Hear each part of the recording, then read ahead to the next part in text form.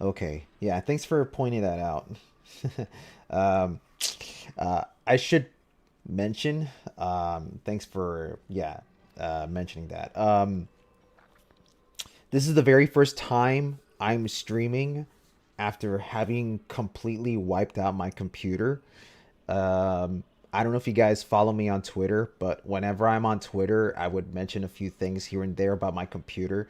I've been having problems with it for a very long time. I've had to take out the RAM, put in some new ones. I've tried my best to replace the hard drive. I've done so many things to try to make it work, but no matter what I would do, no matter what it is I would do, um, the computer would still act up. It wasn't until someone recommended to me that I install an NVMe SSD, which my motherboard supports. So I put in an NVMe hard drive, and then I decided I'm going to completely wipe out the OS and install a clean OS on the NVMe.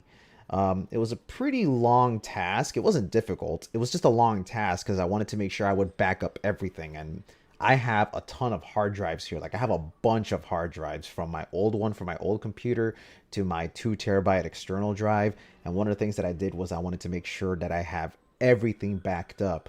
And then once I did that, I wiped out my computer and then I installed everything on the NVMe.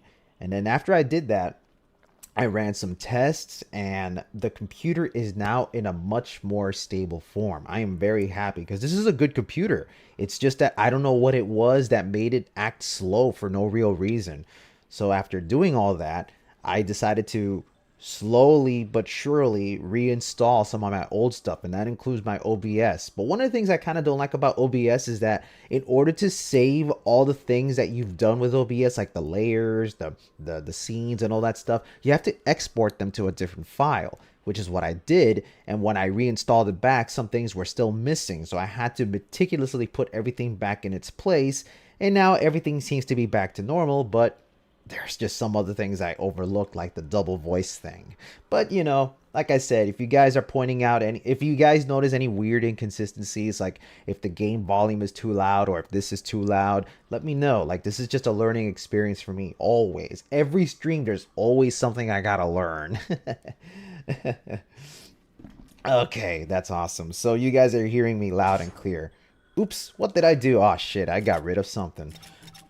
Hold on. Give me a second. I believe what I had was Rage Wolf. These are the two accessories that I like using the most. Rage Wolf, I like it because it does a ton of damage when you use your Masquerade Rage. And I like Earring of Time because I like squeezing out a little bit of extra witch time out of my opponents. I know someone pointed out that one of the accessories that they enjoy using, which one was it? I don't know which one it was that one of you guys mentioned. Oh, just so you guys know, I actually don't have everything unlocked. I think I'm still missing a few moon pearls and witch hearts. So if you guys actually know all of the locations of those things, please point them out to me so that I could try to get all of that stuff out of the way. I am just too lazy to look up the guide and find it all myself. I know I'm missing like four because like let me see. Hold on. Let's see. For Witch Hearts, I'm missing a few for Viola, along with a few Moon Pearls for Viola as well. And for Bayonetta, I'm missing I think two more Moon Pearls. Just a handful. I need to find all that stuff. I just never bothered to do that because I'm just so goddamn lazy. I prefer doing combo videos than I do actually collecting everything in this game. My break from social media, honestly, it turned out a lot better. It went a lot better than I expected. After I took my month long break from media, it gave me the chance that I needed to focus on making new content because I'm pretty sure a lot of you guys have seen the combo video that I made for Bayonetta 3, and I'm very proud of that video. It took me 2 months to get that video out of the way. I had already prepared the music and the content and everything. It was just a matter of, you know, practicing combos. And it's funny because I was very frustrated with Bayonetta 3 when I started doing my combos because I was trying to sort of understand what it is the game wants me to do. And it wasn't until I had a long chat with Chrysora when he mentioned it to me that one of the things that makes Bayonetta 3 pretty different from the other franchises or other games in the franchise is the way the scoring system works. And that's actually something I want to point out, you know, because when I was doing my pure platinum run for Bayonetta 3, and when I say pure platinum run, I mean more like I'm just trying to understand how to get a good score. I was frustrated because every time I did my best, I would always get a gold in score. Like I can do it fast and I can do it without getting hit, but I would always get a golden score, and I never understood why. And it wasn't until Chrysora pointed out to me that the most important thing to focus on is torture attacks, because unlike in Bayonetta 1 and 2, where torture attacks were more for a quick and effective way for getting an opponent out of the way, in 3, not only is it quick and effective, but you get a shit ton of points for doing torture attacks. So I've come to the conclusion that the gameplay loop in Bayonetta 3 is to focus on torture attacks to clear out the small enemies before going up against the big dudes, and you can get a lot of points for that. Ever since I focused on doing torture attacks from a pure plat run, I realized this is exactly what Bayonetta 3 wants you to do. You gotta focus on getting the torture attacks in, gotta get your improv in, and making sure you make full use of both Bayonetta and your Demon Slaves. And with that knowledge in mind, that's when I started to understand the balance between being effective and having just a little bit of leg room for doing cool combos. And that's what made me slip back into the mindset of making the combo video for Bayonetta 3. Because for a while, I was out of it. I really didn't want to do a combo video for Bayonetta 3 because I felt like it wasn't worth it. But now that I really know what ticks behind Bayonetta 3, that's what gave me the motivation to really go back and actually get that video out of the way. Because the Bayonetta 3 combo video was something that I've had in my mind for a whole year, and I was so indifferent about it. I was like, should I do it? Nah. Should I? Nah. And it was just, But now that I understand how the game works, I was like, I'm going for it. I gotta do it. And, I went all out on this. I made a really sick thumbnail for it. I tried my best to record all the footage in the highest quality. Which is funny because everyone keeps asking me if the combo video that I did was all recorded through an emulator. It's not. It's all straight from the Switch itself. Which kind of shows, the Switch, the game itself isn't too bad looking as long as you know how to frame it right. You know what I mean? All right. So we'll get going in a bit. Let me just sort of get the feel for this game. Because it's been about a week or so since I played the game. But it's not like I forgot how to play. It's just want to make sure everything is in tip-top form. One of the things I really, really don't like about Bayonetta 3, and I know I don't want to complain too much about Bayonetta 3, but one thing I really don't like is the training mode is really crappy. Like, okay, we get options here. You can select 2 enemies. You get a really cool looking room to battle enemies in, but it would have been so great if the game allowed you to generate any enemy for you to fight against. I'm not asking for like Bayonetta 3 to be nothing but a training room simulator, because that's something that a lot of DMC players used when it comes to Devil May Cry 5, where you could just generate any enemy you want, so you could just pummel any enemy you want and make a combo video out of that. But the reason why I would really like it for you to generate any enemy you want is just so that I can focus and practice how these enemies behave, because there are some baddies in Bayonetta 3 that I just still don't understand how they work. They are just so terrible, and I really would like to sit down and practice against them, but the training room only really gives you 2 basic enemies, and they are fun to fight against, but 1, the small mook dies too quickly, and 2, the big mook doesn't really have much going for it. And it's weird because there's other big mooks in the game that are actually more fun to fight against, like the giant purple one, I think. The one where he has like this giant ball that he swings around. He's more entertaining to fight against than Flockus,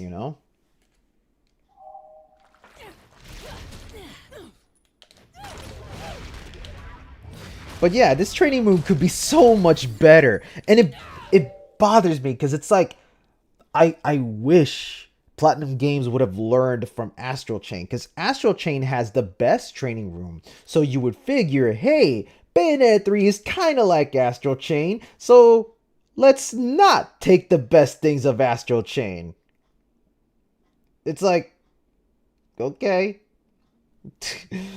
It's like one step forward, two steps back, I swear. Platinum Games really knows how to tug at my heart with these sort of things. It's always like, it's so close, you're right there. You're right there, Platinum Games. You know what you're doing. I love you guys, but god damn it. Ugh.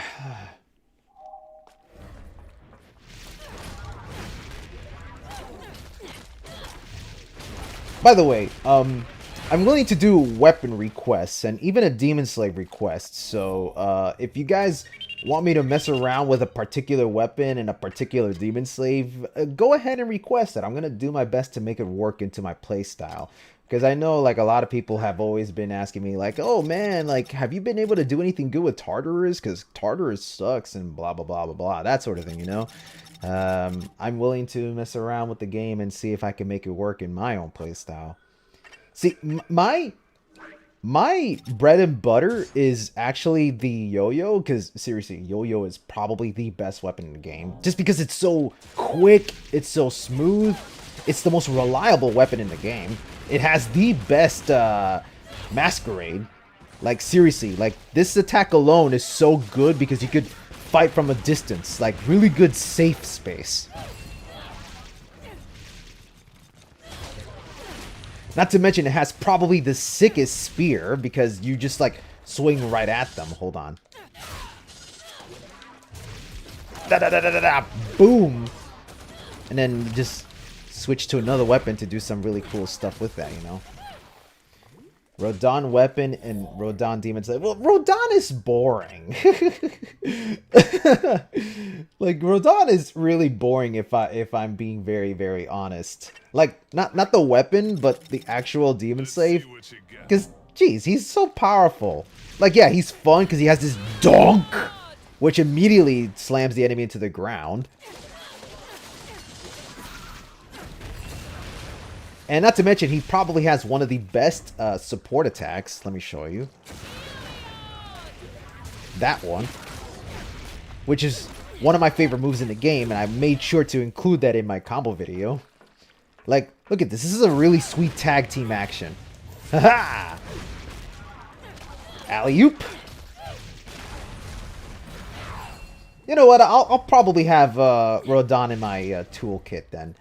And for weapon, well, you wanted the Rodon weapon, and once again, I kind of think that's a boring weapon. If only because it has straightforward moves, but not a lot of manipulating moves. Like, look at this, kind of slow. Really good Wicked Weave, though.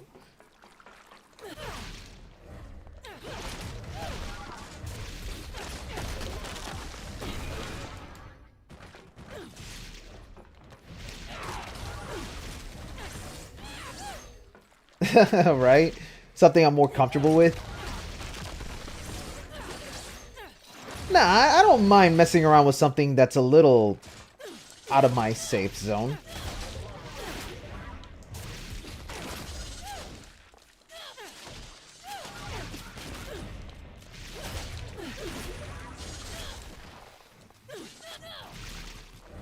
You usually use Rodon for the uppercut attack.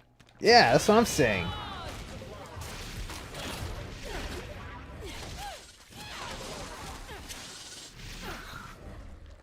Okay, I think this will be my toolkit. Well, except for one. I'll change the Rodon to,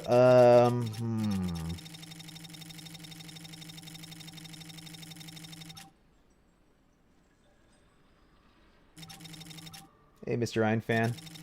I'm surprised a lot of people haven't played Bayonetta 3. I mean, I shouldn't be surprised, but there's an alarming number of people that keep telling me, hey, I haven't played Bayonetta 3, so it's like, okay. But thanks for stopping by anyway. Like, what slow weapon in particular are you having troubles with? Because I know one particular slow weapon that everyone tells me sucks is G Pillar, but I actually think G Pillar is a really, really good weapon. Because, like, a big mistake that a lot of people make when it comes to playing Bayonetta 3 is that they try to play Bayonetta 3 in a more traditional Bayonetta way. And yes, I know it's a Bayonetta game, so you kind of want to try to play like Bayonetta, but I've come to learn that Bayonetta 3 isn't necessarily about doing combo strings, you know, like PPPKP, which it is useful, but some weapons like G Pillar kind of dare you to try to be a little bit more creative with it. The thing that makes G Pillar so good is that its input commands are infinitely better than its regular commands. Like, okay, if you just want to, like, attack enemies, yeah, really slow, so very sluggish. But if you do the commands, like, for example, the Tetsu kick, you get some really amazing inputs out of here. Like, you could do something like, let me launch this dude up. Hold on, launch him up, boom. Stuff like this is infinitely better. Because the weaves that come out of this, or the masquerade attacks, are ridiculous.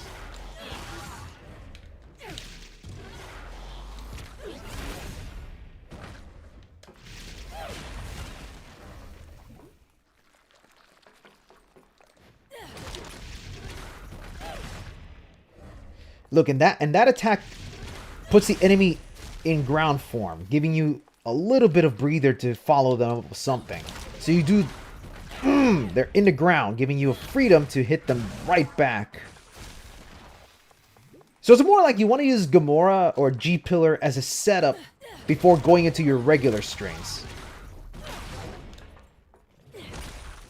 Very slow, yes, but that's why you also need to have Demon Slave in your pocket.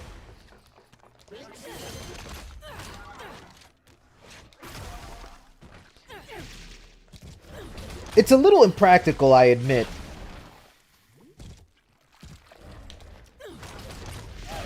But I'll try my best to play around with it.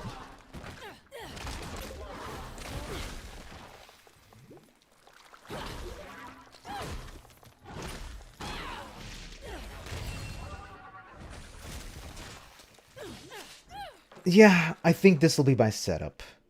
Alright, let's go to the chapter select.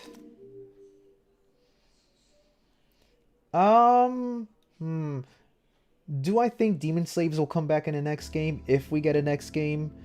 I kind of think...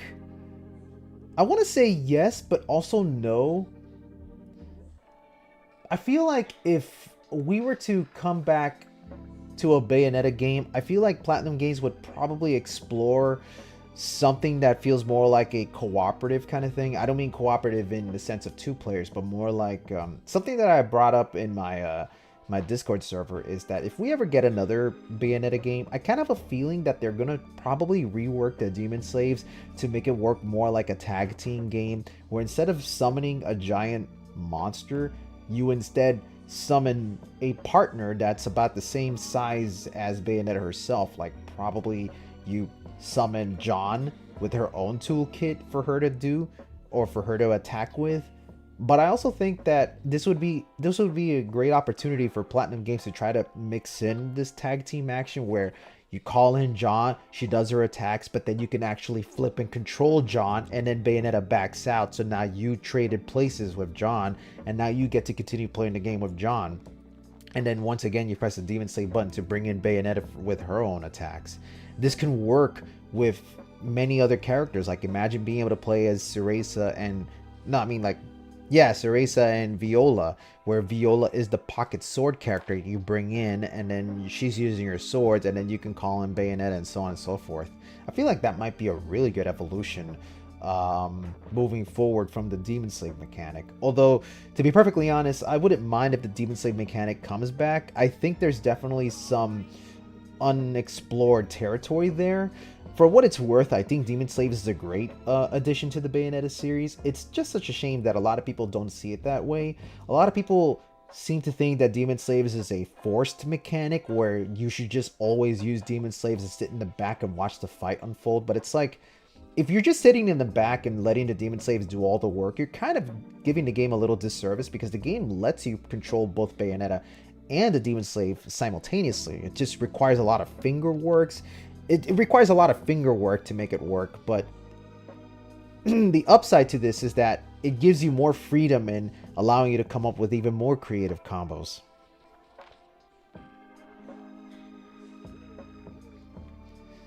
So we're going to go straight into the prologue. And if it's alright with you guys, I'm going to just be skipping the cutscenes because I already played this game with the story the first time around. And I'm not skipping the story because I don't like the story. I'm just skipping them just because I want to get straight into the action, okay?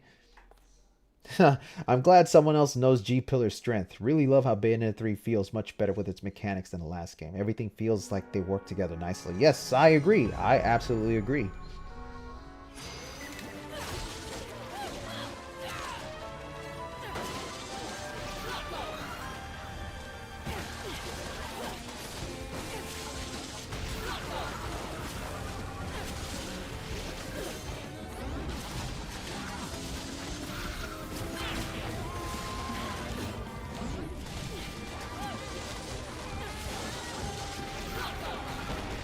I love that Wicked Weave or Masquerade attack.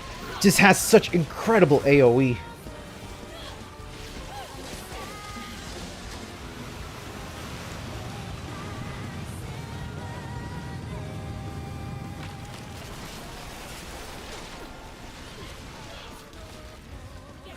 I mean, it's one thing to say that it trivializes it, and I do agree that it can trivialize Bayonetta in some cases, but I feel like it's still up to the players to decide if they want to fully use Demon Slaves or be creative and let Bayonetta do some things too.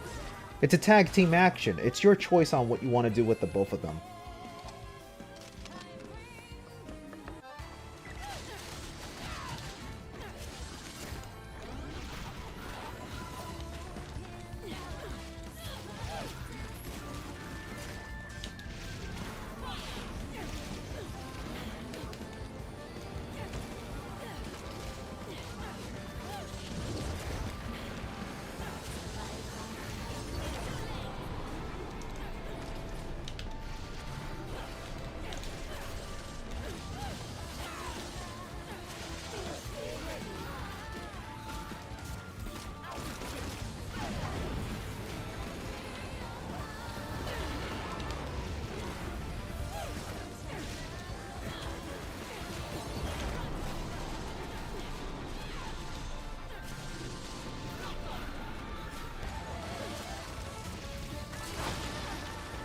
The hell? Oh, I got hit by that thing. That's kind of annoying. I'm so busy looking at the little dudes that I forgot about the background.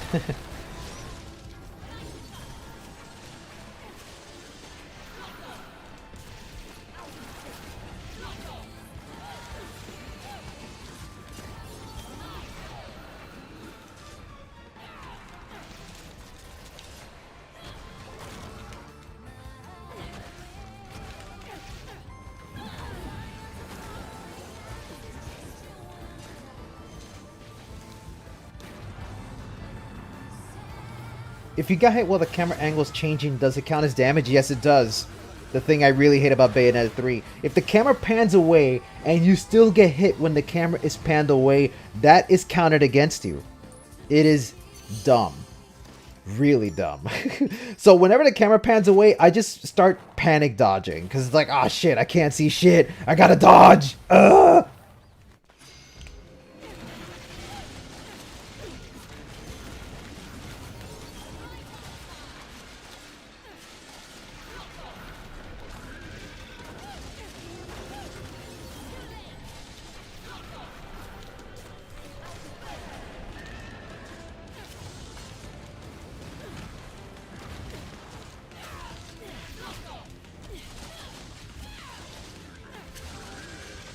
Stay down, you bastard.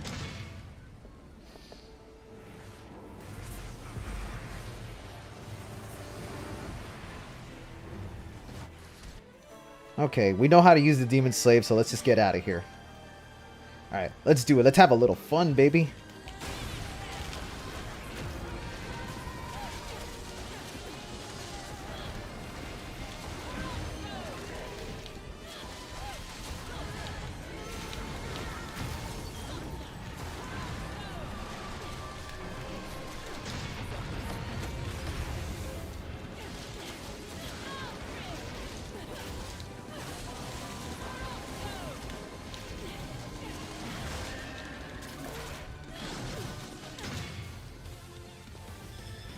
I actually love this boss. He's a lot of fun to fight against.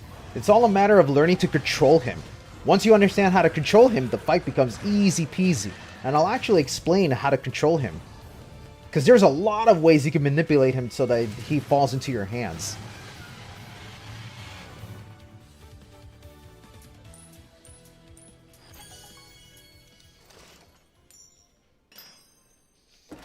Pure platinum, baby. Maybe someday I'll do a guide. The big thing you guys need to understand is I don't have as much time as I wish I did.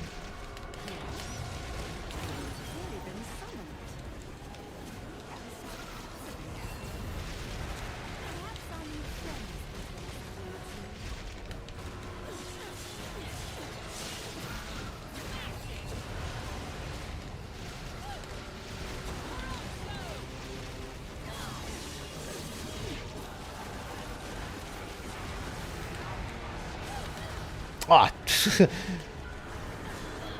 sometimes the camera can be so chaotic it's hard to really see what's going on. That is one of the big faults that the game has. You just sort of have to have a feeling for what's going on around you.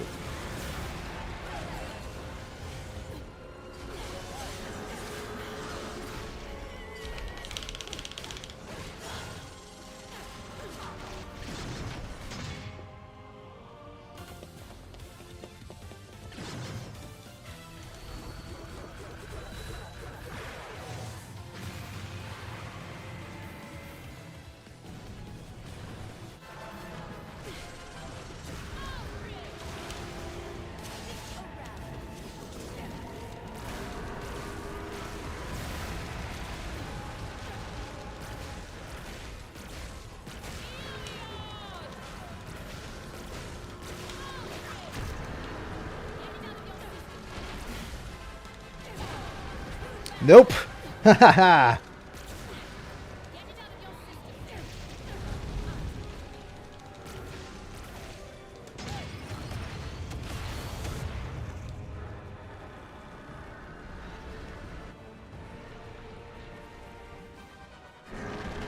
And now we play the waiting game where all you can really do is watch all these fancy cutscenes.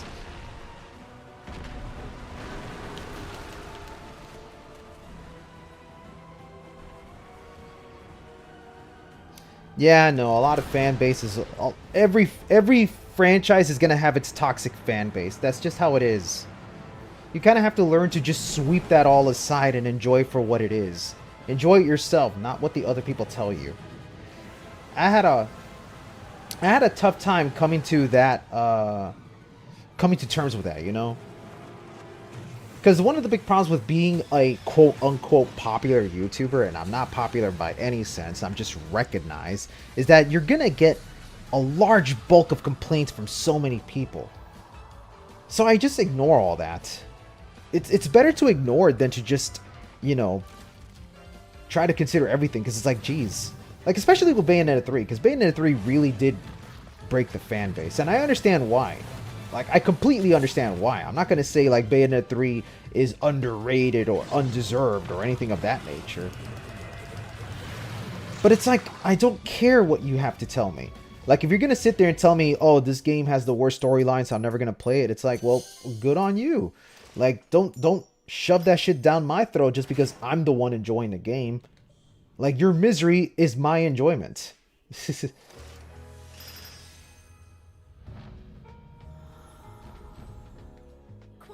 And I don't mean my enjoyment is like, I don't mean it like that, like I'm enjoying your misery. I'm just saying, like, whatever makes you miserable, I don't care, because the thing that makes you miserable is what makes me happy, because this game does get a lot of things right. But I'm not going to say the game is perfect, because yeah, there are definitely a lot of problems with Bayonetta 3, and I can make a laundry list of all the problems. But ultimately, I enjoy Bayonetta 3. It definitely manages to scratch that little itch that I'm always searching for when it comes to playing these action games. Hold on a sec, because something I noticed when I was playing this game, and I always forget to do this, is I always have my Switch connected to my surround sound system. But whenever I'm recording this through my computer. I have to put it to stereo so I can hear all the sound effects. So if you hear moments where Bayonetta is supposed to talk but you don't actually hear her voice, it's because I had it set to surround. Alright. And also, I want to prove to you guys that I am playing on the harder difficulty. Like, see, I'm playing it on Infinite Climax. Alright, I guess we can get started. On to chapter 1, baby.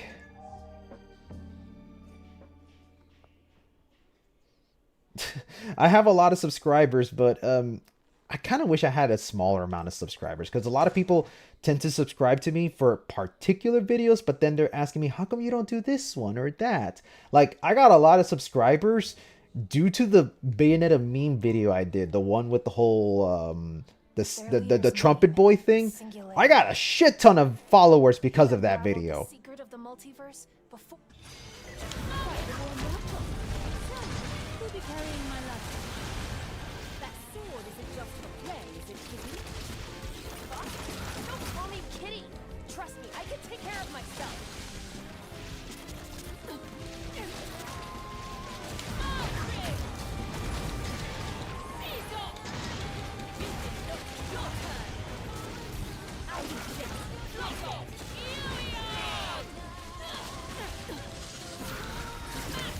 There we go. Yeah, baby.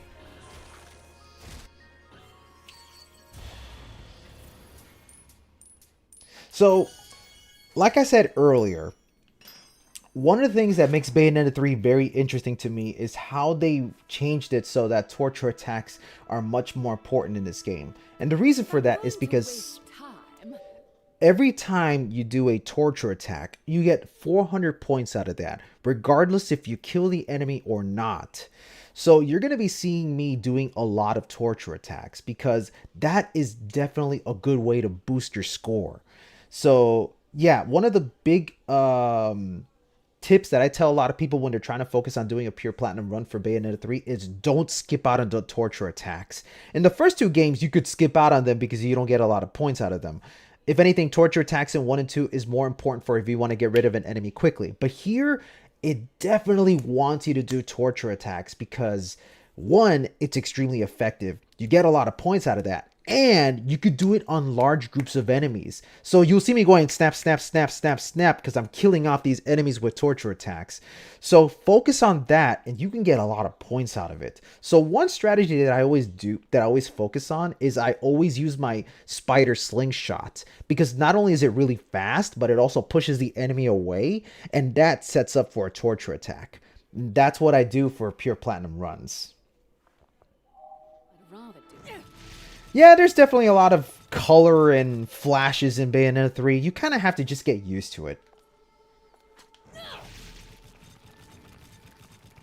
What's this? It opens with Umbran magic. It seems we really do share a past with this island. Yeah, this game is like, it's fast in many ways. Like, you could die really easily. You can also destroy enemies really easy. It's just a really fast-paced game altogether. Let's see. Now, what was it I needed to do here again? Let's see. Defeat all enemies, limited time, regenerating enemies. I only have this weapon. And what are my demon slaves? Oh, it's Legolas. Oh, this one's pretty easy. You could just have Legolas do all the work for you.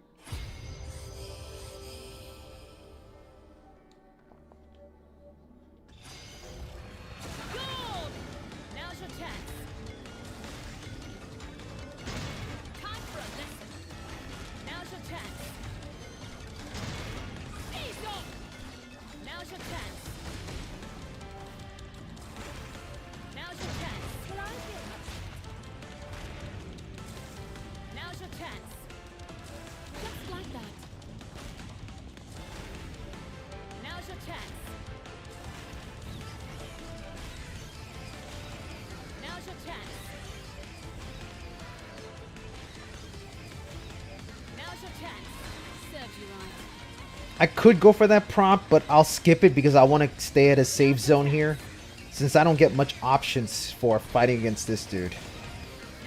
But normally the snail is really easy to take down, and I'll show you how I do it.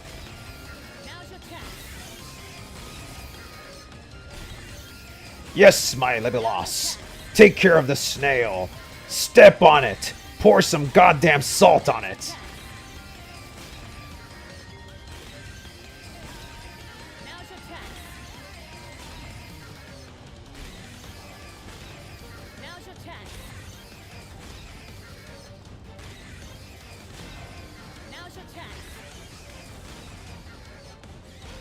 Easy peasy.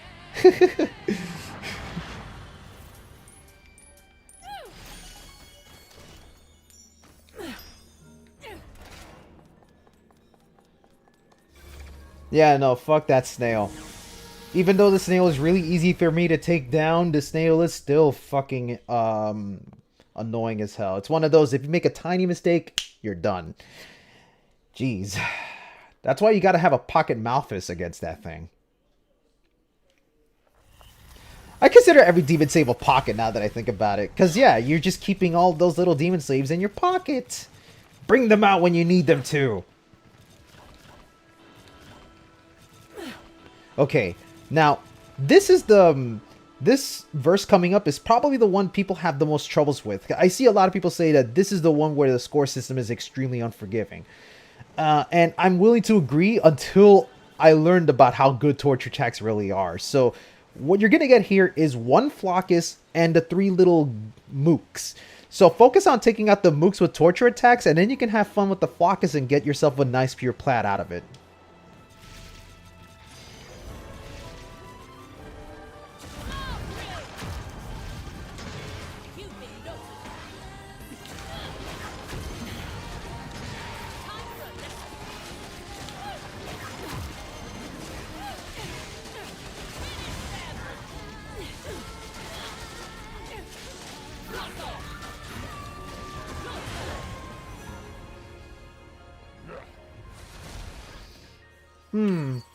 I might not have gotten enough points out of that. Oh, never mind. I got it.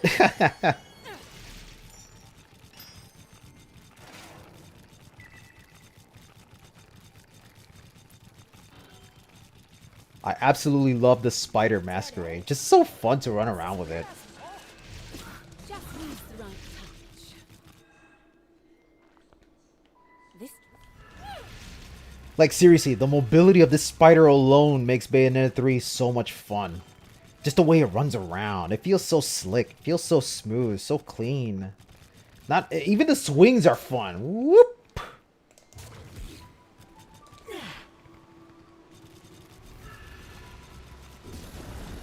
Too late for regrets now, I'm afraid. Bayonetta! Separate vacations for Sorry, now. Viola. We need to forget about you for a few You seconds. must have been dying for some action too.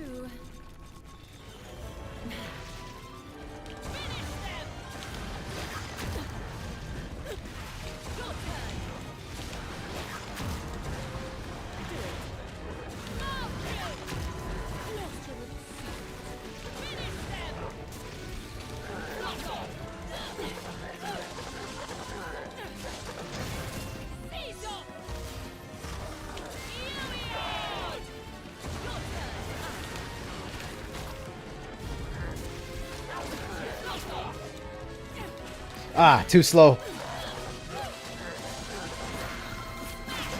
There we go. Boom, get out of here. Oh, so fun. I love this game.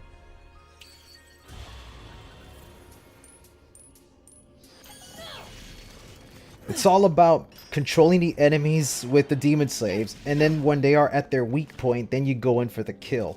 You don't necessarily need to do that with Bayonetta herself, but that's what makes the game fun. You have the choice between letting the demon slaves do the killing, or you could go in and do it yourself. And once they're knocked unconscious, you get a lot of leg room for doing cool combos. The choice is yours, and yours alone.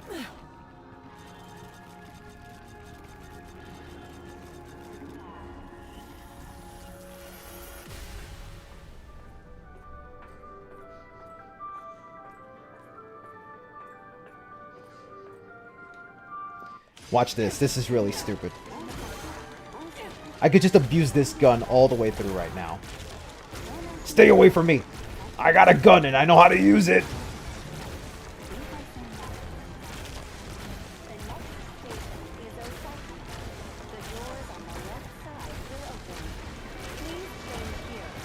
Get away from me.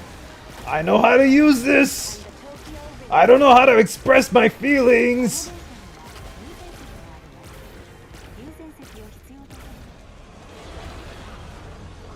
Yeah, G-Pillar is so much fun. This minigame, I usually have troubles getting a pure plat on. Really, the trick is to abuse the dodge when you need to. Also, you can use Gamora's fireballs to get rid of the subway, so you don't have to be frantically dodging.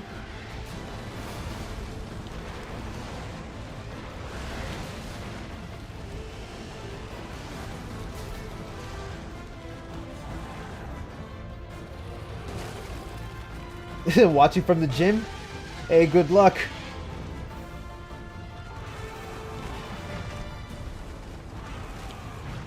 Have yourself some good reps today.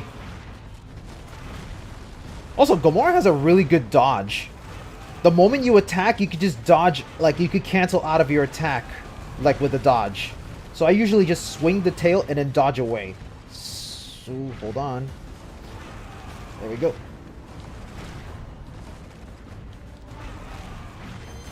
Whoop! You missed.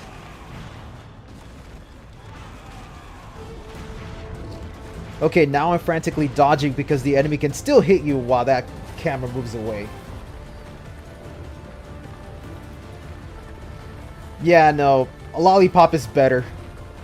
It's like one of those times where I tell people, yeah, just use an item here because Jesus Christ, this minigame can be very obnoxious.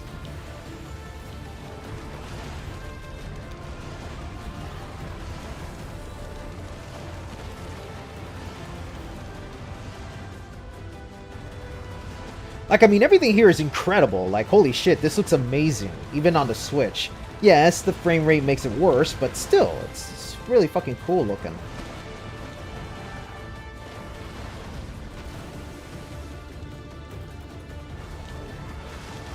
And I got hit by the bridge.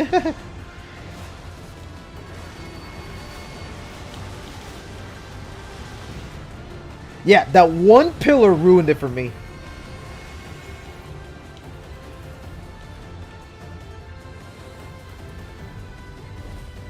Man, I should be going to the gym myself.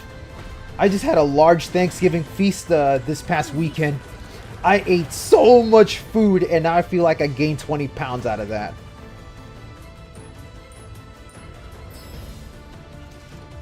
Screw the score. If I was going for a pure platinum, I would have actually focused, but I'm not really focused right now.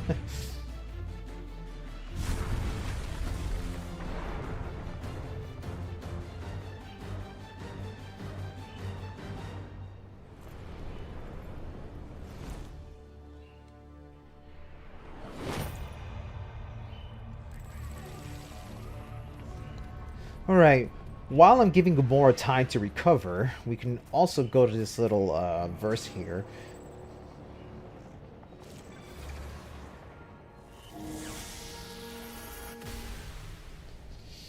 I mean, you technically can skip verses, but it requires you to back out of the chapter and then go into the chapter select screen and selecting the verse that comes right after that. That's like your only real way of skipping something here. But you have to play through the entire chapter first before you are given a chance to do something like that. Let's see. Oh, in this segment, I only have the Kraken. Okay.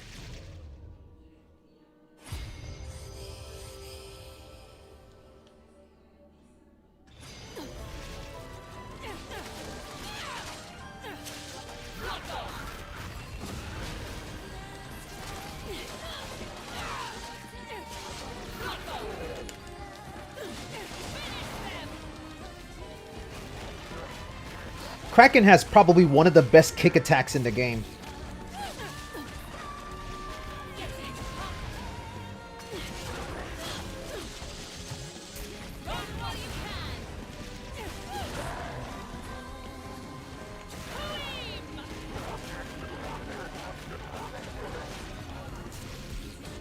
There we go.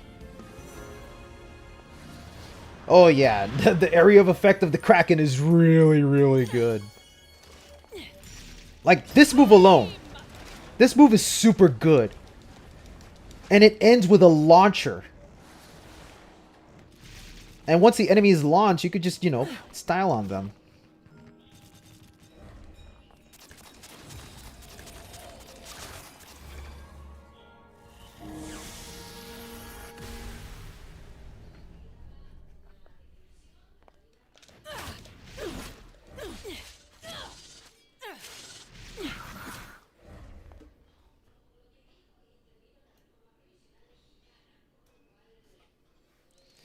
Alright.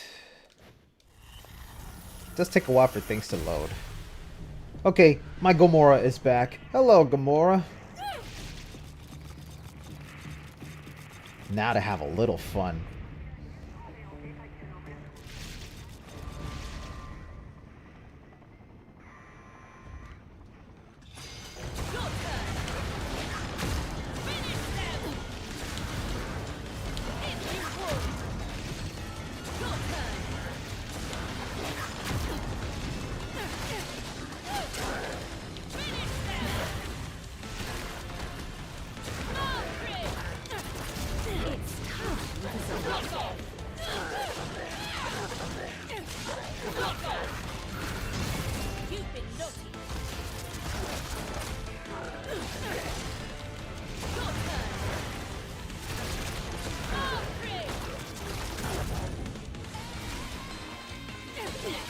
Now comes the big creature. Can be very annoying.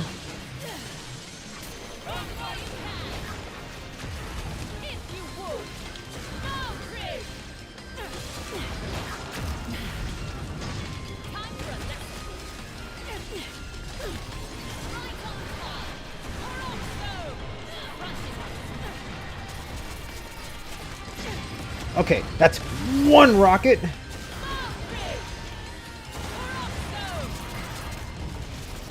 That's two rocket.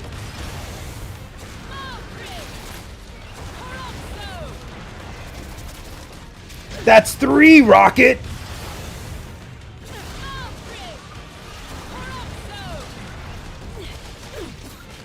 That's four rocket.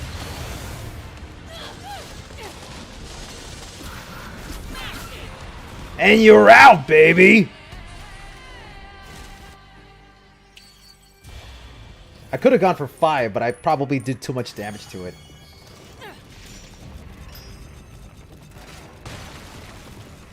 God, this game is actually a lot of fun once you know how to control the enemies.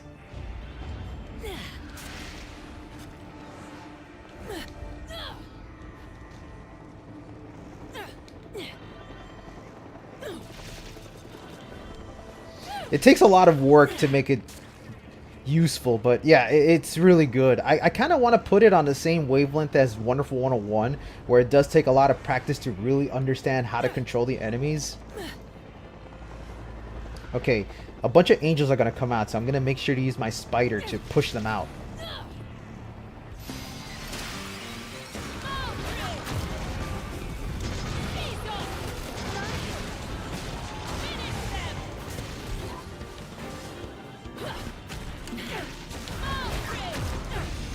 Get out of here!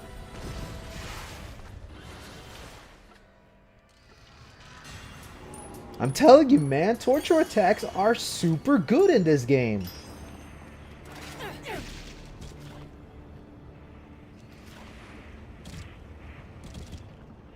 Hey, Keylicious.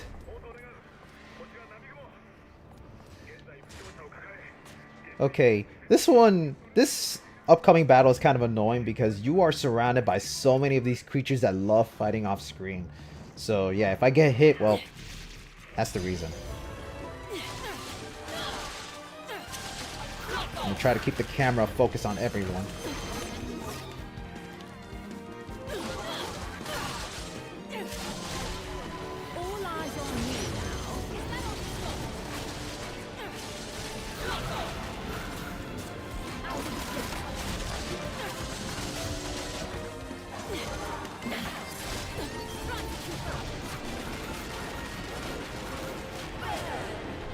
Actually, you know what? I could just destroy everyone right now. Come to me, my pretties. Kablooey!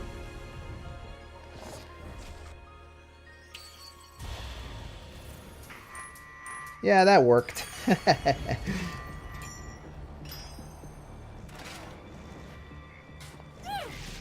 I am so sorry if I'm being very annoying.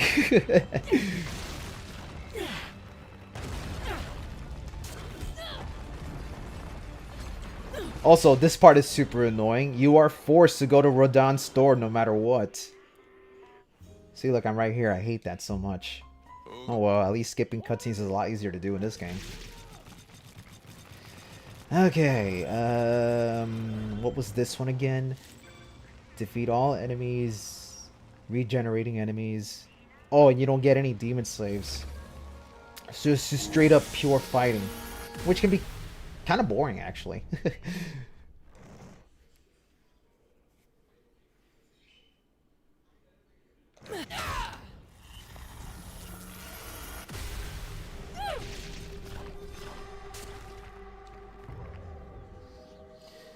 Maybe one day I'll do a tutorial.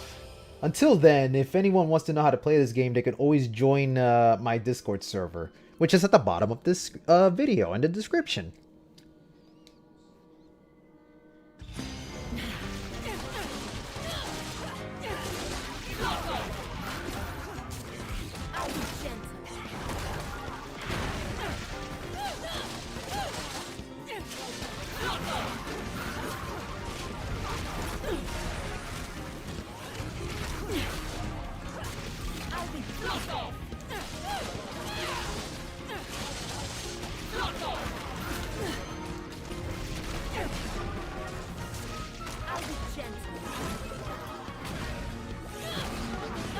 Ah, enemies attacking off screen. The one problem Bayonetta still has.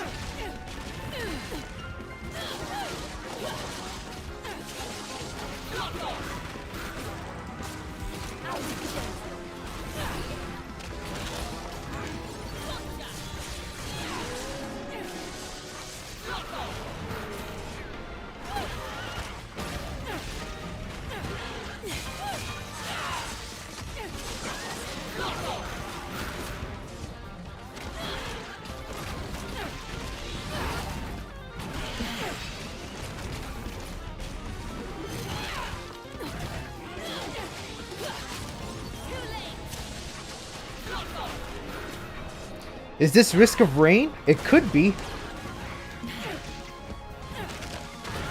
All we need is some of that killer music here.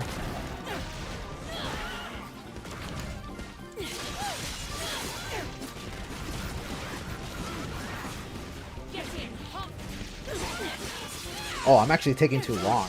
Hold on, hold on, hold on. I can't be wasting time here.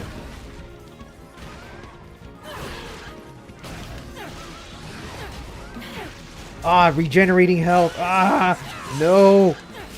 I'm wasting time.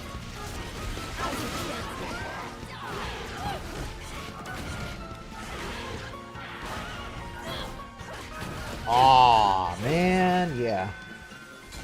Yeah, no, the camera is definitely the worst thing about this game. Absolutely, I agree. The camera in this game is awful. Also, I kind of wish PlatinumGames would have learned their lessons from way back in Bayonetta 1, where you can make it where enemies don't attack off screen. But they still do in this game. What the fuck? They had it right in the first game, then they ruined that in the second game, and now they made it worse in the third game.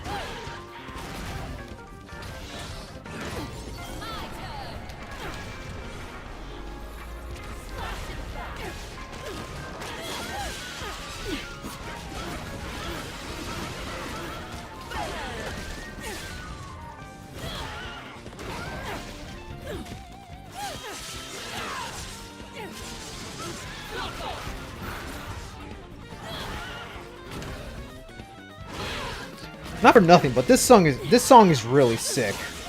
I like this remix a lot. Come on, he's almost dead. He's almost dead. He's almost dead. Do not recover. There we go. Awesome. I don't care about the score. Do I play Sifu? No, but I intend to at some point in my life. Everyone tells me it's a really, really good game, and I'm pretty certain that it is good. I've seen the videos, I've seen the reviews, I've seen a lot of people discuss it, and I definitely want to play Sifu at some point in my life. I will play it, you know? Yeah, like, I'm sure there's a better way to get a pure platinum here. I've done it before. I just forgot how. It's just a matter of, like, being fast and effective and destroying these enemies as fast as you can. It just sucks because you don't get your demon slaves for this segment. And it also doubly sucks because enemies recover health. It's like, Jesus, that's kind of annoying.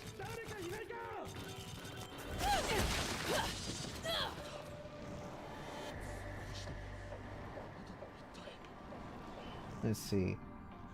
I'm trying to catch up on the chat because you guys were talking so much while I was playing the game. Let's see. Good as I were in a G pillar for quick cheese. The yo-yos are so good in this game. Yes, they are. To waste time, I'd rather do it in a nice hot bath. I don't know if, let's see, Bayo 4, they should implement a POV system where only enemies in your FOV attack. But I mean, they did that in Bayonetta 1. Enemies don't attack while they are off screen. For some reason, they changed that in Bayonetta 2, and then they made it worse in 3. I do want to play. I know for a fact that Sifu is great. I also know that seafood tastes really good.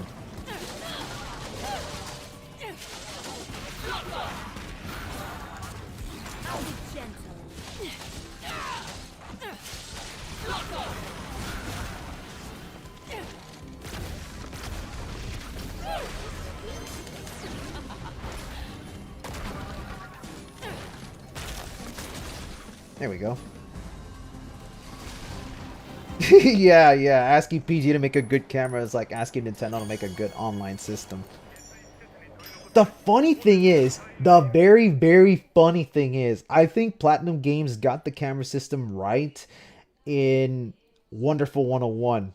Wonderful 101 had a great camera system just by virtue of just having it so that it pans back so you could see everything. And the camera needs to be in a certain position to make sure that whatever it is you're drawing isn't obstructed by the camera itself. So like if the camera were to swing or veer, that would ruin your drawing. So they had to keep it still and keep it framed to the fight, making it inadvertently a really good camera system. If only Platinum Games could do something like that in their future titles.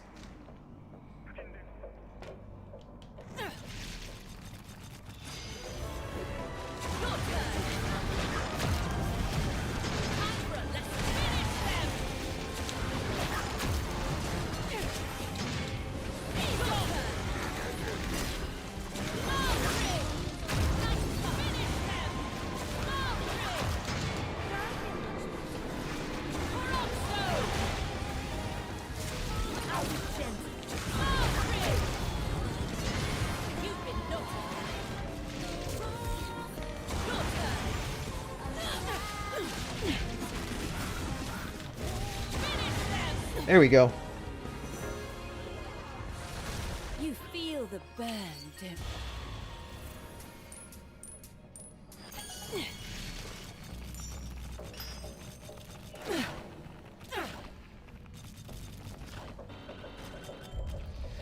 Yeah, no, the yo-yos are perfect.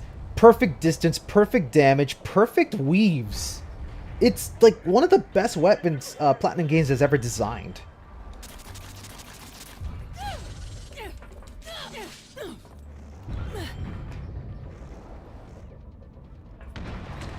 Yeah, now comes this battle.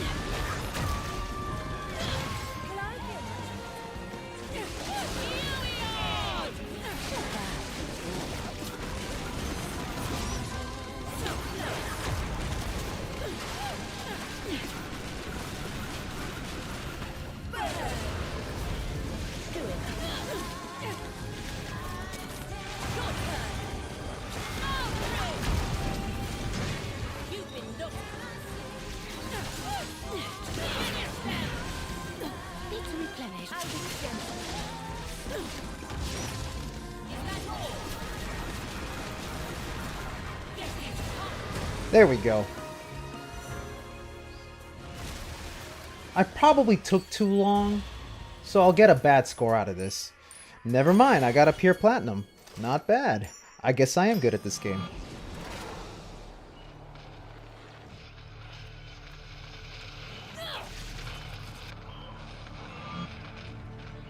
Yeah, no, the jellies are very, very, very annoying. You have to be relentless with them. When you activate Witch Time, just go all out. Destroy them. Stop in their track. I use the spider's slingshot so that they don't split. Because they split when you're wasting time moving towards them. So when you're Witch Time, pop up with a slingshot and they won't be doing that split thing. And if they are doing that split thing, then just keep your distance, because there's really nothing else you could do. You can't hit them, you can't hurt them, and because of that, your score doesn't go up. So usually I try to taunt to keep the score system active while they are busy splitting.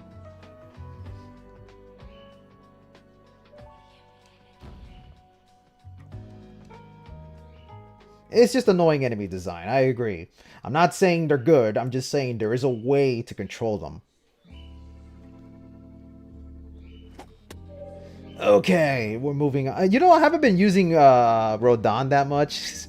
Rodon is just boring to me. He's super powerful. It's just like 1 or 2 attacks and from him, and you know, you knock an enemy unconscious, I guess. If it's alright with you guys, I'm gonna probably swap him out for a different Demon Slave.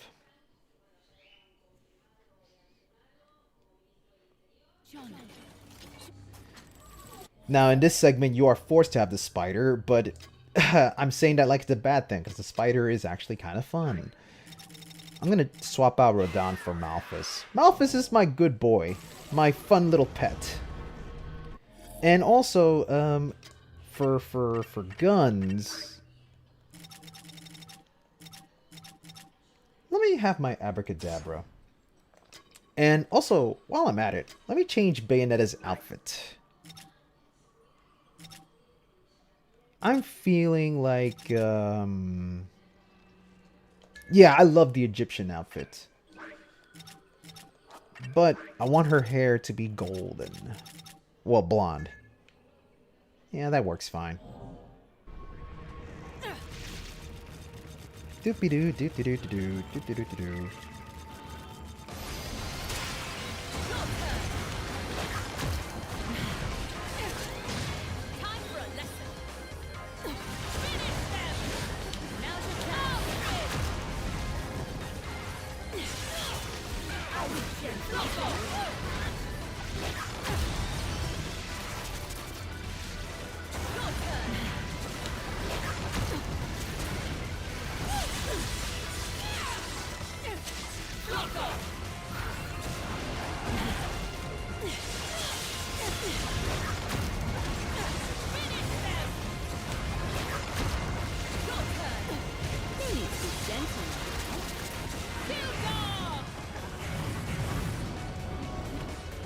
Whoa!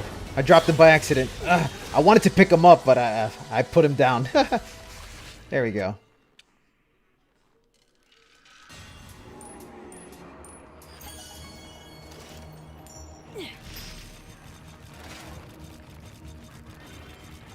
Alright. Moving on. Now this particular verse is very annoying because you have to deal with that giant tower thing.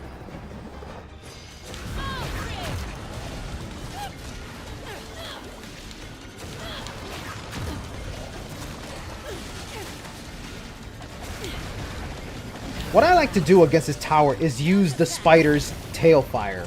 It does a lot of damage and it's really fast. But also I gotta deal with these invisible enemies.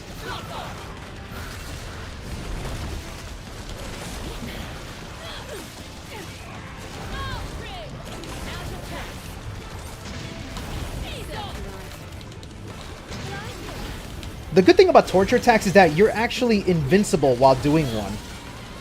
So it's actually useful to have torture attacks active so that you can be safe from enemy attack.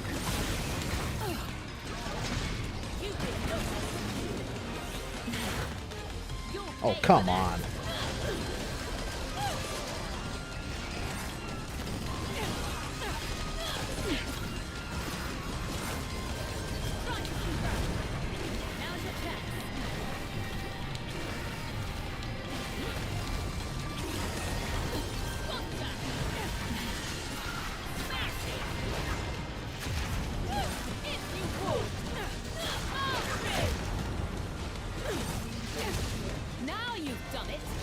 You know what? Let me take this hit so that I can try again. What game do I think has the best infinite climax experience? That's actually a really good question. Really, really good question. And honestly, I don't know what would be the best answer. Because it really does depend on how players like to approach these kinds of games.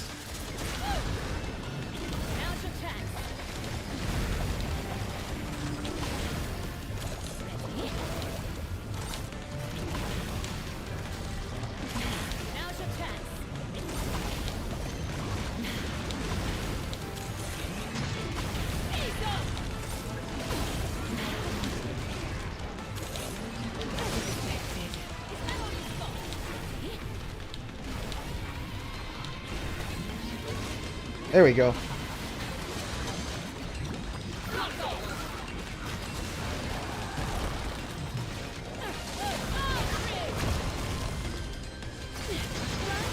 Torture attack, baby!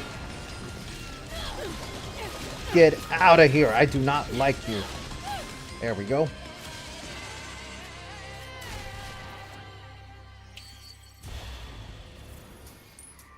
Much better. Much, much, much better. Yeah, that tail attack that the spider has, which is this one, back front P, really good because it does double damage. The tail does the damage, but so does the fire. So when the two of those connect, it does an immense amount of damage on the enemy you're focusing on. That's why I'm able to take down the tower really quickly with that.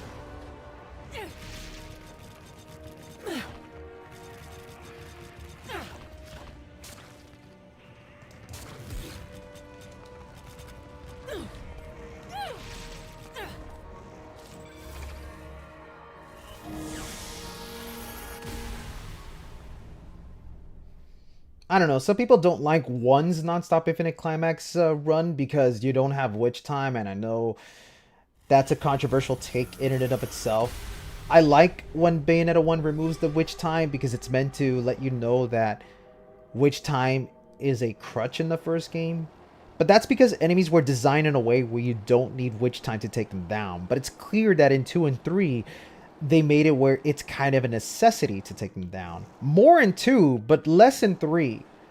In 3, it's definitely possible to take down enemies without the need of witch time, which is something that I like about 3. Like, 3 finds a really good balance in the way it focuses on witch time, where you don't need it to take down enemies, but when you get it, you feel like you get a massive advantage over the...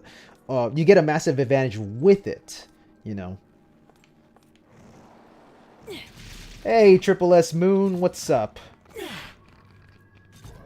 And yeah, Bayonetta 2's Infinite Climax is definitely awful.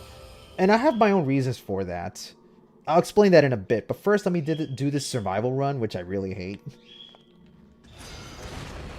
At least I get the Umbrella Clock Tower here.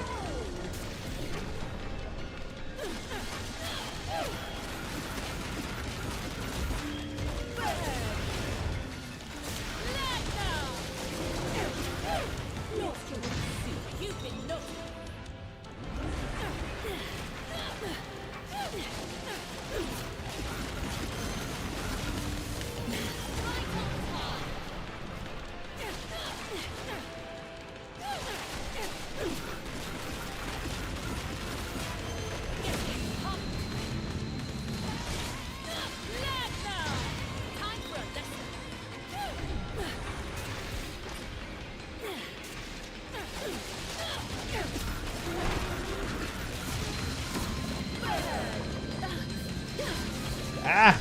Getting hit by that thing already.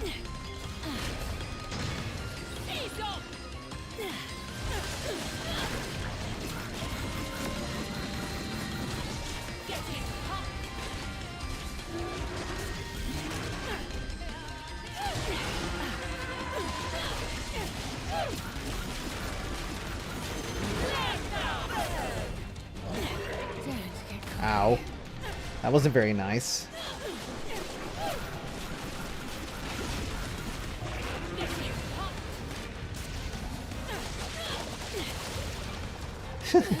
Yeah, this segment can be pretty bad.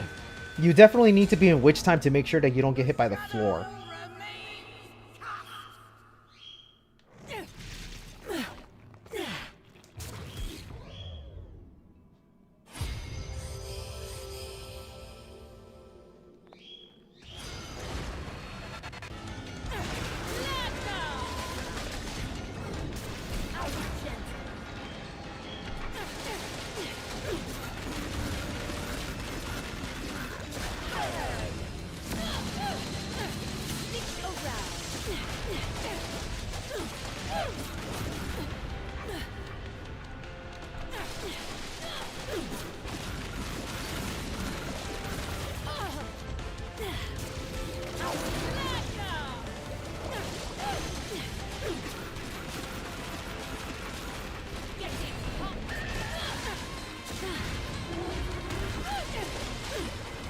Ah. Oh man, the surroundingness of this game can be kind of awful.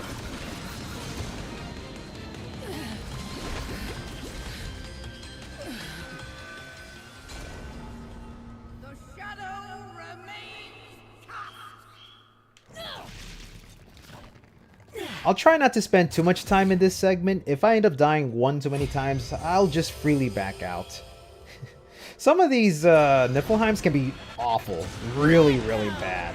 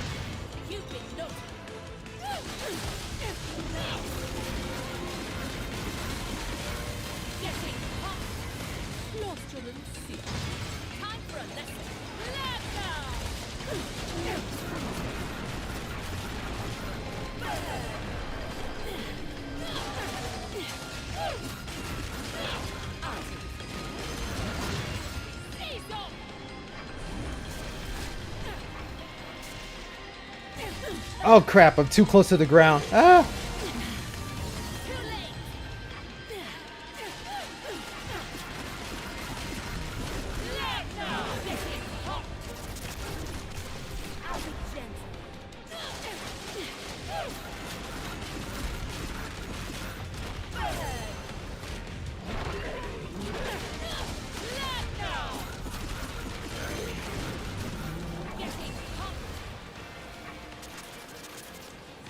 Ah, I landed on the floor when I didn't need to.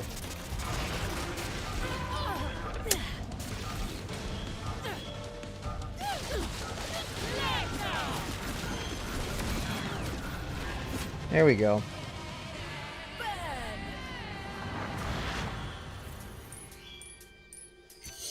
Oh, surprised I still got a platinum out of that. I guess if I hadn't made that mistake of landing on the floor, I probably could have walked away with a pure plat. But this is definitely one of those do as I say, not as I do kind of things. You definitely want to make sure to use the Umbran Clock Tower to slow down time so that you could touch the floor without a problem. And also focus on doing torture attacks to give yourself a little bit of leeway since you get invincibility frames during those segments. You know what I mean? Literally nothing in Bayonetta 3 requires witch time. I think the only one that comes close due to the frustration is the tower mob. Even Rodan can be beaten without witch time. Yeah, actually I do agree. But like I said, while it's not necessary to use witch time in 3, the benefit outweighs most other options. But if you're skilled enough, you definitely can play through the game without it. Which I think makes it a lot better than 2, because enemies in 2 were definitely designed with witch time in mind. I mean, I know some people are going to argue and say, no, you can definitely beat Bayonetta 2 without witch time, and I'm not saying you can't. I'm more saying it definitely feels like it's a necessity in that game, more so compared to the enemy encounters in 1 and 3. So, like, I mean, if you can play the game in Bayonetta, if you can play Bayonetta 2 without witch time, more power to you. It's just not something I can do, and I've tried. Honest to God, I've tried. I've tried every possible direction I could to try and enjoy Bayonetta 2 in different ways, and it just never clicks with me. Because I know there's people online that are going to tell me that 2 does so many things great, and I don't want to dispute them on that, because I know Bayonetta 2 is a great game on its own. There's just some things about it that really rubs me the wrong way. That water tank looks useful. Don't think I'll be getting close, though. Good. You know what? Let me break this thing.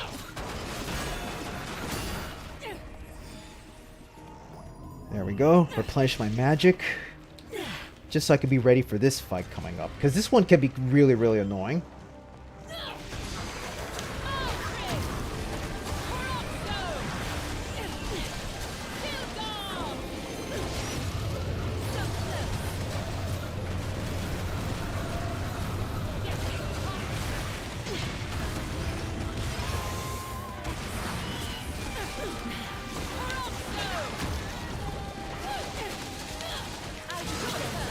There we go. Probably not a pure plat because I didn't do any torture attacks there, but I'd be happy if I get a good score anyway. And actually I got a pure platinum. I take back everything I said. I'm really good at this game.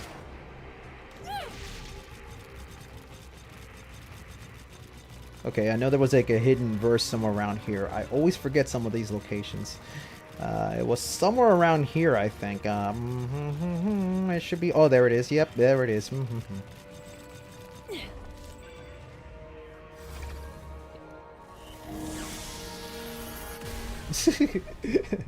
I'm bringing the chaos. Yes, chaos control, baby.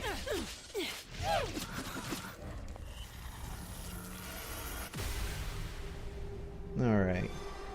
I do not remember this one. Let me see. Witch time damage only. Ah, shit. This is one of those segments. Better make sure I have some good enemies here then. Malphus is really, really good at biting, so I'll probably do that.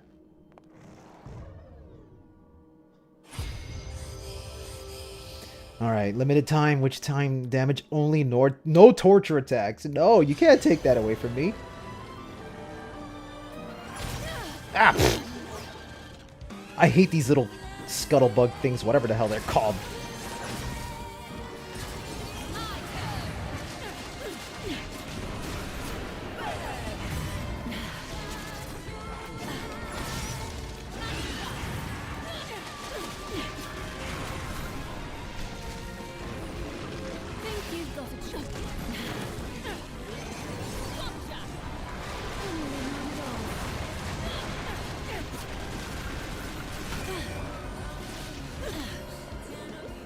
Now that I think about it, I think they knew exactly what they were doing when they said no torture attacks.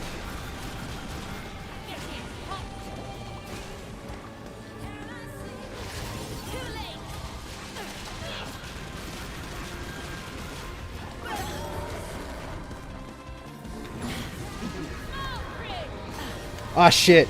I wasted him.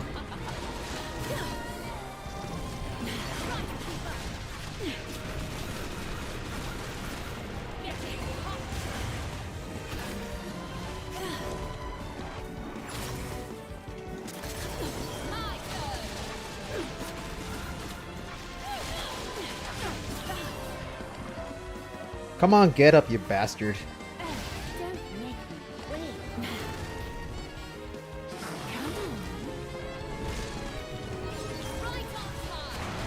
There we go.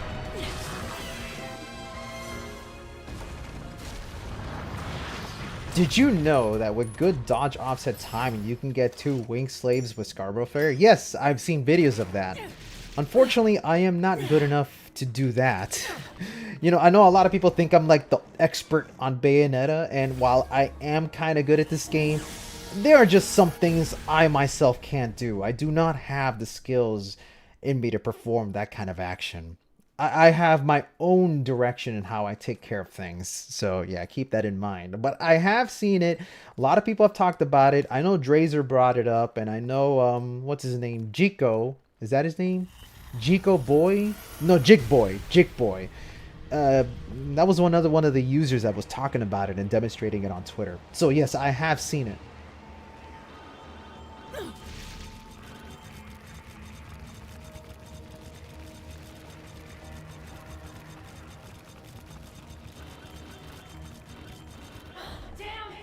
Ah, unskippable cutscene, unskippable walking segments. I'm gonna try to make the most out of this by making Bayonetta look like a goofball. Thanks, treasure! Hey, what's that? Come on, treasure! Someone's having fun. At least Kitty's landed on her feet. Alright. It's so boring that they do this kind of shit where you just have a walking segment for the purpose of narrative.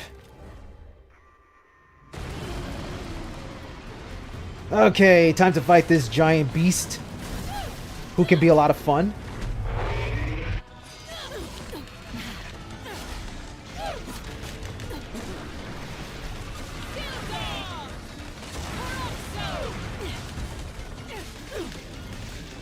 Okay, that's one rocket. It's time to tie you down tight. Ah, crap. Ah, you bastard. Okay, you made me mess up. That's great.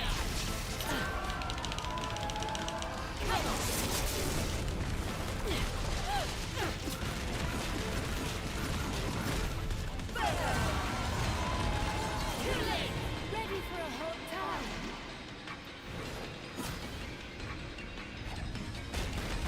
Your blood is the only way. Setnaro.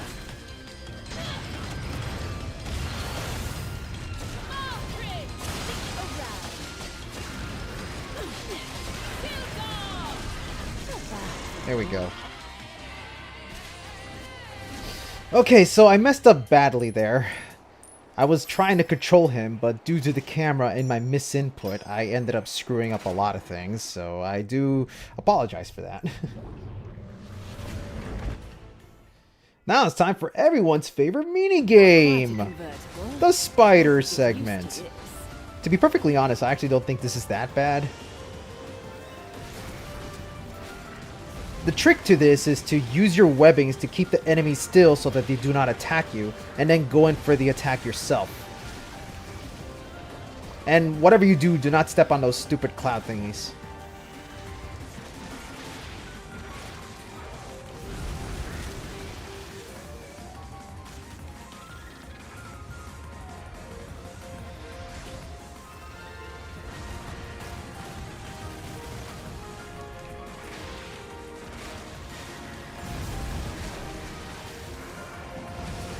Huh. I see something over there I don't think I ever actually broke. Let me see.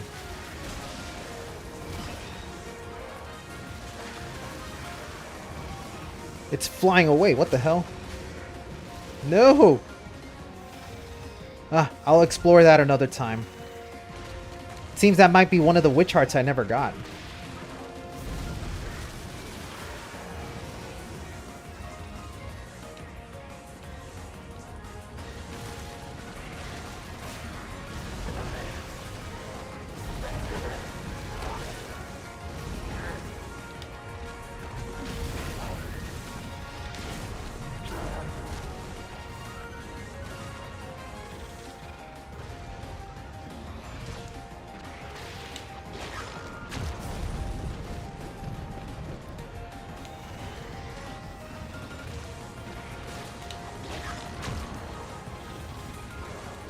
There we go. We're good, we're good, we're good. I got it all under control.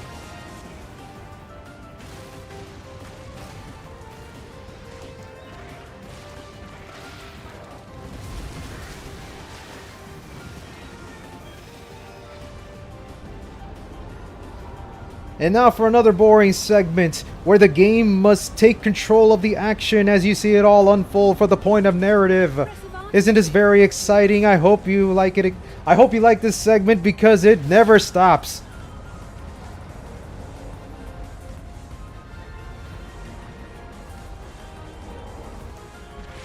Get out of here, you bastard.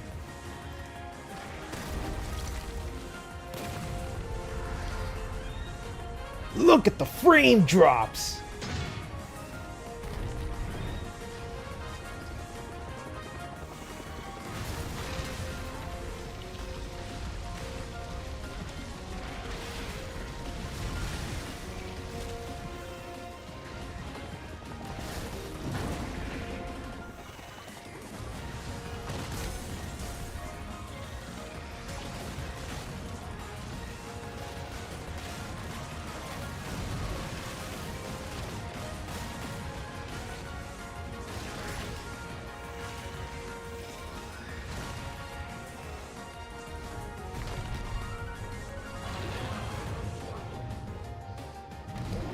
This is why I reject it when people say the games aren't about story anyway. They sure as hell are insistent on making you pay attention to the story. Yes, that's one of the problems that I have with this game.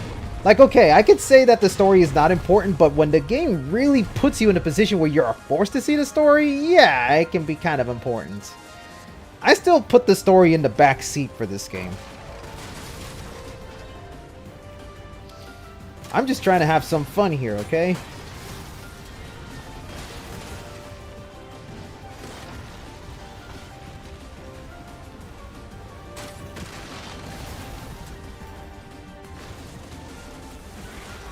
Bowling ball time. Whoop-de-doo. I feel like I might have gotten a low score and low time because I wasted so much time here. Well, low time is right, but score, I surprisingly got something good out of it. Hold on. There's a lot of things to explore around here, and I'm not sure if I ever actually did that. I remember there was like a platform here you could stand on, but whatever. Let's just move on. Let's see. I want to make sure I have the right demon slaves in order. Okay, let's go.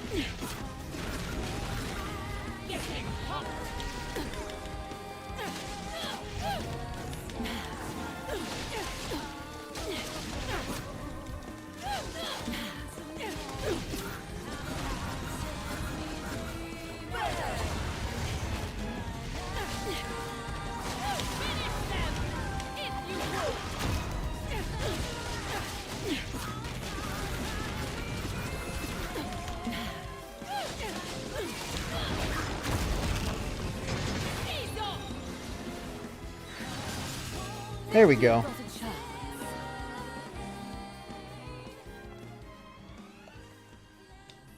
Time to fight this doofus. Not an angel or a demon. Not quite human.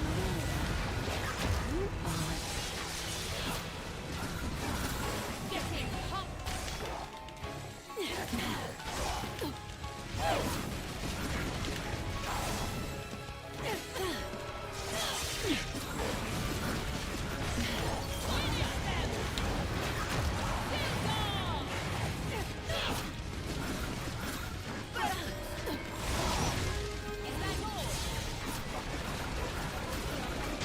Let's go for the climax, baby.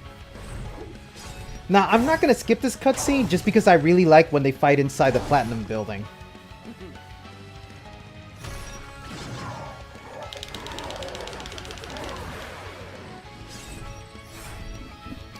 And the moon shines in the sky in the perfect circle. It's such a good set piece. Like, Platinum Games definitely had a lot of fun putting in their building in this game. Also, this music is killer. It's like for a split second they decided, hey, remember when we made Metal Gear Rising? Wasn't that fun? Let's try and throw in some of that flavor here.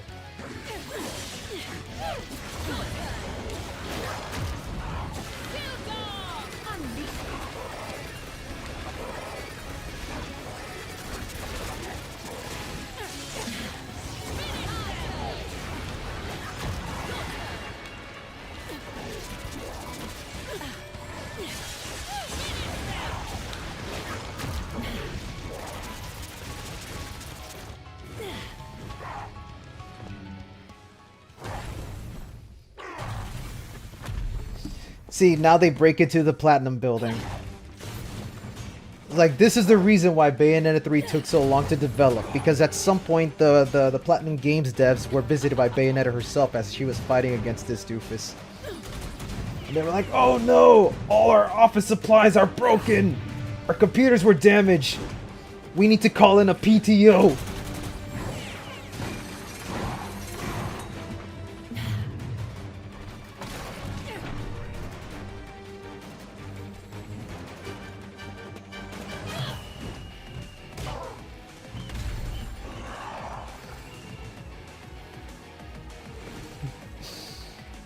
I played Bayo Origins and I still don't get why Luca's a werewolf.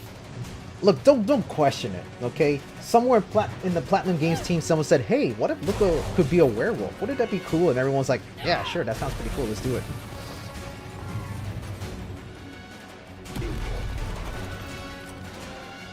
There, they're out of the building, so I could skip that segment.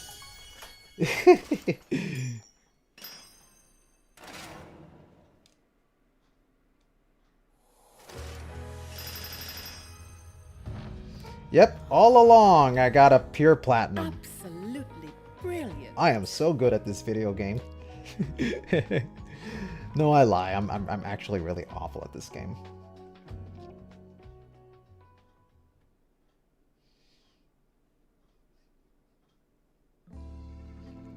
Okay, moving on. On to that sinking feeling.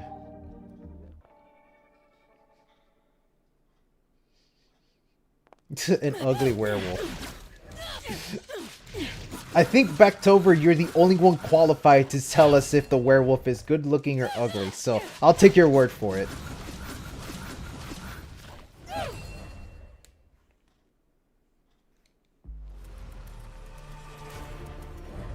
Now where has my aquatic friend gotten off to?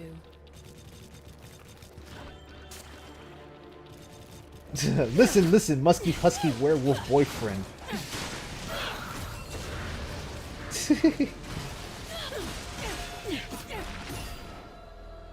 Yeah, now more than ever, I'm convinced that that little thing that was in the spider segment could have very well been a heart placement. Because I don't remember breaking anything like that during my first playthrough of this game, and I never actually saw it until now. You said it, not me. I just read what you said.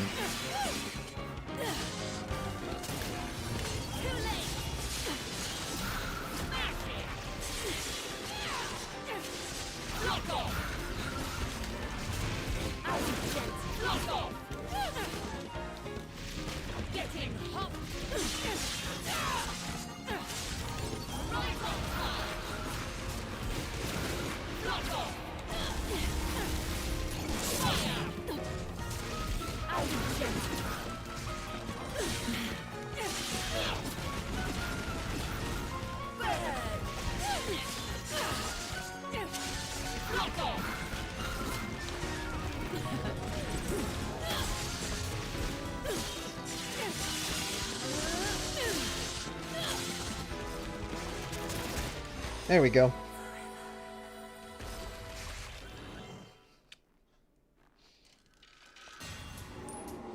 Oh wow, low combo score. I think in that segment you definitely need witch time in order to get some combo point boost out of that.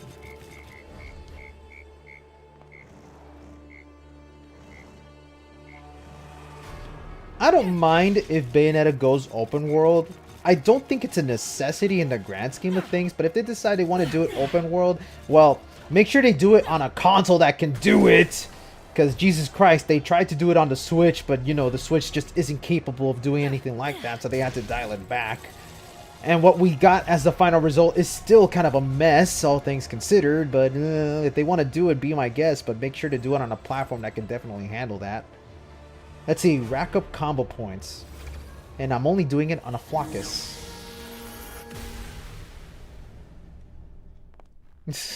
Oh my god, Bayonetta 3 really said all furries go to hell. Based.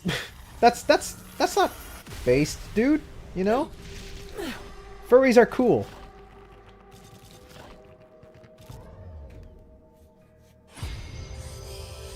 Alright, limited time, undying enemies.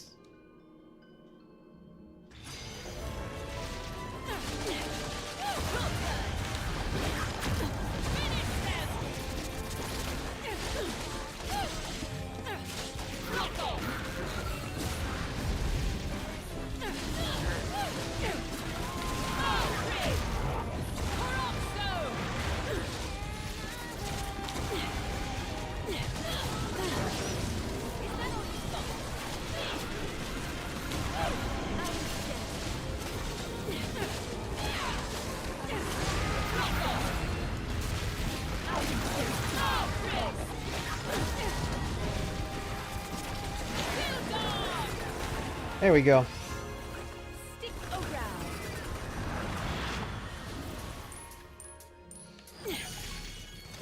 It's so fun when there's no BS attached. Just get a high score. Awesome. And use whatever you want. Awesome. See, those are the Niflheims I like the most. No, I know you were just joking. I know Bayonetta 3 has its own weird direction and that sort of thing.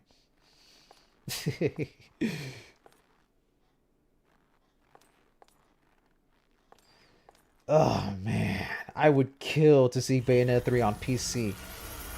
It really feels like they probably had the idea to get this game on PC. Because don't you guys remember the Nvidia leak that like 90% of the information on that came true, where like most of the games that was on that lineup was meant to be a PC release, and on that list was Bayonetta 3. Now, you know, the most realistic answer as to why Bayonetta 3 was on that list is because Platinum Games were probably making a build for Bayonetta 3 on Nvidia for a lot of testing purposes, and I wouldn't be surprised if that was the case, because when you go back and you look at the trailers and the behind the scenes footage for Bayonetta 3, you see footage of it running at a performance that the Switch never reaches, you know? So it's like, yeah, they're using footage directly from their computers. So there's a part of me that thinks that the Nvidia leak just read that information from Platinum Games' computer, and that's why it was part of the leak. But wouldn't it be so great if that leak also meant that there was some intention of getting Bayonetta 3 on PC? In a perfect world, that would probably happen, but I'm pretty certain Nintendo's holding back on that sort of option because they definitely want people to buy the Switch so that they could get their Bayonetta 3 experience. That's the most realistic answer, but I would take an official PC release any time of the day, you know?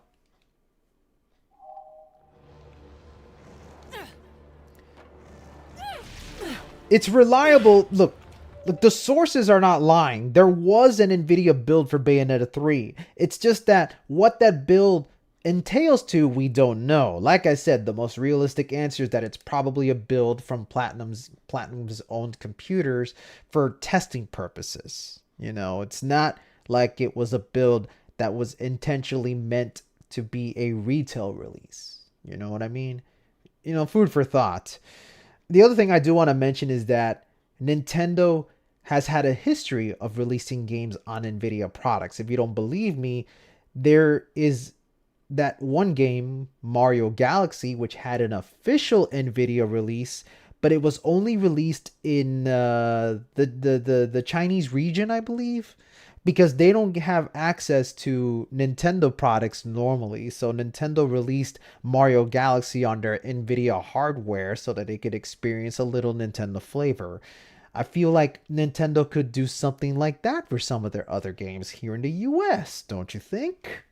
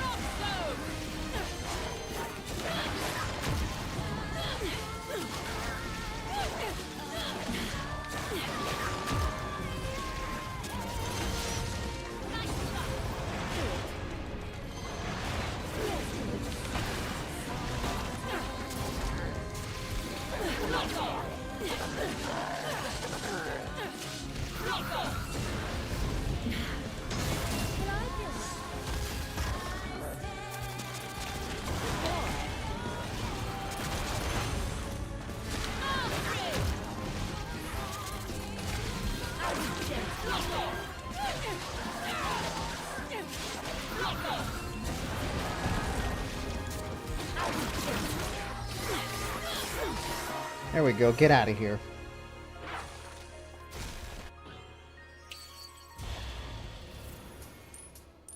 Oh, I took too long. Well, yeah, I took too long because those enemies kept slipping out of my reach. Only the Luca I know would be bold enough to call me Sarasita. It must. I'm going to change weapons if you don't mind. I'm going to go ahead and swap out this weapon since I'm not using it as much. with Dead End Express. And the yo-yo is such a great weapon. I don't want to give that up, but I also don't want to make my stream boring with just one weapon of choice. So, I'll go with Cruel Altea. And I'll also change out my costume once again. Let's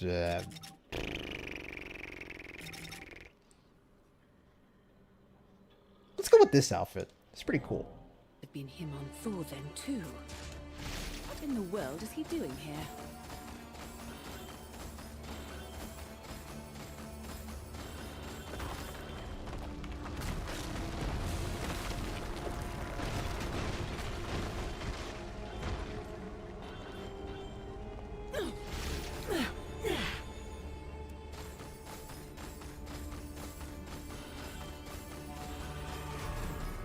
It's kind of BS that Bayo 2 and 3 are still Nintendo exclusives. Like, I know that without Nintendo we wouldn't have the sequels, but I wish for a port for other consoles and PC. You know, I agree. You know, like, it really sucks when we ask for this game to come out on other platforms, because you always get those stupid ass fanboys coming in and going, huh, but it's an exclusive because Nintendo saved the franchise. And it's like, yes, I know. I understand that Nintendo saved the franchise. I get it. I understand. I'm grateful that Nintendo helped them out. But it would be so nice if they could at least come up with some sort of compromise where we could be able to enjoy that game on other platforms now that it has now that it had its time to shine on the Nintendo hardware. I get it. I understand, you know, Nintendo are ultimately the publishers of Bayonetta 2 and 3, so they get to call the shots on where the game releases, and obviously they want to make sure that the games would release on Nintendo hardware to give it a selling point, which is how it always works when it comes to video game business. Like it or hate it, that's just the way it's gonna go.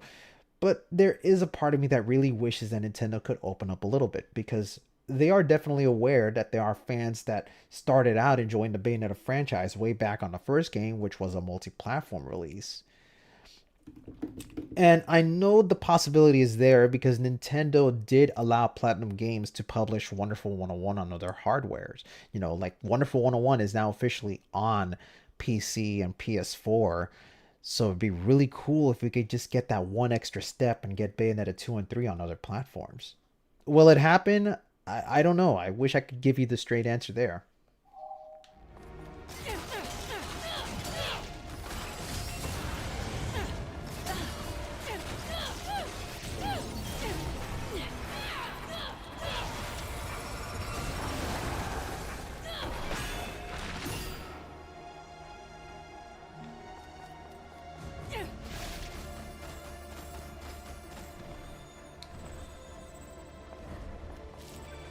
Let's see. Survive!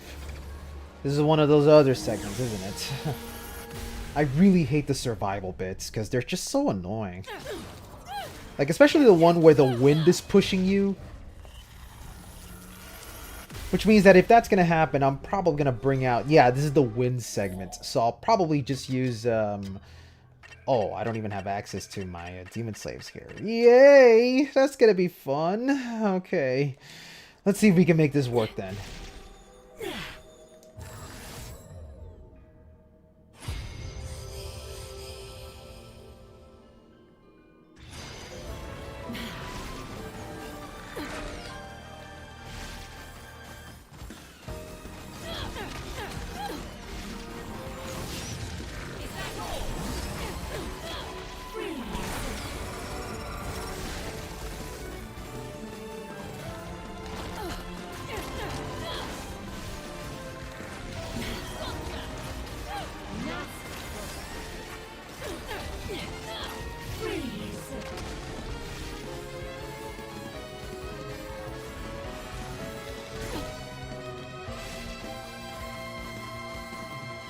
Ah, damn. Yeah, the wind bit really sucks.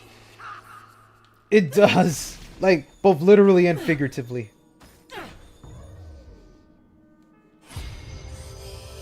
I'm probably gonna have to change out my equipment to make this work a little better.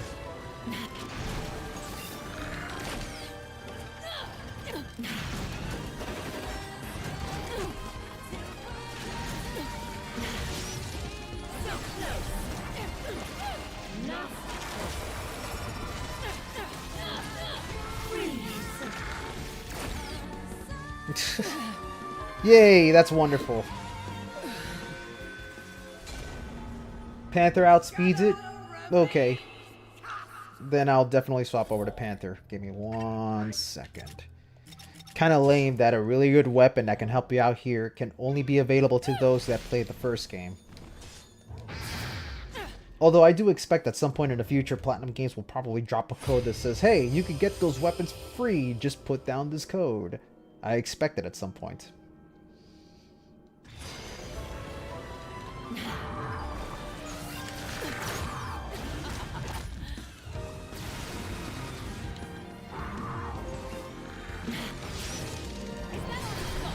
Finished already.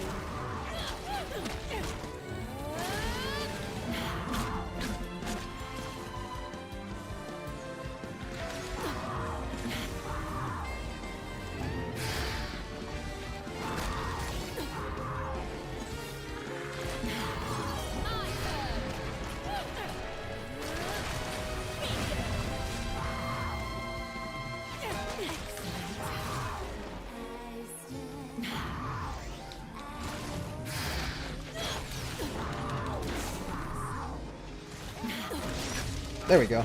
Come on.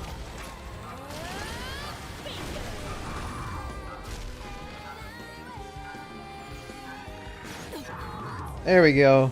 Probably a terrible score, but I'll take what I can get. Oh, never mind. I'm good at this game. Once again, my skills baffle even me.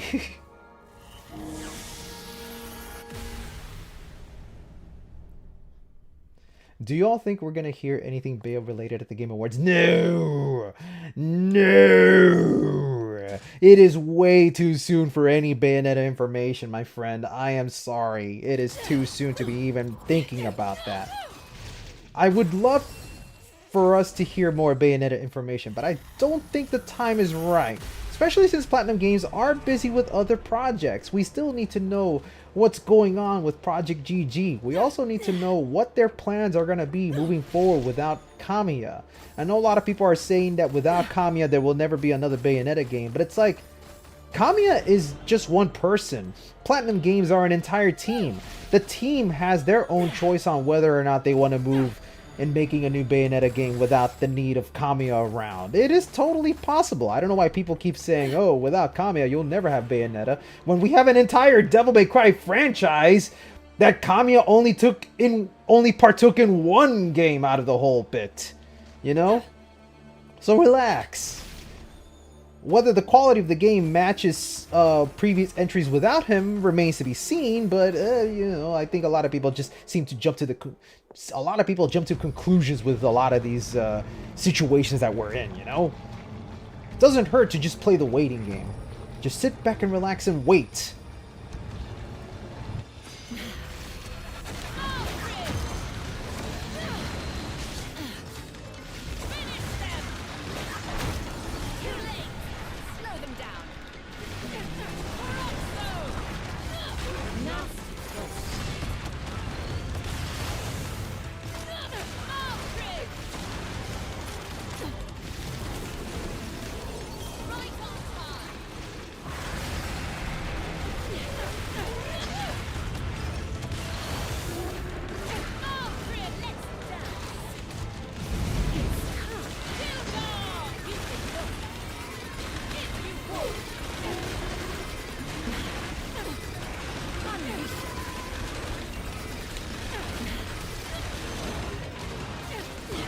There we go, get out of here.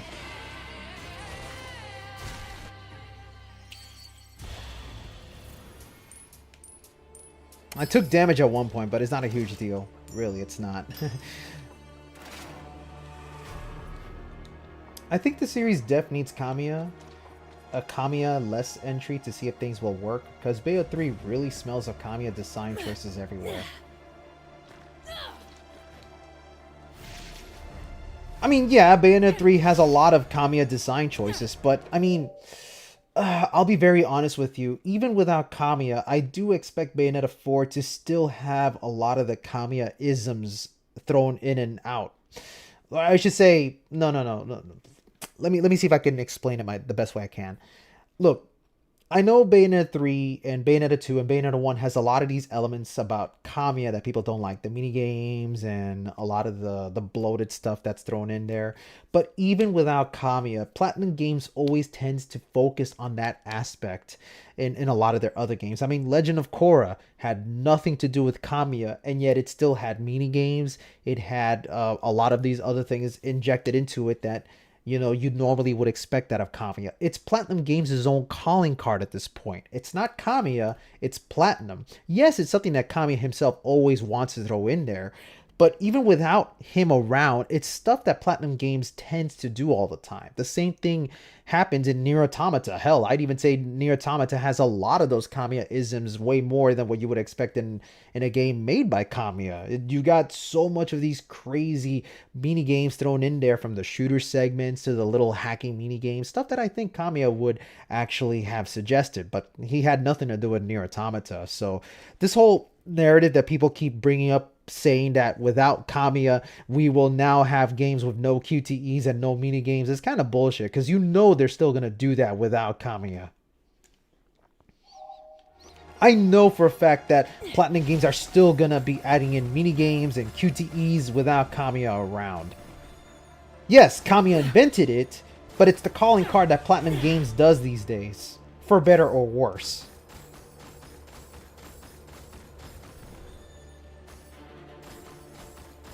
We don't know the exact reason for why he left. Look, we don't know the exact reason for why he left. A lot of people keep making up stories, but we ultimately don't know. Like, a lot of people like to say, oh, he left because he wasn't happy with the sales of Bayonetta 3, but Kamiya has never cared about sales. Because if he did, he would have left behind so many other projects, Because, like, I mean, look at Beautiful Joe. He is extremely passionate about that game a lot. He left Capcom not because of Beautiful Joe or any of the nonsense that happened with Clover. It's more just he left because things weren't going the way he wanted it to go with how Capcom wanted to devolve Clover Studios. And he ended up bailing out because, let me see if I remember the story, because I know Matt McMuscles brought up a lot of good points along with a lot of other insiders. But one of the things that happened with Clover Studios is that Clover Studios didn't shut down because they were selling poorly. Clover Studios shut down because Capcom wanted to take control of Clover, and the people at Clover didn't want that to happen. They wanted to continue doing things their own way, but Capcom wanted to sort of, buy out the studio and just inject them into their own company. But the crew over at Clover decided, nah, that's not a good idea, so they all left. And because they all left, there was nobody at Clover, so it just dissipated on its own.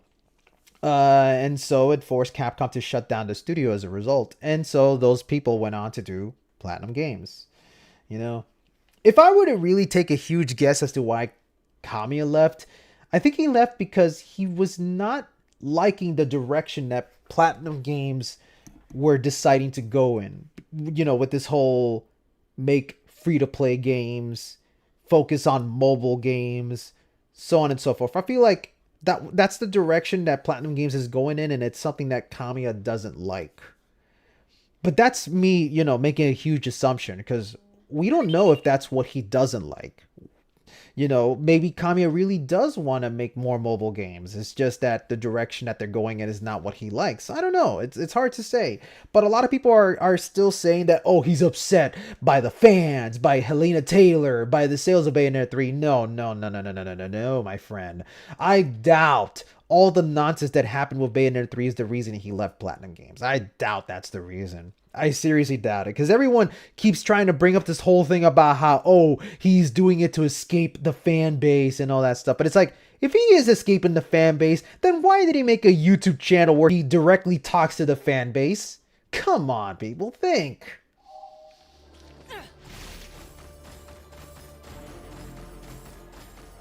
Yeah, all we can really do is speculate, but I really would like it if people stop viewing this as a negative thing, where he's just upset that things aren't going his way, that he's angry at the fans, that he's angry at Helena Taylor.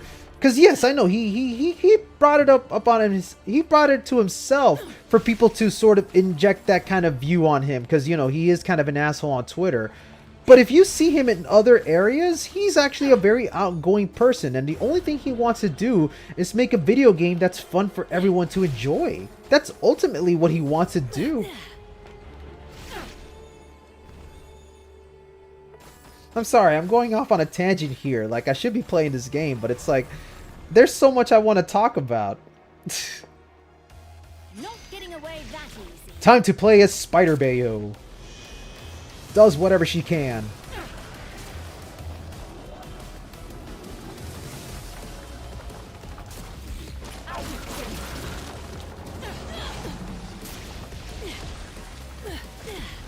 Also, this song is really killer. At that speed, it's just a matter of time. It's like, what better way? What's the best song to listen to while you're escaping from a city falling into destruction? Some sick drop beats, baby.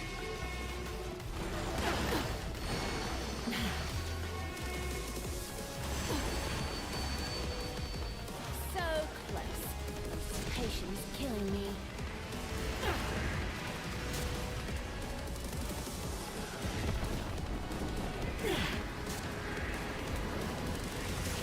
Excuse me, I don't have time to fight you.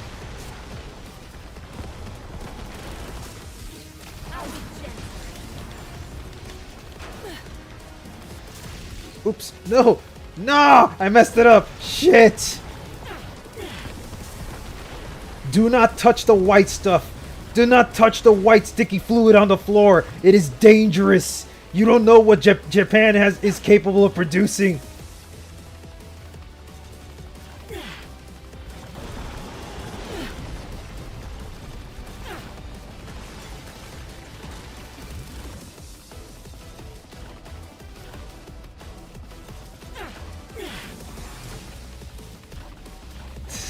I'm really glad you enjoy this. Like, I try my best to make things cozy, you know? I try. A lot of people, like, it's funny because I kind of share the same sentiment as Kamiya, where a lot of people see me as, like, a huge douchebag on Twitter because I just happen to have very strong opinions about Bayonetta 2. And trust me, I've seen what people post about me. I've seen them. Like, a lot of people have actually spoken about me behind my back, and they really hate me. Because they're like, my god, this guy is an asshole because he hates Bayonetta 2. But it's like, I have my reason for disliking it. I never once tell people that they are wrong for liking Bayonetta 2. I just happen to have a very strong viewpoint on why I think Bayonetta 2 did things that I don't like. But if you like Bayonetta 2, more power to you. In fact, I'm jealous about people who are able to enjoy Bayonetta 2 more than I can. Because I really want to enjoy Bayonetta 2 the same way others do. But never once do I tell people that they are lame or they have bad opinions. I just have very strong criticisms about certain games, you know? But it comes from a place of passion more than anything else.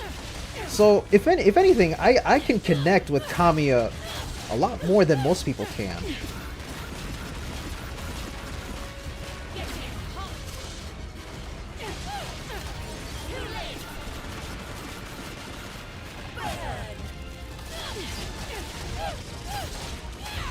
Get out of here! Do you really think it would be that easy? Once I see something I want, it's mine. Just like Black Friday!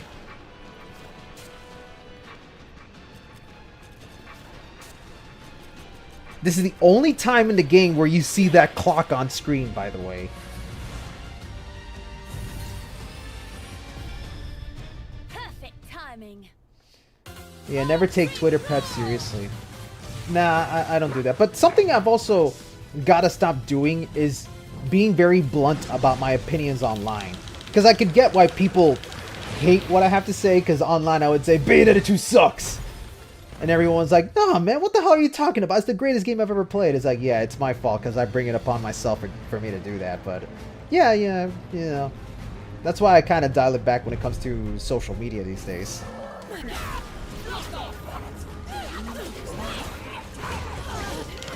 Oh boy. Oh boy. I'm taking so much damage now.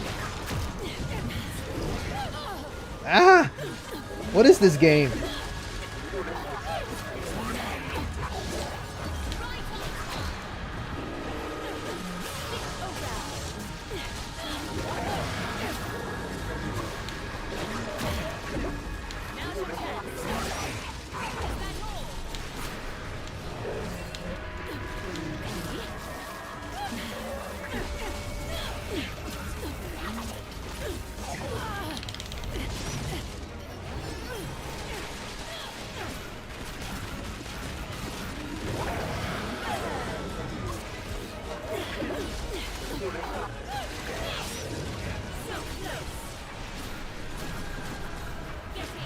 You know what? I'm just going to use my special.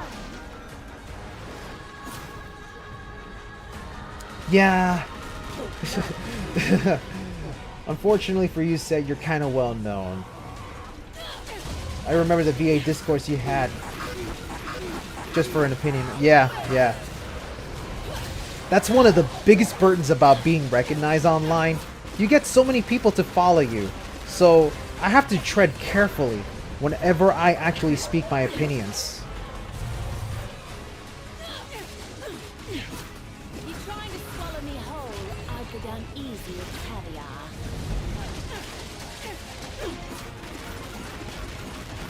Caviar mentioned.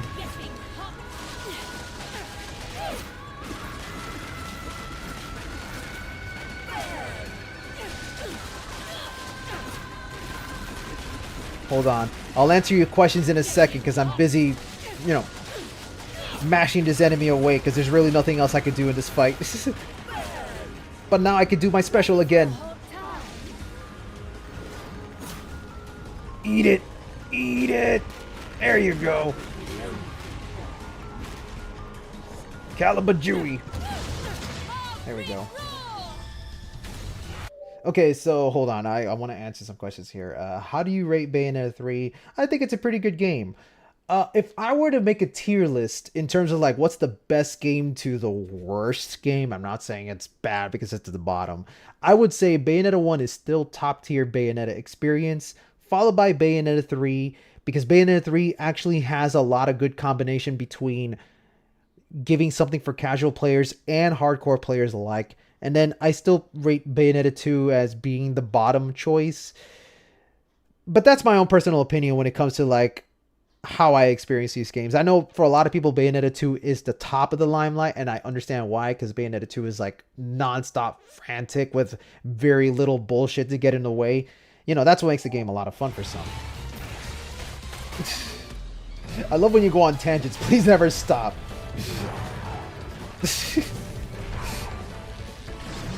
I mean, maybe. Maybe.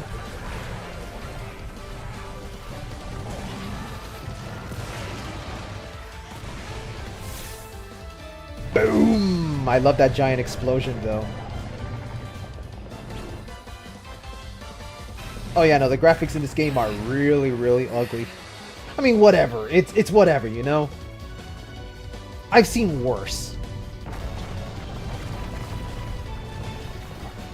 Okay, 8-bit Bayonetta is the greatest video game in the world, and CUHRAYZEE and the Lost Demon, I hate to say it, but I barely played that game, but from my experience playing the first 2 chapters, I think it's pretty good, but you know something? I should stream CUHRAYZEE and the Lost Demon at some point. You guys would be down for that? I don't mind, you know, trying to stream that game at some point.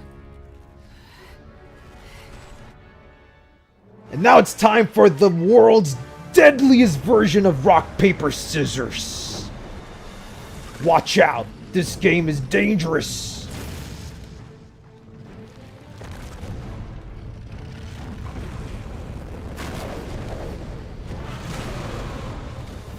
I don't think this minigame is bad, but I also think it's really slow. You just have to know what to do when the enemy is behaving. Like if the enemy's blocking, go for the bite. If the enemy is trying to attack you, block. That's pretty much it. Ugh, get out of my face. Okay, he's blocking. Now to go for the world's slowest bite.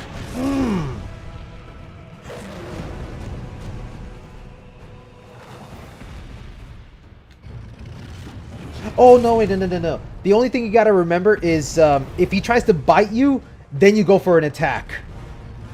That's what I gotta remember.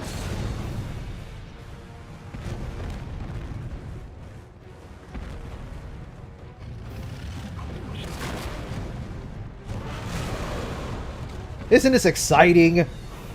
When I think Bayonetta, I think rock, paper, scissors. It's amazing.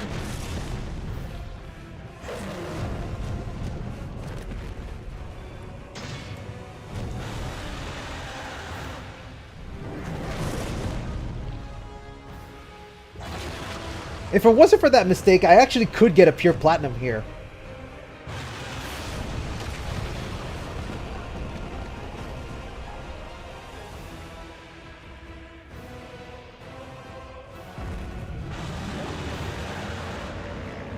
I mean, look, I will say this entire segment is kind of cool, just lame sometimes.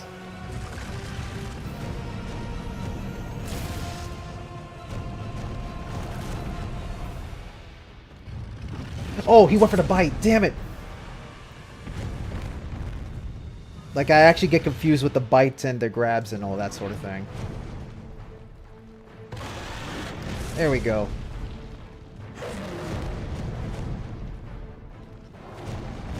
Okay, attack, attack, attack, attack! There we go. Sloth kick. Turtle jump.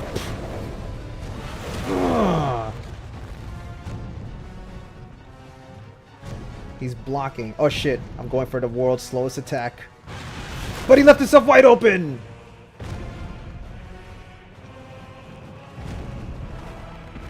Okay, he's biting, so I'm gonna attack him. Oh, there we go. Oh.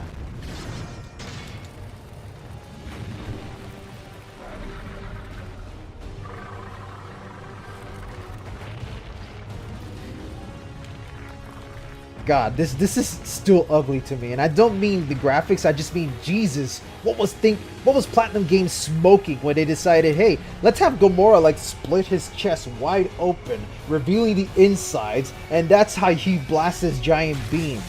I wouldn't be surprised if maybe Platinum Games were inspired by the Gaping Dragon from Dark Souls. Because yeah, the Gaping Dragon is one hell of a monster design. I remember when I first saw it when I played Dark Souls. That shit gave me the heebie-jeebies, man.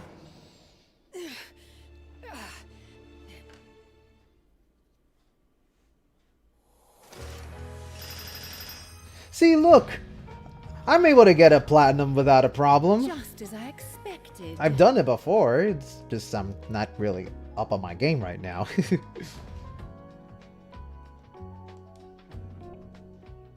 The spectacle heavy minigame would look great on Switch Pro. Yep, I agree. I absolutely agree. Any thoughts on Project GG? Honestly, I don't know. I don't have any solid thoughts on Project GG. Oh yeah, the John segments. Do you guys want me to do the John segments, or do you want me to just skip them and go straight to the next chapter? I'll be honest, the John segments, they're fun, but not really my cup of tea.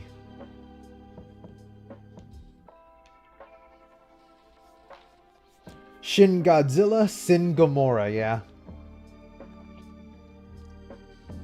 They stole the mouth bit from Castlevania Lord of Shadows. Well, see, now that's another franchise I have to play at some point, Castlevania. I have actually never played Castlevania before. Well, that's a lie. I played the original NES one, and I remember watching one of my friends play it a lot, so, you know. Okay, people are demanding that I skip it. Okay, ask and you shall receive. But I feel like I should change weapons. Actually, no. I've barely been using this weapon, actually. Ironically enough, I've been using more of the spider weapon just because of the narrative. Paramount Pictures. Okay, enough of that. Alright, let's get going. Okay, if I remember correctly, this is the one where you fight a bunch of those white creatures with the plants. So let's make that work.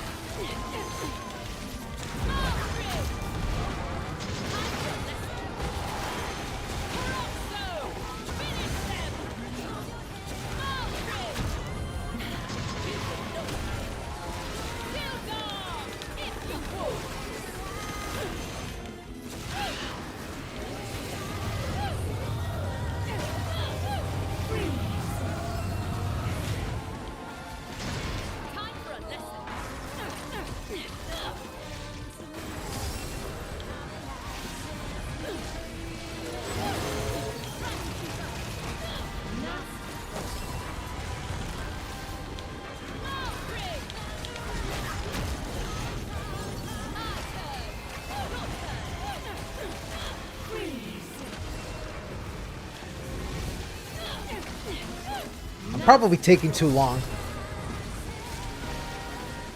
Do it. There we go.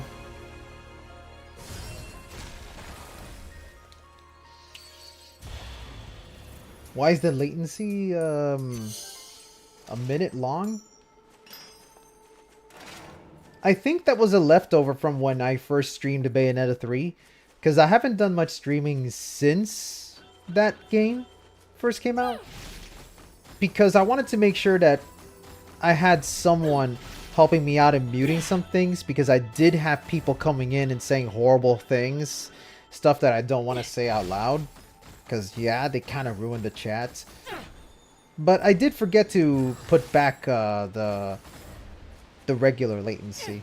Now where has Kitty It gone? has nothing to do with being afraid or Has anything. skinned me, perhaps. Honestly, I couldn't care less what other people say during the stream. But it's just one of those where if a lot of people are going to come in and watch, I want to try to make sure things are slightly squeaky clean, you know? But if it is that bad, well, I'm sorry, you know? Do it. Hey, Doomy Luli. I hope I'm pronouncing your name right. How's it going? Thanks for catching the stream.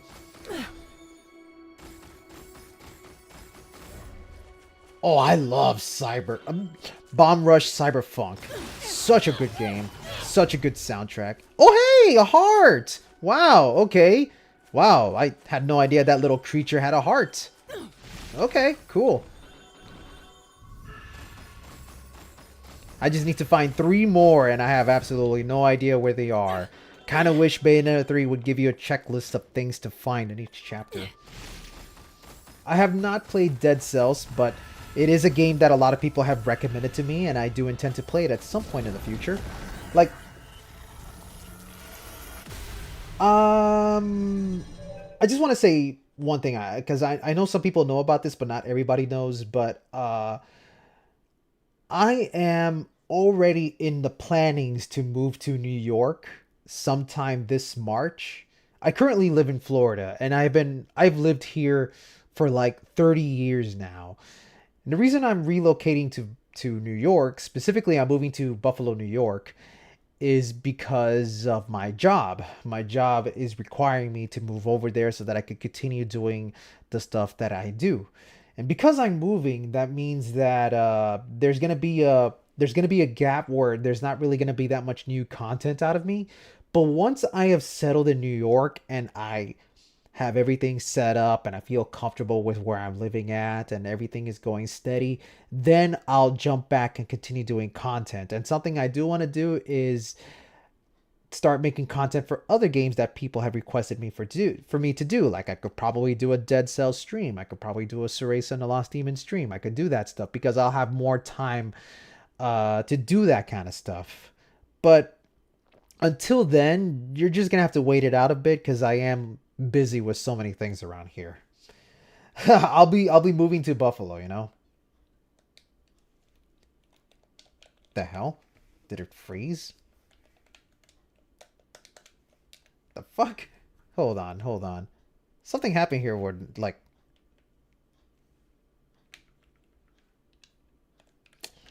Huh. My controller just sort of stopped working. Hold on a sec. This is weird.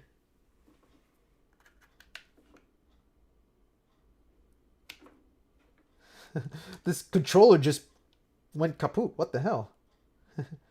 Hold on. The fuck?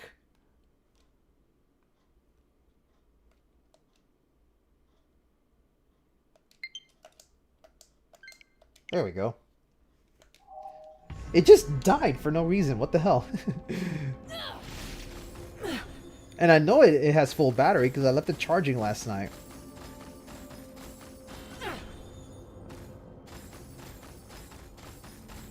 So yeah, I'll be moving to New York. Buffalo, New York. And yeah, it's going to be weird for me because I have never... Actually, no, I've been to New York, but I have never lived in New York. And everyone keeps telling me that it's fucking cold over there. So yeah, I'm going to have to get used to that.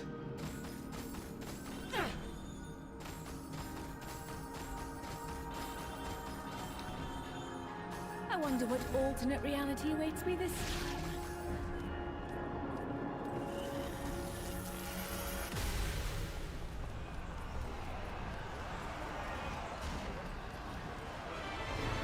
Look at that war!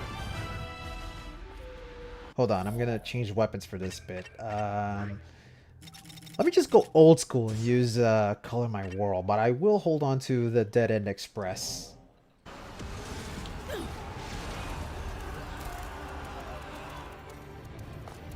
What a thoroughly unappealing sight. Imagine if you could destroy that thing before it goes away.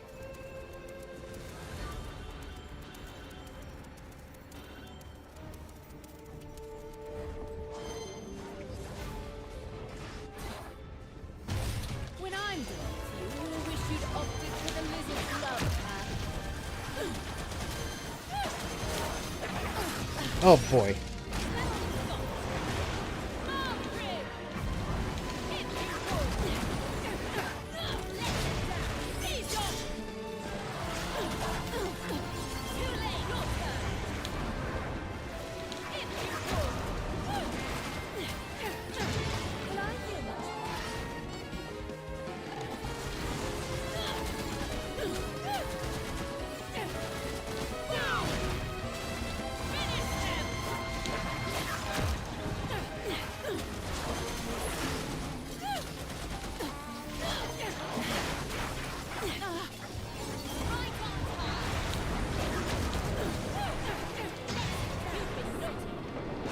There we go. Man, those enemies are very annoying. They always love slipping out of my attacks. But at least I got a gold out of that.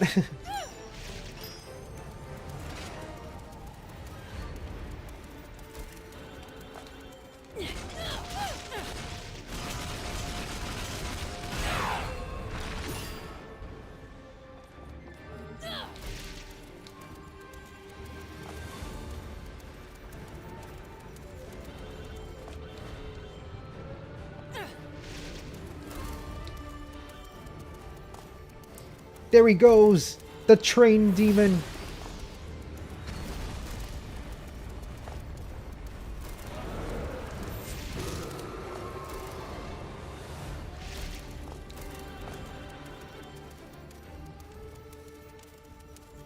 Oh yeah, there was a hidden verse around here. Yeah, hold on.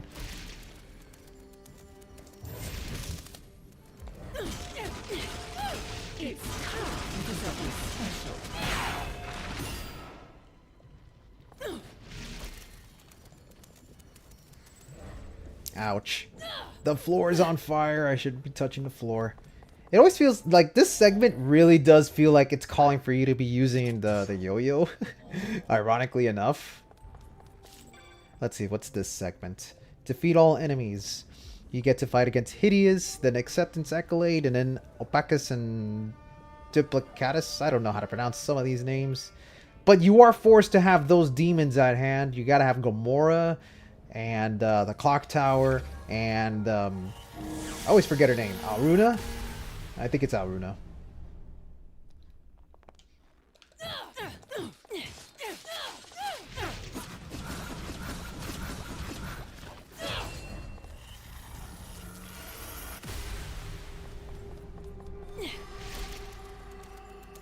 Oh yeah, no, there's lots of things I'm going to be enjoying about New York once I actually get there. Trust me, I'll be doing a lot of exploration once I'm over there.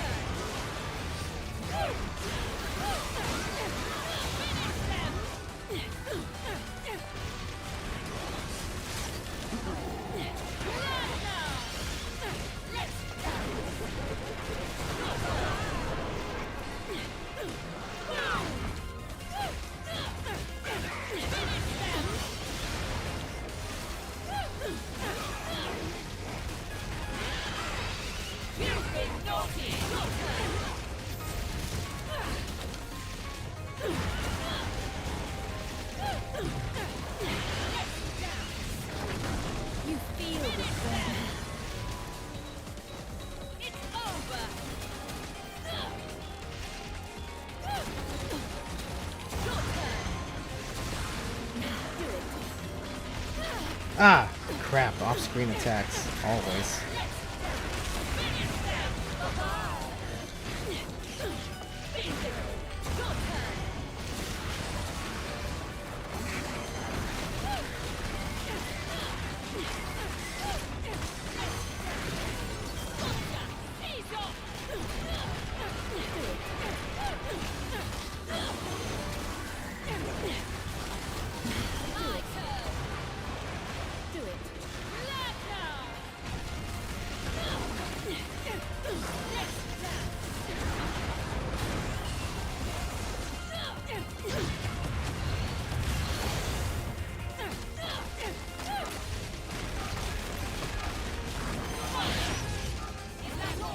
Yeah, I wasted a lot of time.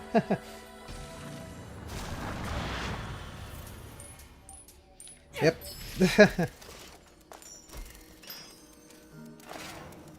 that's mostly because I'm not used to using Clock Tower and Alruna a lot. I'm pretty sure Alruna has some really, really good tools, but I don't really experiment much with her, but I should.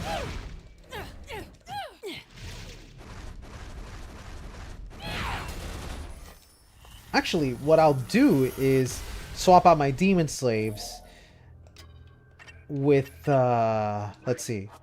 Let me change Malphus over to the Bat, because I actually think the Bat is pretty good. One of the weirder Demon Slaves, but has some pretty unique tools. Phantasman Array. Nah, I want to keep Phantasman Array. Hold on. Because I know at some point I'm going to be forced to use the train. So until then, I will hold on to Gamora here. And I think, yeah, I'll try and have, yeah, I'll try and have Aruna there with me.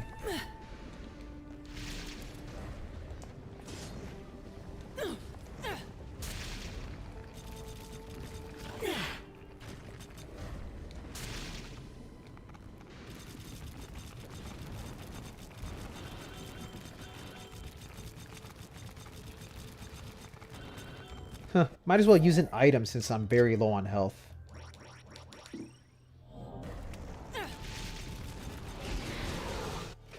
Yeah, forced demon slaves. I hate it.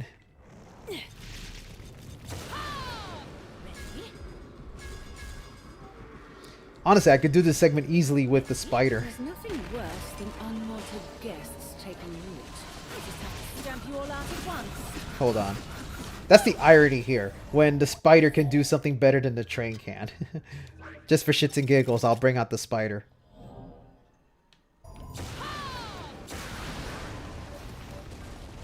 Oops, wrong move. Hold on. There we go. Yeah, look at that.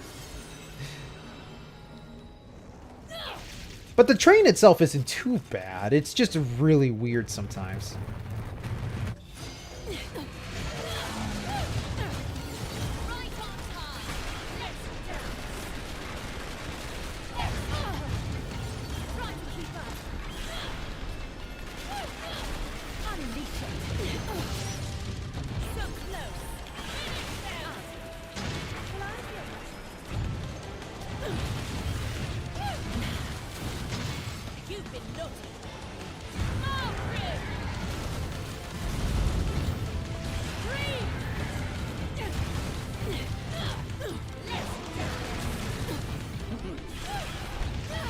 Ah, crap. Now you've done it. Oh, my lord. Wow.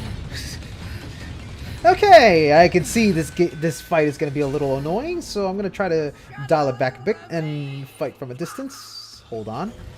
Hold on. I'm definitely going to need Gamora for this fight. No questions asked. Oh, come on. Wow. Come on.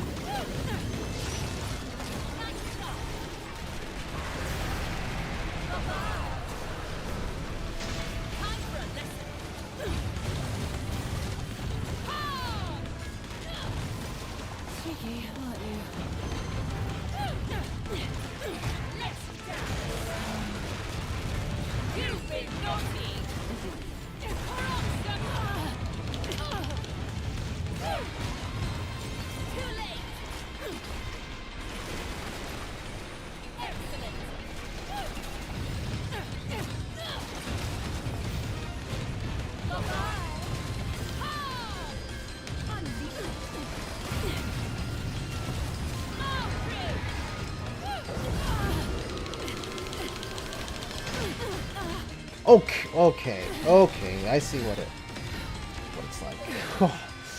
Okay, so like, I don't want to say the train monster is bad. I just think my big problem is that on top of the fact that you got to fight against a train monster, you also have to deal with all the little creatures that are surrounding you, and they love hitting you from the backside when you least expect it. So, I need an enemy. I mean, I need a demon slave that has really good AoE attacks, and Malphus has that. And Phantasmatic Ray is really good at keeping the dude still, so I'm going to try my best to make that work.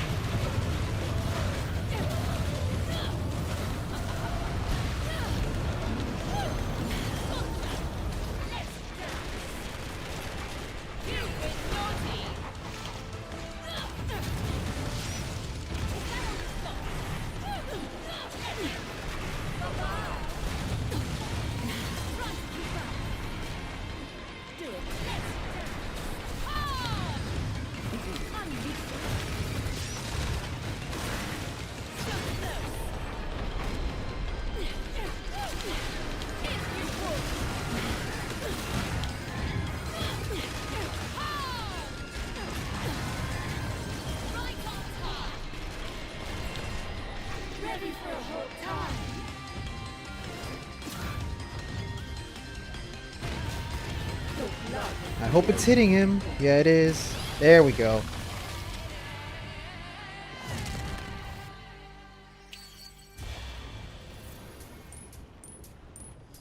That's much better.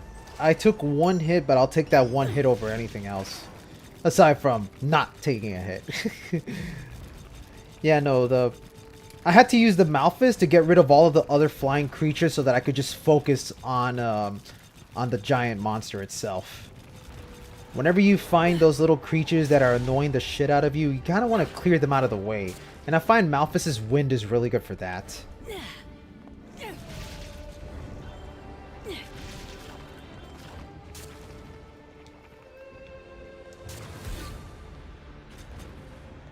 Oh, hello. There we go.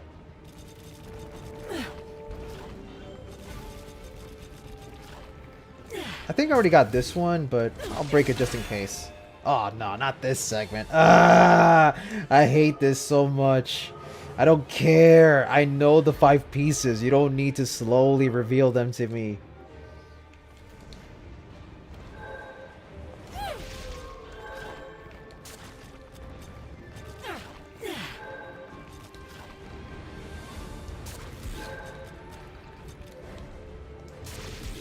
There we go.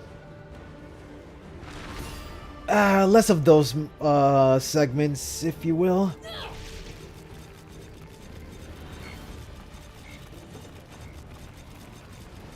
The battle is really Oh boy. Yeah, in this fight it can be really annoying because you have to deal with those enemies that are off on the towers. Let's see if I can make it work.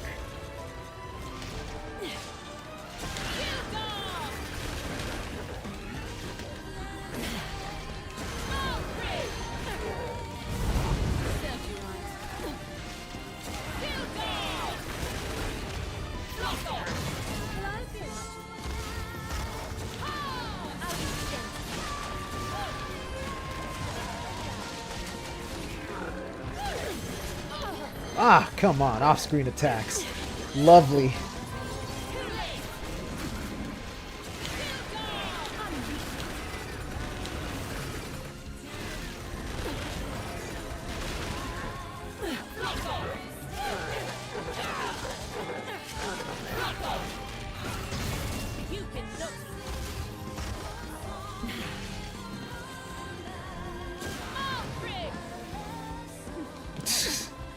I just wanted to get rid of them quickly.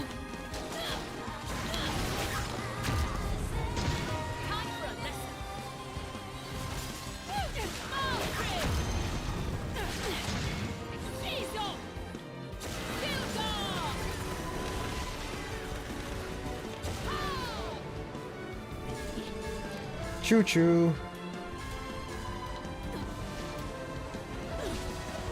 And they're still alive. What the hell? If you would, clearing final entry here. Unleash it. There we go. Low time. Probably got hit a few times. Whatever. I don't care. I still got a platinum. What the fuck? I was expecting a bronze out of that. What, am I supposed to believe I'm good at this game or something?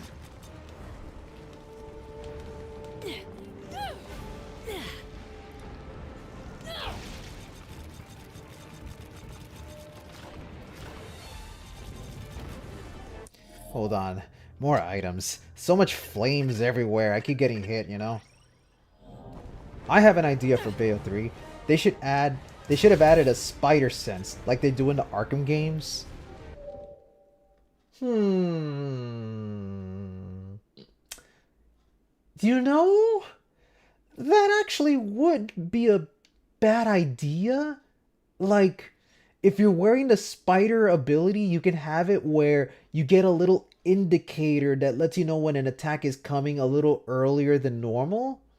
That might actually be a good idea if we implement a feature where every weapon has some sort of quirk that gives you an advantage in a fight that's outside of just input commands. That might not be a bad idea, actually. I can roll with that.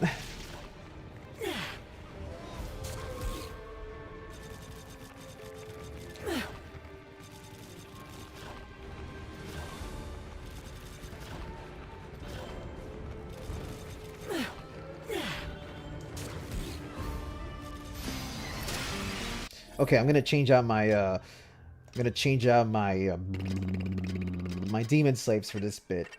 And for this, I'm changing it to Madama Butterfly, and I'll keep that.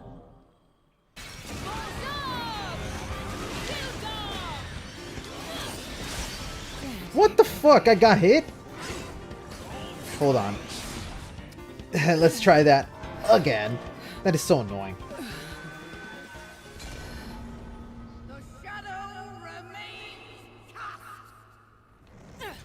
Alright.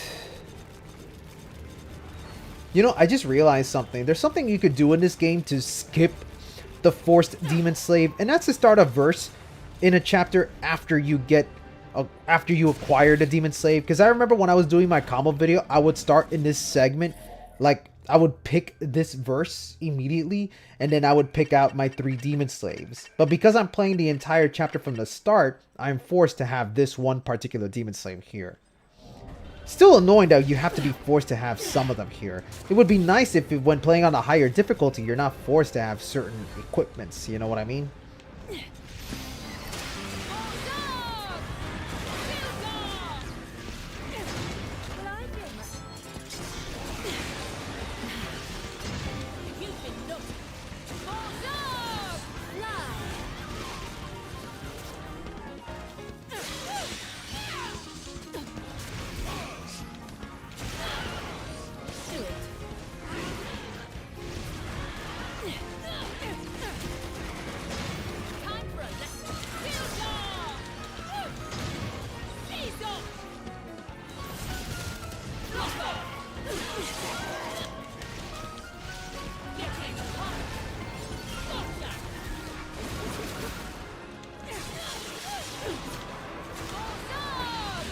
There we go. Ooh, yeah.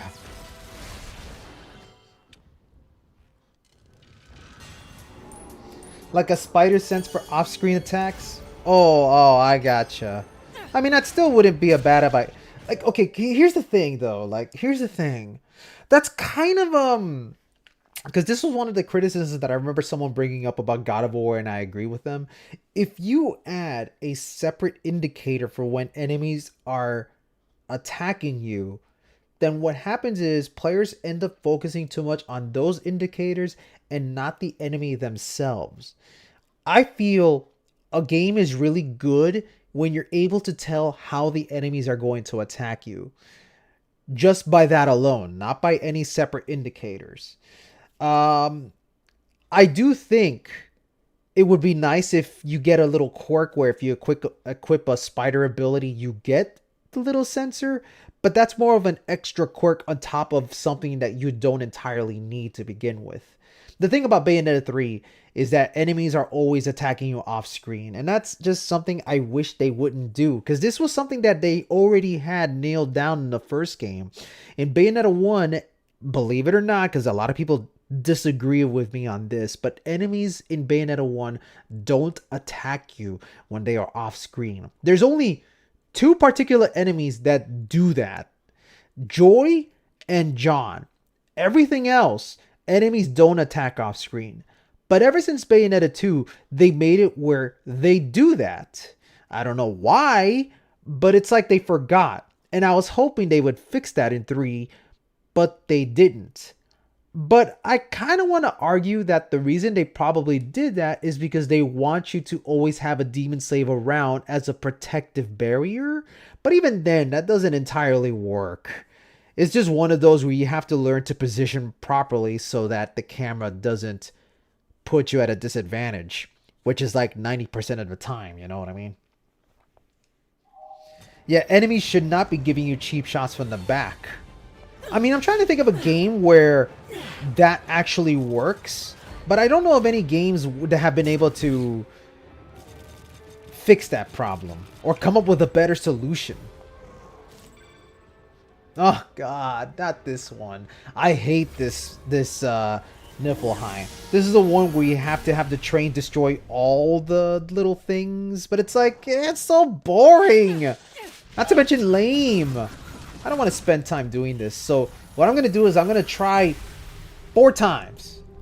If after the 4th it doesn't work out, I just quit.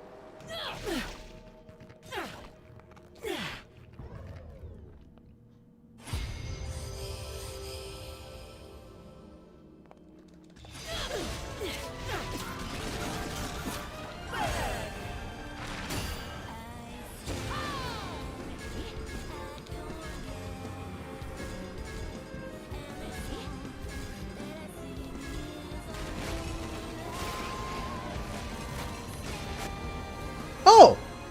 Wow! Okay. First try! That never happens.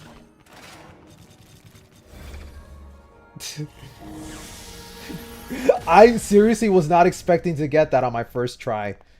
Honest to God, I always struggle with this bit. But I guess the Platinum gods were smiling on me that day.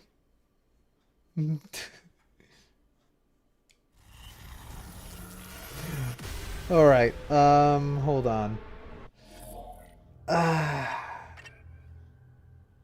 Because this next segment is kind of annoying too. Well, I mean, every segment coming up is annoying. You just have to know what's coming up.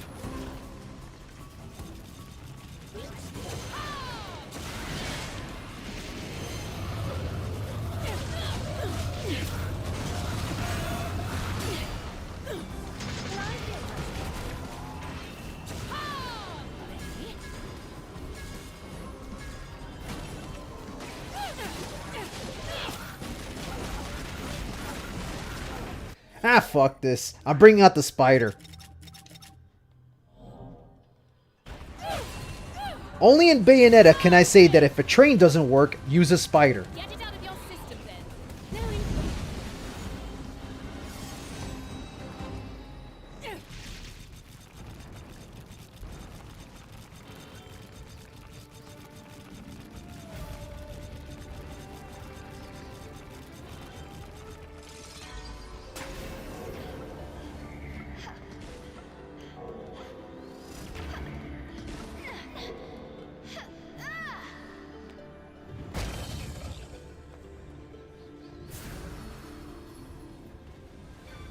Okay.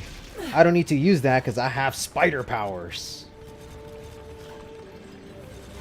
I have the ability to sequence skip.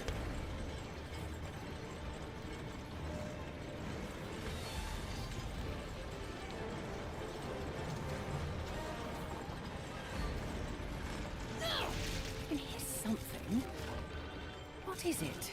If your heart's got big Games are meant to be fun, but that's not what Neil Druckmann said. We don't use the word fun around here. What, am I supposed to believe that the people who make Last of Us have no idea what fun is? I lie. I know there are people that like Last of Us, but Jesus Christ, Neil Druckmann says some of the weirdest shit. What was that? You didn't happen to be. What? Hey, don't get it twisted, okay? I'm definitely not horribly claustrophobic at all. Got it? Hold on. I also need to bring out Gamora in order to trap this dude down. That right now, we're kind of busy here. That's one rocket!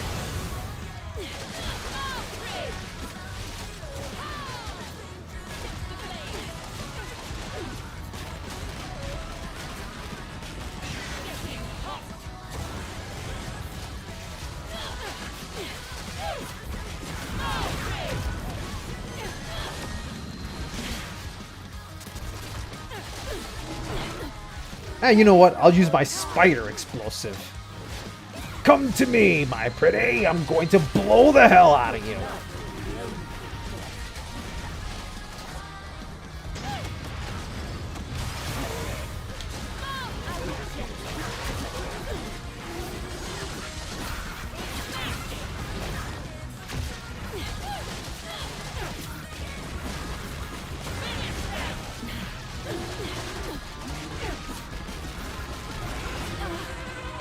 Oh, I'm so glad that doesn't actually damage you.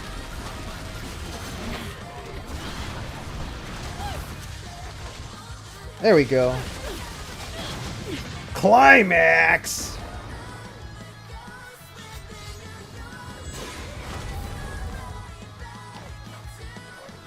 I just want to see this bit.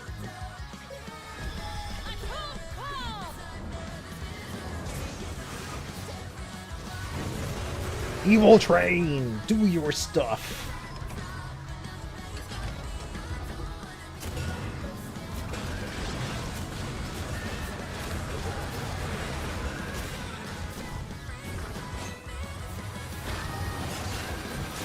Just slice them up to ribbons. There we go.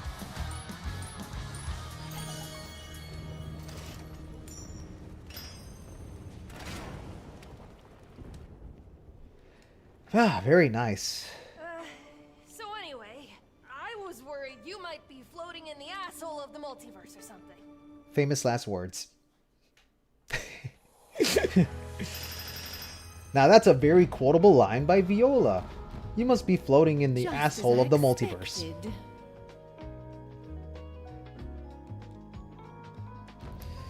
I don't even know where to begin when it comes to making a tier list for Demon Slaves. Man. Like, Kraken is definitely top tier. Malphas is up there. Gamora is definitely up there too. God. I don't even know where to begin. Compared to Last of Us 2, Bayonetta 3 is peaceful. Surprisingly enough, I kind of agree. In terms of, like, the fan reactions. Although I will say the memes that were born out of the reactions of The Last of Us 2 is godly. I love some of the stuff that I've seen people make. Now it's time to play as Viola. And not for nothing, but I actually think Viola is a lot of fun. She just requires a lot of things to get right. See, what I think makes Viola interesting is that she has that playstyle that kind of resembles Trish from Devil May Cry 4, where your combat changes on whether or not you're holding your weapon. So, for example, if you have sword, you could do these kinds of attacks.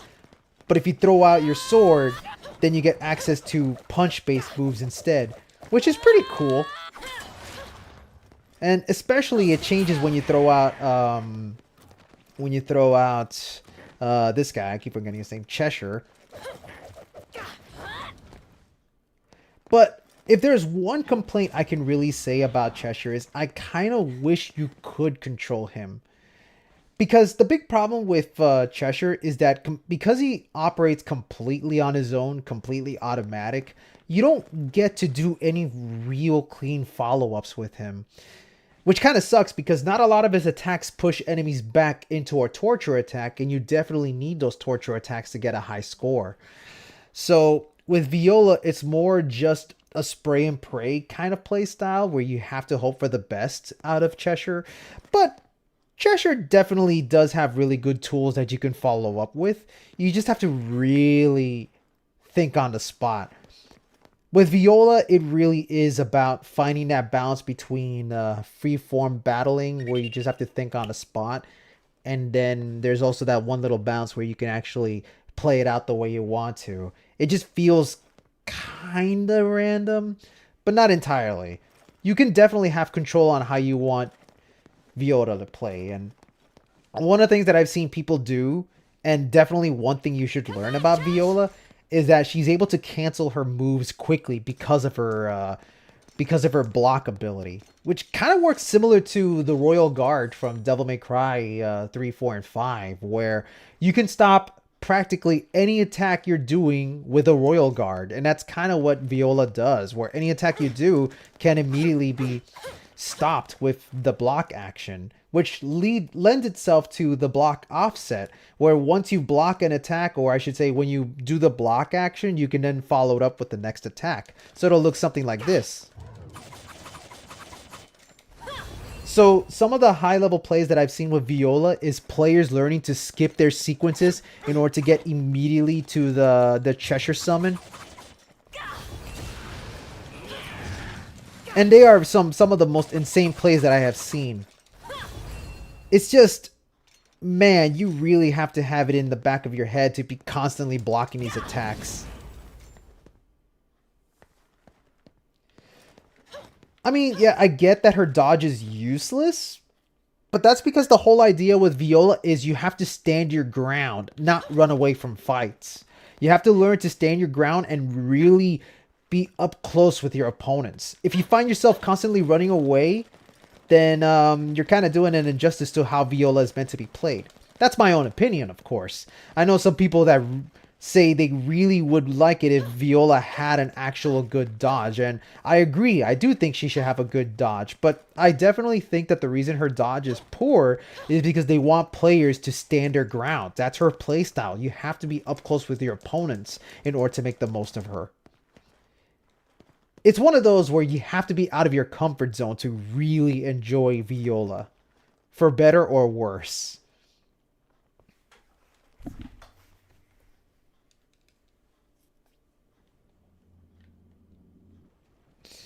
All right.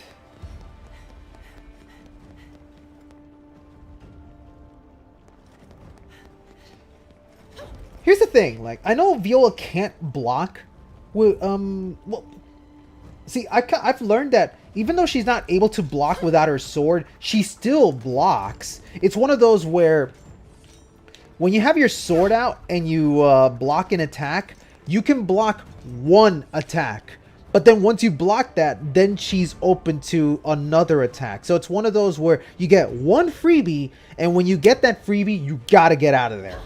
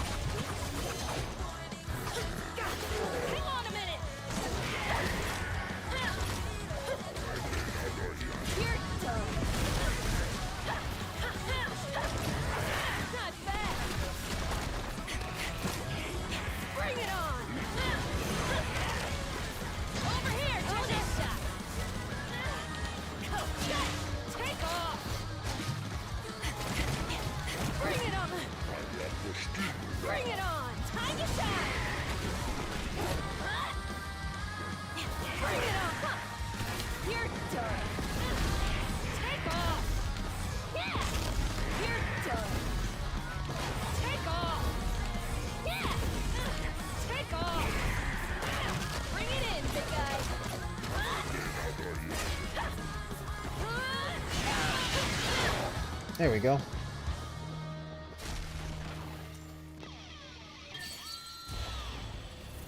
You can, you can change back the fairies to the hook shot, right?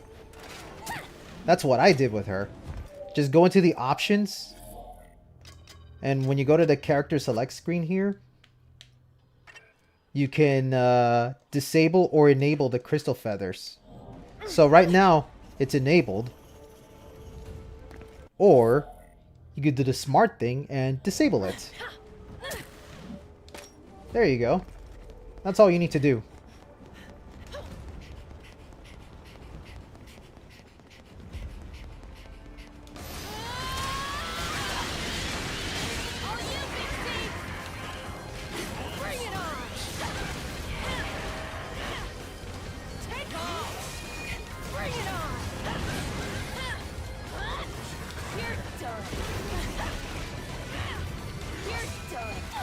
Ah, what? Ah, that's not fair.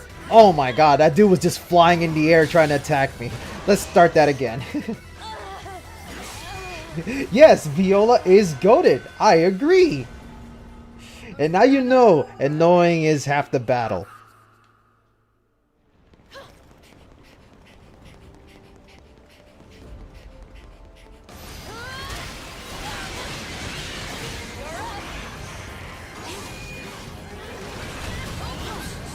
God damn. Okay, okay, I see. I'm gonna try this again, because I know I could do a lot better than this.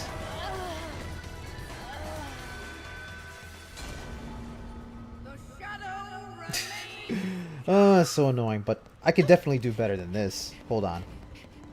All I gotta do is block and attack.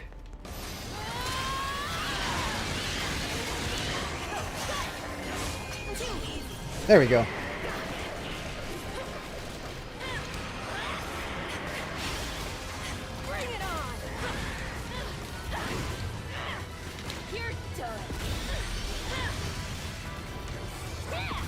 Take him down! Take him down!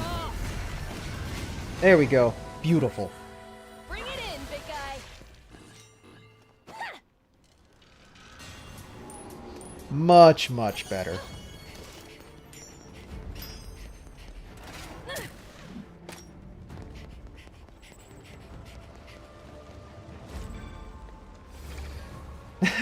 This verse is a good example of the terrible Bayonetta 3 camera. Yeah, no, I agree. I agree. The camera here is bad. Really, really bad. Bad to the bone, and not the good kind of bone. It's not even humorous.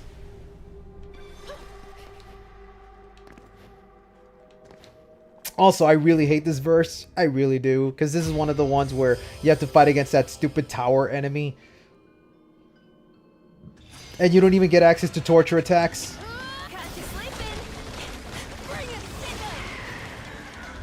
And also the enemy is raged because you're wearing the thing. I keep forgetting the name.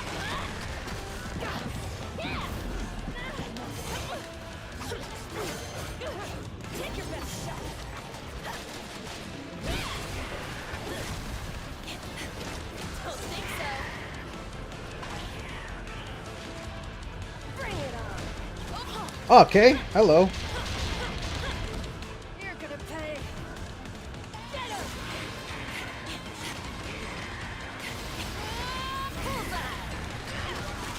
You're done. You're done. Bring it in, big guy. Take off. See you now. Take off. Take off. Time to shine. You're done.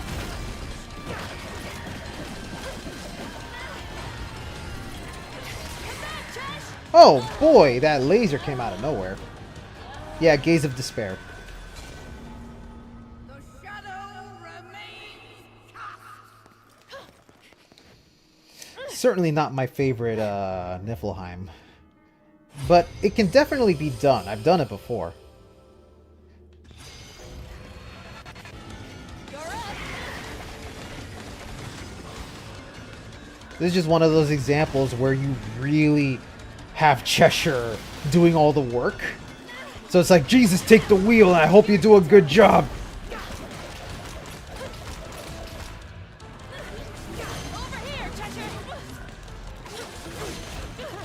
God, and the camera really is forcing me to look at the tower enemy.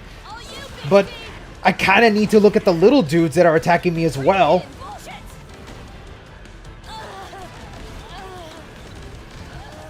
I really hate how the camera really wants me to focus on the tower. But that's kind of a problem because I need to make sure that the little dudes are also in view so that I know what attack they're going to be dishing out at me. So it's one of those where you really need to learn how to properly space yourself between everything. It's like, Jesus Christ, I shouldn't have to be doing that. But it is what it is.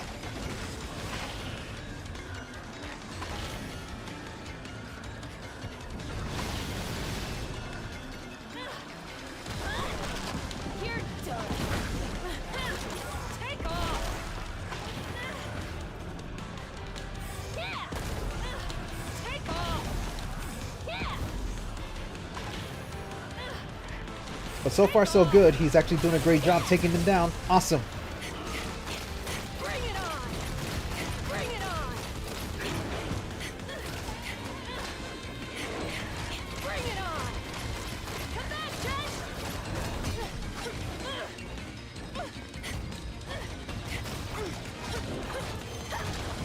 Time! Over here, Cheshire! Here you bear! Bring it in!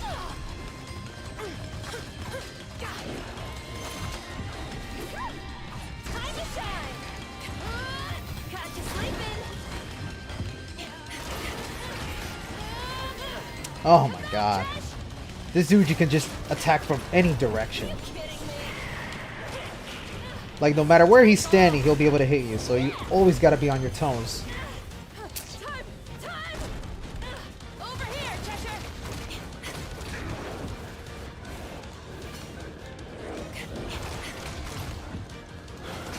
up! Damn.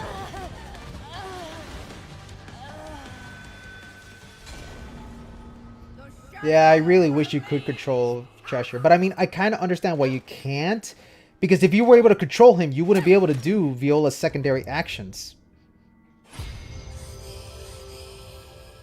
The only way you would get access to their secondary action is by deliberately throwing the sword without summoning Cheshire. Like when you're doing the rotation kick button. Or the rotation kick input, I mean. Bring it on! Pull back! You're done! Take off! There we go, get out of my face. There we go. Take off! Yeah! Take off! Yeah! Take off! Like, I like this move because it's a really good breather attack. Pushes enemies away from you, so you don't have to worry too much.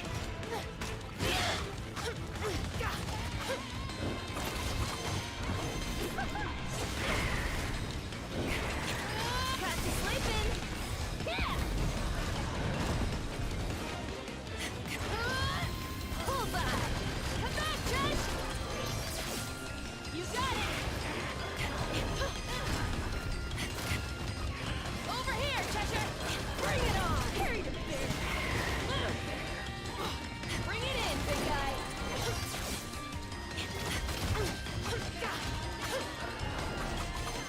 Too easy! Take off! You're done! Yeah! Come back, Josh! Get him! That AoE is so nonsensical. Oh. Take off! Bring it in, big guy! Don't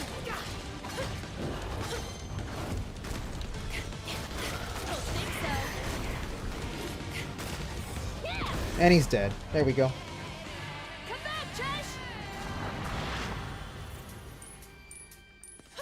Look, I agree with all the complaints you're saying. I'm not saying she's perfect. I do think there should have been a better balance in the way... a better balance in the enemy approaches for her. Like, it would have been nice if, like, Viola had some of her own exclusive enemies to fight against. But I think that would have been a little too much for Platinum Games, I guess.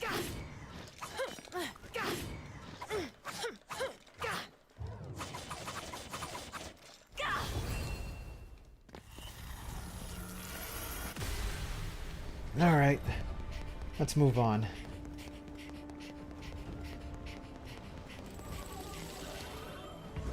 They must have fought hard. Right until the end. Fucking singularity. Luca's probably okay though, right? Take off!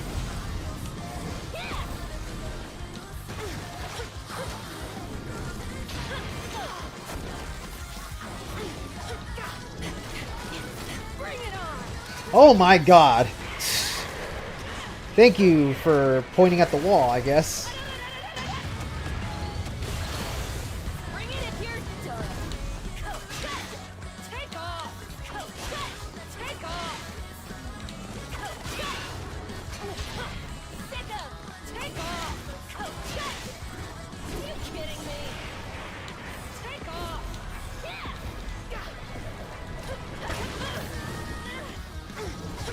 My turn now.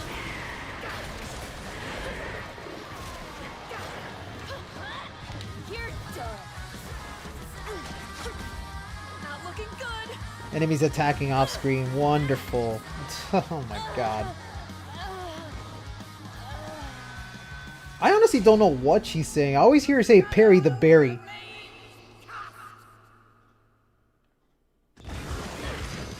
Time to shine. Bring it in, big guy. Too easy. Take off. You're done. Not bad. Come on, Josh. Take off. Oh, come on, dude. Are you serious? Take off. Are you kidding me? Take off. Take off. Really? Over here, Cheshire. How'd it get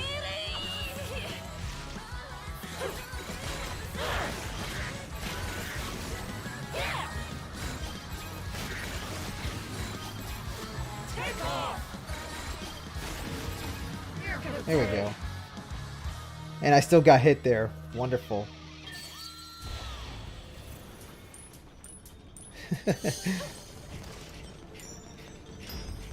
Oh man.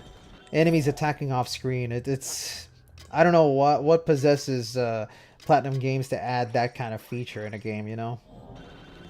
Like, I get it, you know, it was mostly my fault because I was really close in the heat of the fight, and the jelly was probably building up its attack, but Luca, wait! You can take a break anytime now! Slow down, damn! I swear, it's like you can't hear me.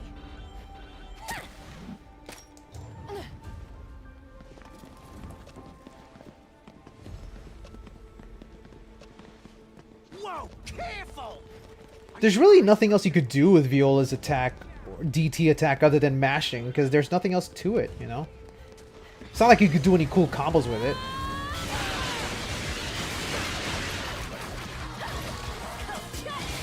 Take off! Take off! Take off! Take off! Take off! There we go.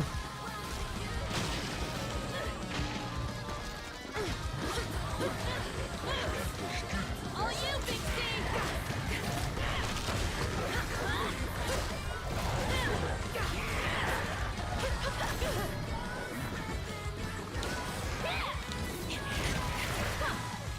Bring it on! Bring peace! We're done. Take off, not bad. Take off. Oops. There we go. Sayonara.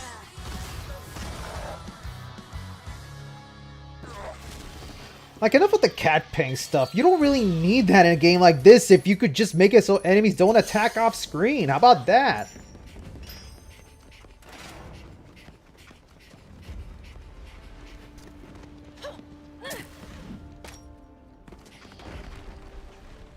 And now for everyone's favorite minigame. Burn Viola's ass. No, no, no! This is the only outfit I brought! Gotta find water, fast!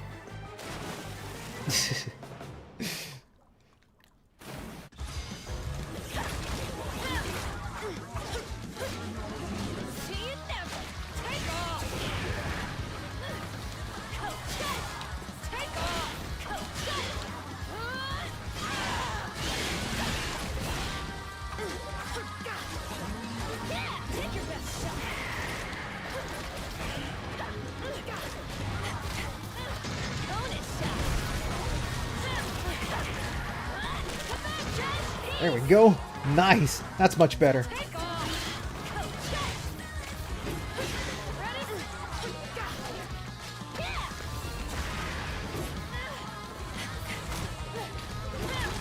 Take off. There we go. Nice.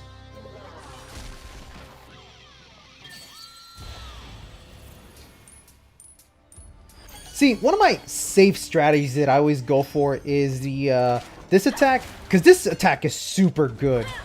It goes after the nearest enemy, like it's an auto-target attack, and you could cancel with the block attacks. You could just throw these out as much as you want.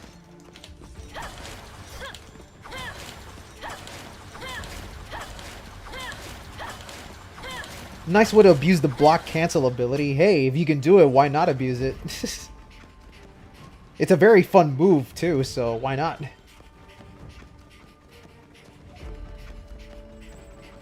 Okay, which is this one? Defeat all enemies, regenerating enemies. Boy oh boy, I sure hope it won't be tough. Yeah, Ghost is a really good song.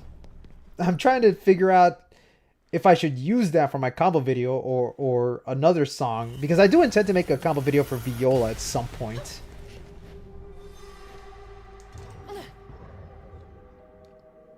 Yo, CUHRAYZEE, what's up? Thanks for catching the stream.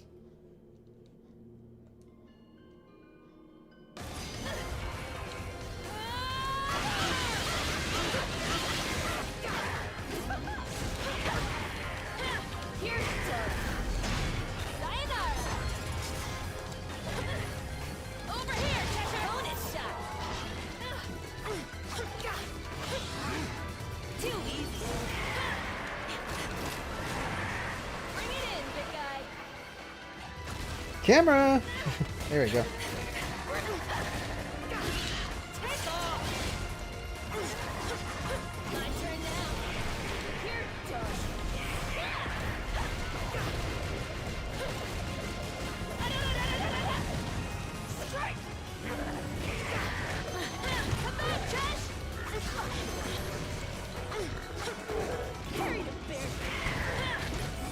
I honestly don't know what is she saying. Like, is she saying parry the berry? Because, like, that's what I hear. Parry the berry.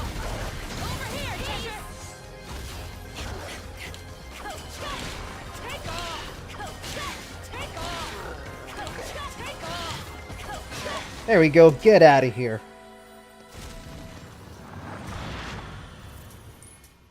Hey, Fear Platinum. Not bad. I'm so good at this game. Stop messaging me, you bastards. I should really turn off my phone whenever I do these streams.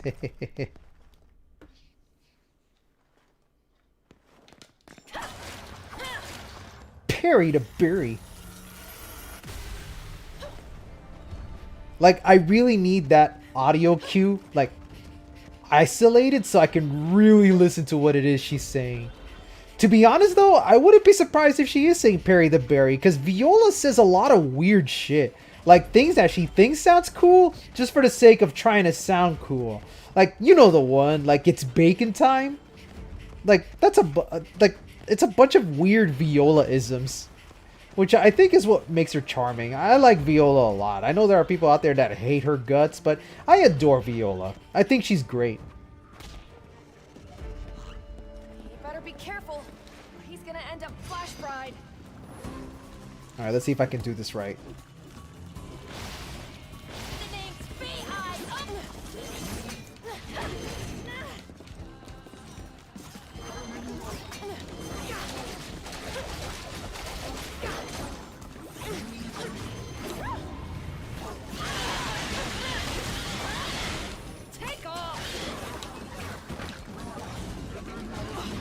Ah, no way.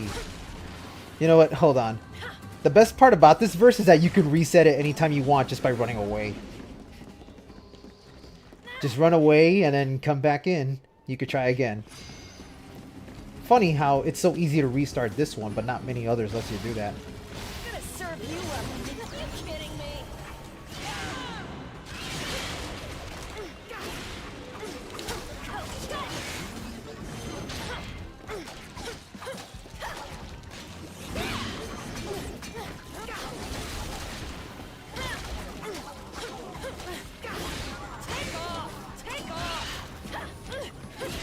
There we go. Probably not a pure platinum because I didn't take advantage of the witch time score. Actually, no, I take that back. I got a pure platinum. Again, I have no idea when I get a pure platinum here.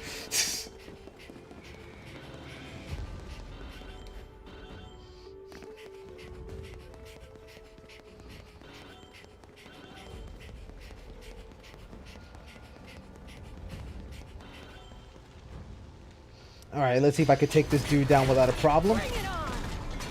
You got it! Bring cut to sleeping! Come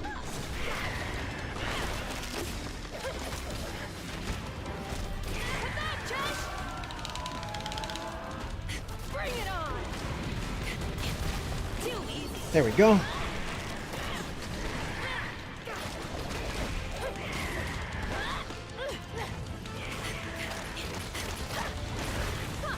Nice! There we go. Beautiful. Over here, Cheshire! Okay, I can do this! let's take him down now.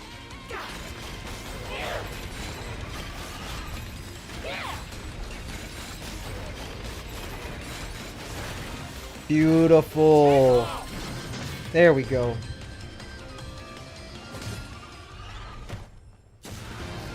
Ah. See, when you actually have control, that's when the game actually becomes fun. Wide open spaces, nothing to obstruct the camera, no bullshit tiny enemies to hit you from the back. Just a face-to-face battle with a giant dude, which actually can make for a fun fight. Sayonara. Too bad you don't get a lot of that in this game. Yeah, no, everyone hates her a lot. There's like this huge burning passion to hate her. Shit. Whether it's because Just she's what I thought. ugly, whether it's because she's goofy, whether it's because she's just very awkward. I don't know, man.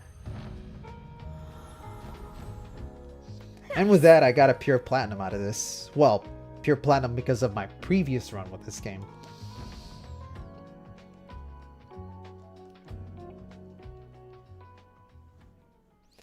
I'm probably gonna do one more chapter, and then after that, I'm gonna take a large break here, okay? Yeah, this will be the last chapter that I do today, and probably tomorrow I'll continue doing this kind of stream.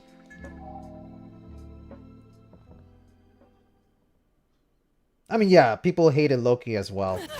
I mean, people hate everything about Bayonetta aside from Bayonetta and John. That's like the only thing they want. Anything that gets in between them, well, they're a terrible character. Post-patch. It's not like I keep the previous patch. Let's see. Maybe I should change up Bayonetta's equipment. Yeah, especially now that I have access to everything. The spider's too good of a weapon, but I'll probably change that out for the bats. And, well, so hard to decide, because really the spider weapon is one of the best weapons in the game. You know what? Let me try Ribbit Libido.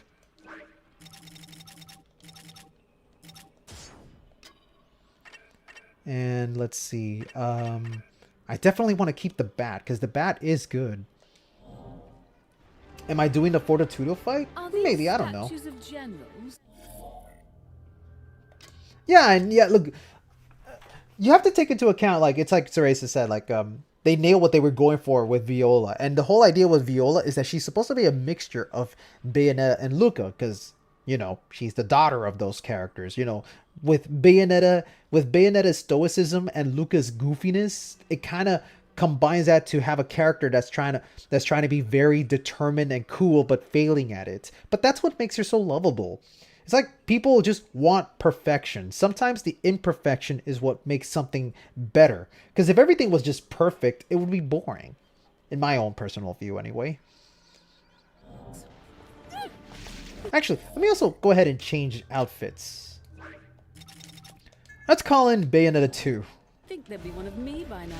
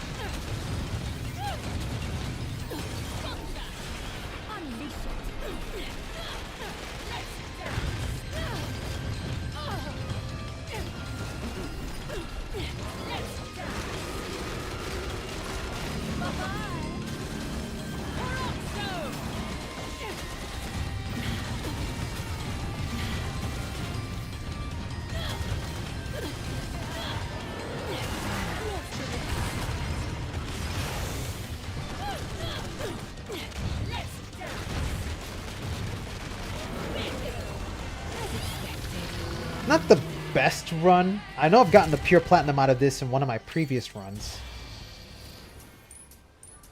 It's really just the camera that doesn't do it for me. When I can't see what's going on, you kind of just have to guess your way out of it. And I know an enemy is about to come in, and when that happens, you gotta dodge it, otherwise you get a guaranteed hit. Barging in on a lady unannounced. Bold, but unwise. Get out of your system, then. Free! Unleash it. Unleash it. Let's dance. Excellent. My turn. Time for a lesson. Finish them. Try to keep up. Seize on. If you would. Your turn. Is that all?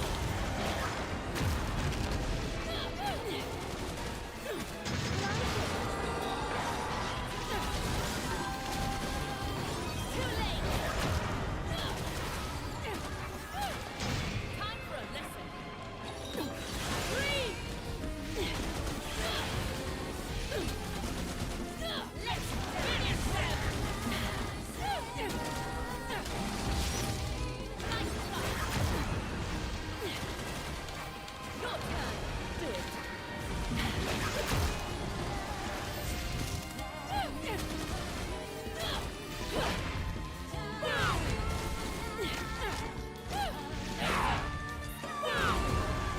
Do it. It's time for something special.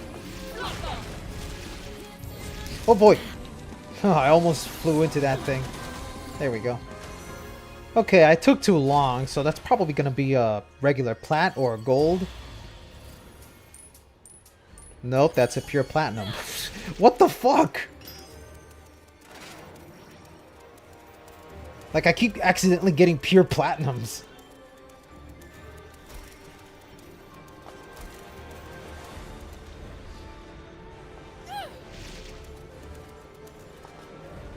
Let's see.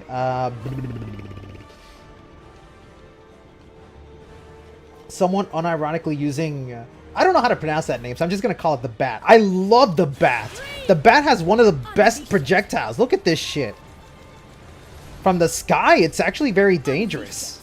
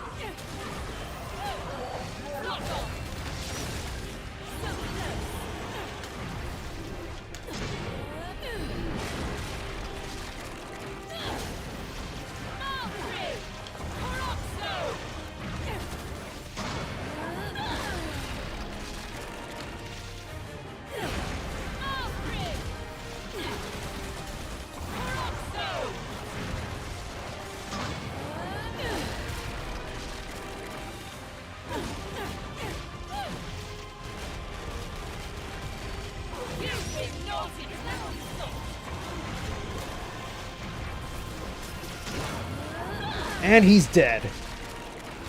God! They actually made the Valiantium fights in this game so much better. Or Valiance, not Valiantium. Valiantium is the sword that Wonder Blue uses, which is what Valiance uses.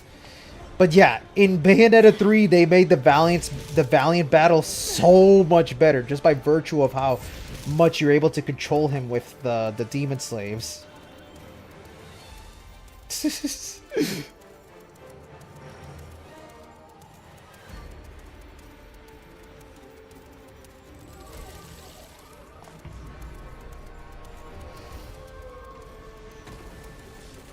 Someone doesn't want me to join the party. Shame about the tower, but I can think of a new purpose for it. Alright, I'm gonna try and show you why I think the bat is really fun. Because I actually used the bat for one of my... I used the bat for a segment in one of my combo videos where it's like you launch the enemy up and then you laser it to hell with the bat. And that just gives you the instant stun breaker you need, which is what makes the bat so much fun. It does require a little bit of a setup to make work, but it's fun. Alright, let's see if I can make this work.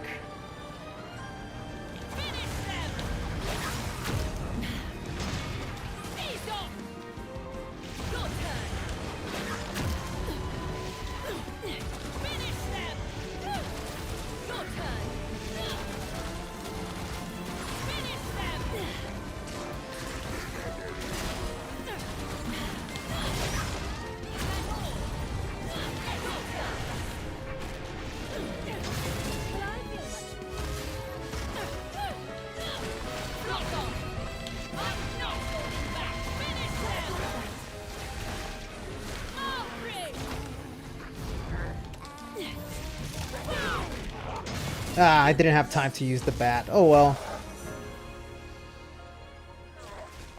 Come on. Sorry, I was too focused on just clearing out everything that I accidentally got a pure platinum before I could even bring out the bat. But I'll try and use the bat. I swear, I swear. The bat is fun. It's just, it's got an odd behavior to it that really does make it really tricky to work with. See, that laser move is so clean. I like it a lot. Of course, it only works when it's in that form, because normally you just blast out these lasers, which also really... It's also a really good move, because it's such a good AoE and it targets the nearby enemy. The bat just has really good auto-targeting moves.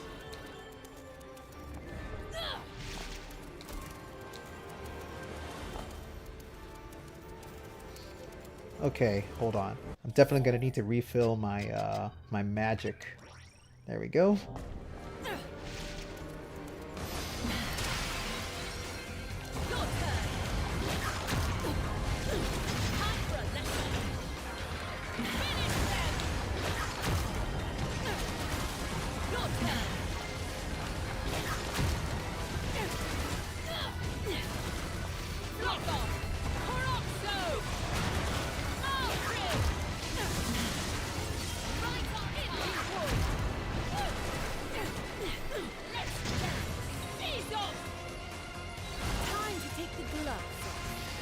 Not fucking with you guys. I'm just gonna destroy you in 1 second.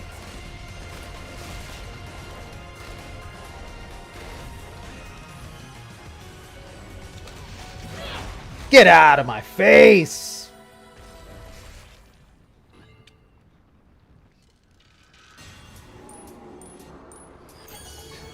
Typo aside?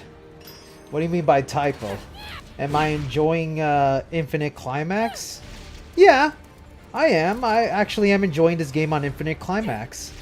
I have not bothered to play the game on lower difficulties, and I actually find this game to be a lot of fun on Infinite Climax difficulty.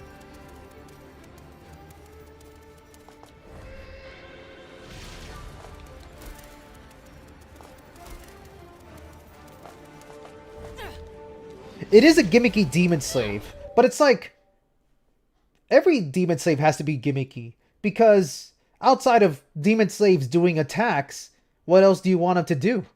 They gotta have some sort of gimmick to them to make them stand out. Otherwise, they just end up being boring hit bags or punching bags or whatever the heck you want to call them when they just do random punches, you know?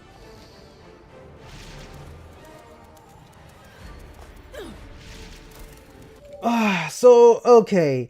Like, I'm reading your question right now. Like, what do I think about the lack of penalties in Bayonetta 2 and 3 specifically?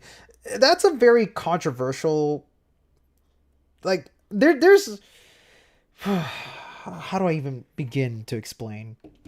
You see, normally I don't like when there's no penalties because it kind of makes it where players are rewarded for playing the game in an easier form where they just use items to power themselves up, use items to stay healthy, use items to become invincible, and so on and so forth.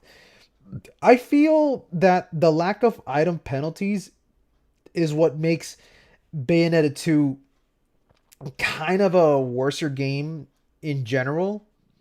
Like I know, because again, this is a very controversial take because ultimately I don't care because I know a lot of people have brought this up to me and they said, oh, it's just a single player game. Let people play how they want to play. Let them use items. If they want to use items, then let them use items. If they don't want to, then that's perfectly fine too. And I mean, I'm all for that too. I don't care if a person wants to use it or not. My take is that there should be a good reward behind not using items. In Bayonetta 1, they made it where if you use an item, you get penalized almost quickly with one rank down for each item that you use. So the whole idea was don't use items if you want a pure platinum. In Bayonetta 2, they made it where if you don't use items, your best reward is a 5,000 Halo bonus, which is kind of weak because you could definitely earn more Halos for using items. Because in Bayonetta 2, they made it where doing high damage is the name of the game in order to get a good combo score. And what your combo score ends up being is translated into the amount of halos that you earn. So like if you get 1,000 combo points, you get, I think, 100 halos out of that. So if you go for the high damage with the red lollipop, you end up earning way more halos for playing it that way than you would if you decide not to use items. So it kind of feels like there's an imbalance there where the game spends more time rewarding players who choose to go for the easier options instead of rewarding players that want to play the game in a much more that want to play the game with a much more difficult approach. But with Bayonetta 3, I feel that because there's much more leg room to controlling enemies with the demon slaves and controlling enemies by virtue of how you can stun them and how you can juggle them, I've come to accept the items as is. It's one of those where Bayonetta 3 ends up feeling more rewarding for me because I'm actually able to make full use of Bayonetta's tools without having to fall back on using items. So Bayonetta 3 feels more rewarding for me even with the lack of item penalties. So I think Bayonetta 3 sort of finds a better balance between player options. You know what I mean? Whereas in Bayonetta 2, it definitely feels more like that favors the casual players more than the skillful players. You get what I'm saying? I know there are some people online. I have spoken to some folks online. There's a particular person on the CUHRAYZEE General's Discord that I'm in. His name is Morning Lord, where he brought up a lot of good points about Bayonetta 2, where the game definitely does have its rewarding aspects, where it's designed for you to be using specific item equipments against certain enemies. Like, for example, demons are much more prone to being frozen. So if you bring out the Undines and freeze them, you can freeze them instantly in order to continue battling them. Stuff like that I can appreciate Bayonetta 2 for, because Bayonetta 2 definitely does reward players who try to use specific weapons in specific circumstances. But I've never been one to like that because it feels like they're funneling the options to make it where you have to always be changing your setups to make the fight work in your favor. And that's not something I can really say about Bayonetta 3. You definitely can play through the game using the equipments that you want. I used to say that it sucks that you have to use specific demons for specific fights, but I've kind of learned that every demon slave have certain quirks that allows you to play it under your way, so you can definitely bulldoze through it with your own choices. And again, that's why I think Bayonetta 3 outweighs Bayonetta 2 for me in terms of like which one I prefer more, you know what I mean? Hold on. I'm sorry. I haven't been reading the chat. I've just been going on a tangent here, you know. Let me see. Hold on. I wish that death still penalized in Bayo 3. See, the problem is the reason why death doesn't penalize you in 3 is because there's no reason for it to penalize you. Because every verse is saved individually, that means that it's only going to tally up your victories in the end. So even if you die, you can still just play the verse again. You know what I mean? In 1 and 2, deaths were a penalty because you had to really play from the beginning to the end to get that pure platinum. But in this game, because every verse is individually saved, deaths don't really apply much anymore. It's more of just a waste of time now. If you die, the only penalty is you're wasting time. That's pretty much it. Again, it's very controversial because Bayonetta 3 really does make things a lot easier. I did say that Bayonetta 2 favors the casuals, but Bayonetta 3 also does that. But again, I feel like Bayonetta 3 still does it better because in the end, the cathartic experience of destroying everything through skill outweighs the options of trying to play it in an easier fashion. You get what I'm saying?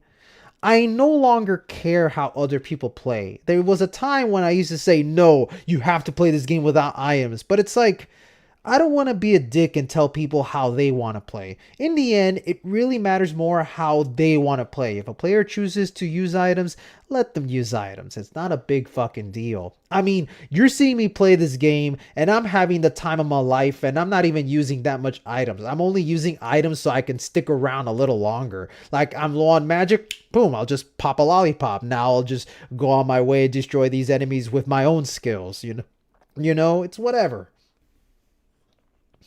Let's see. I'm going down the list again. Every time you press in a verse, your combo ends. If you press it a lot, you will lower your combo score a lot. Oh yeah, that's right. Okay, so yeah, there is a penalty to using items in Bayonetta 3. I completely forgot about that. Yes, you're absolutely right. There is a penalty to how items are used in Bayonetta 3. If you use items during a fight, your score system actually ends quickly, I think. So it's more like you have to be on your toes when you decide you want to use items in the middle of the fight. Hold on, I'm reading the chat. I'm sorry, I tend to go on a lot of tangents here. I know someone here said, go on tangents more. Like, I mean, you know, I had no issues with the items not counting as penalties anymore, but deaths too. I mean, again, think of it like this. Every verse is being saved individually. How would you make deaths a penalty in Bayonetta 3, knowing that every verse is individually saved? How do you make deaths a penalty? I can't think of a way to make deaths a penalty. I guess the only way you could make it a penalty is make it where the only way to get a pure platinum is to do a run from beginning to end. And then that's where deaths become a penalty. Your ranking is still saved individually, but if you're just saving it individually and as a whole it's supposed to be a pure platinum, but you updated your verse independently, then you just get a regular platinum score at the end. So to get a pure platinum, you would have to do it from the beginning to the end. I guess something like that would work. I don't know, but again, I don't want to be harsh on those kinds of players that want to just take their time and do things independently. Again, it really is up to the player. And I feel like with Bayonetta 3 definitely gives you a lot more legroom for self-imposed challenges as opposed to what Bayonetta 2 allows you to do.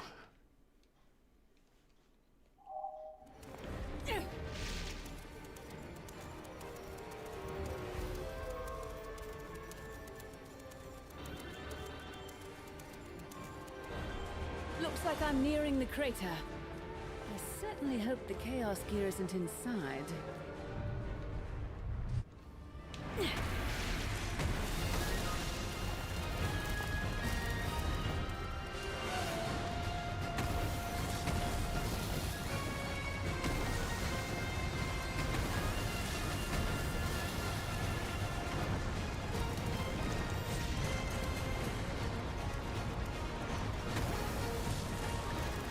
Yeah, I agree with Backtover. I think in the end, death penalties as a whole it's more of a time wasting thing.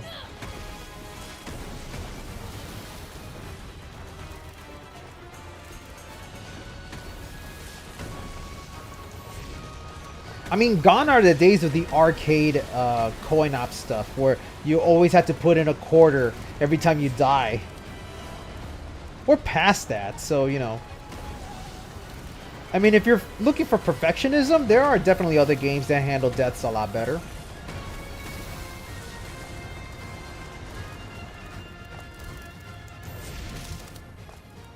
Oh, coming up is the snail fight.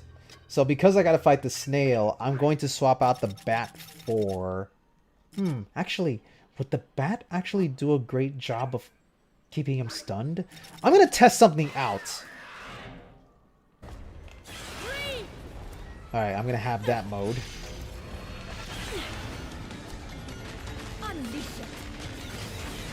Oh, there we go. Keep him still. Yes! Go, my bat! Go!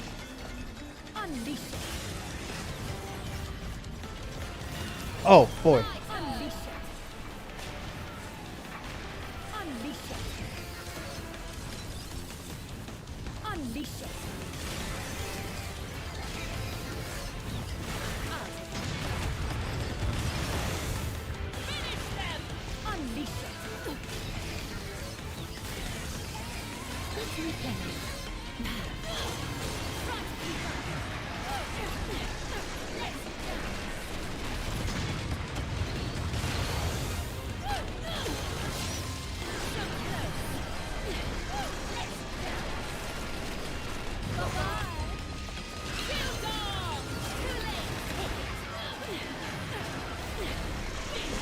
There we go. Get out of here. Yeah, when you properly use the demon slaves, you can definitely make some of these annoying enemies. You can definitely put the enemies in control. They end up being putty in your hands. Also, I think I skipped a verse at some point. Oh boy. That sucks. Oh well.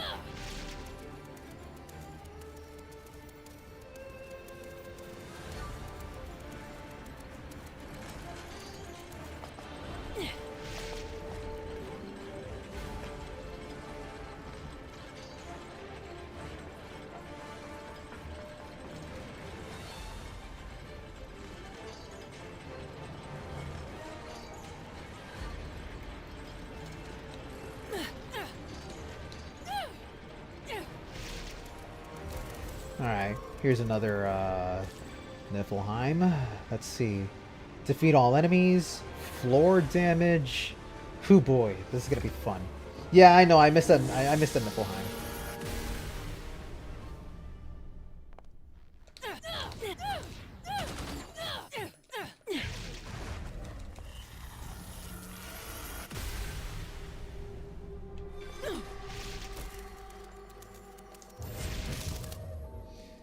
Oh boy, this segment is gonna be fun, isn't it?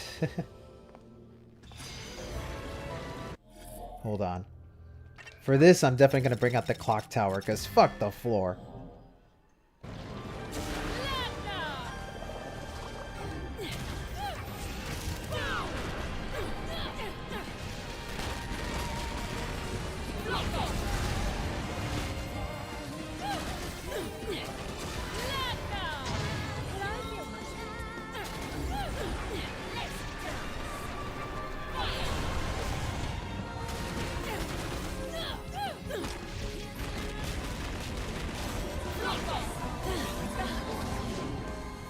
Damn, 2 hits?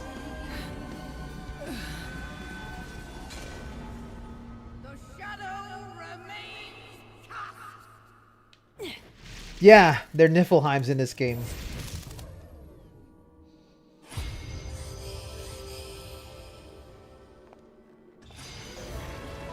Let's see. Maybe... Actually, no, hold on.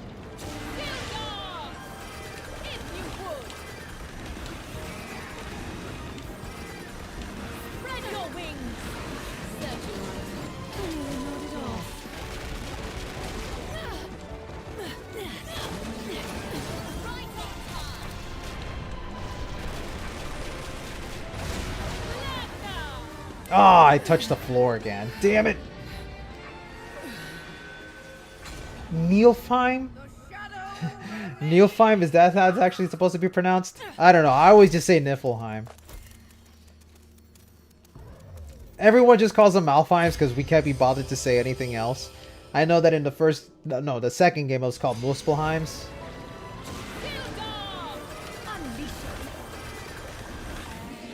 Actually, I could just like wave them around, right? Woohoo!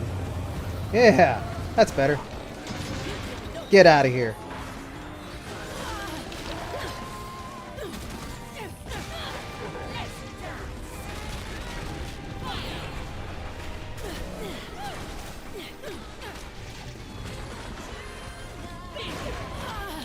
Ah, damn, those grabs are annoying as hell. Yeah, the whip might work actually. I'll see if I can do it without the whip. Niflheim. Someone said like it's supposed to be Niflheim. What is it? Like actually, someone actually type out how it's supposed to be. Like type it out correctly, and then I'll see how I gotta pronounce it. Get it out of your system, then. Lovely. Also, I kind of hate how in these segments you no longer get a little breather for multi-hits. So like if you get hit 2 times in a row, that's it. It actually does qualify for the 2 hits, you know? That sucks.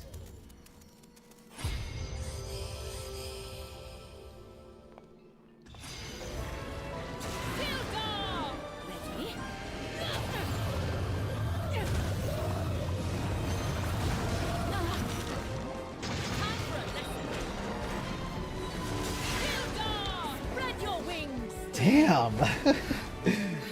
This game really doesn't want me to have fun. The shadow remains cast. You were just joking, okay.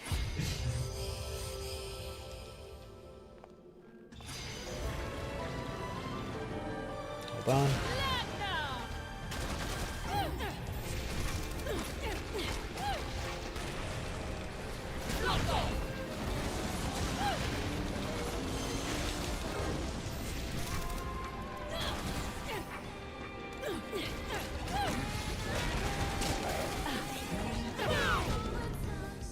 Lovely. Yeah, I have no choice. I'm gonna have to use that whip. The shadow remains cast. Oh, I also have this weapon. I forget I have fucking Ribbon Libido equipped. Probably not gonna be useful, but you know, you never know.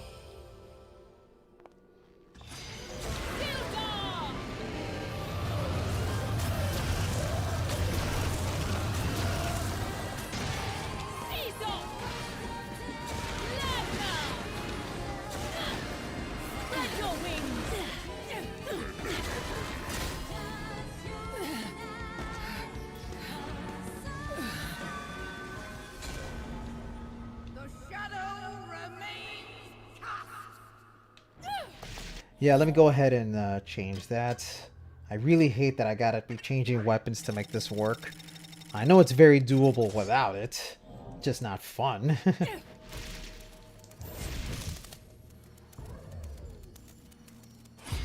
But I still use the bird. I'm gonna use the bird to throw everyone around.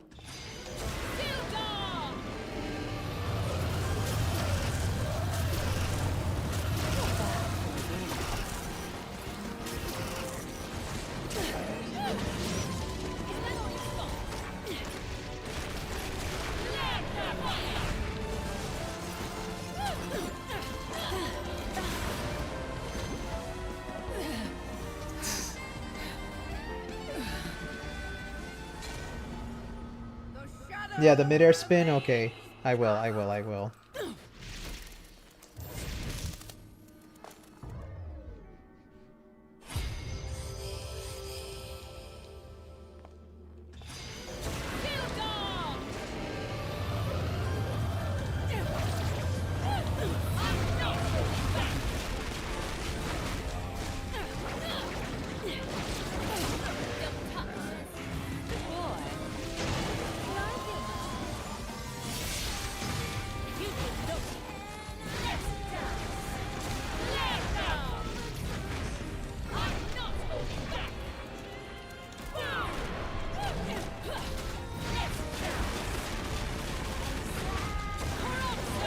There we go.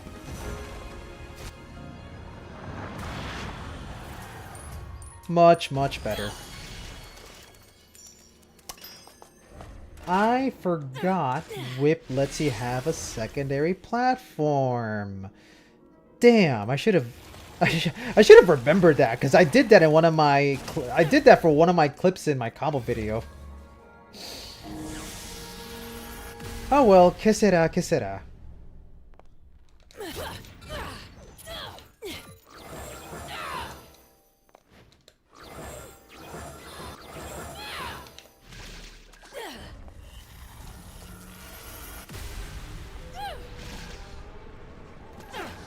Oh boy, now comes this boss fight. I'm gonna hate this one so much because it's so goddamn annoying. I'm definitely gonna prepare for everything beforehand just to make sure that I have everything I need. Let's see.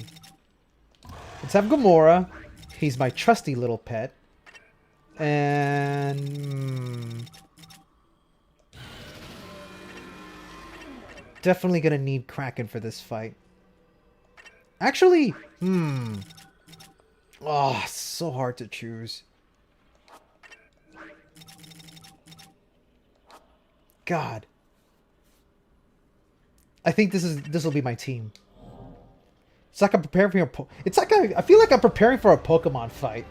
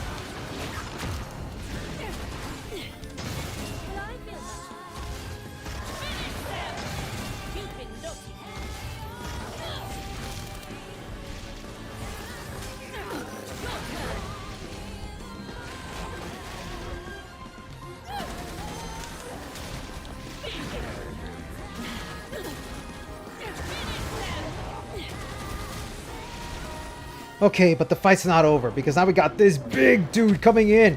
And, oh shit. Down the mountain just for me. That's not fair. I hope the rocks are not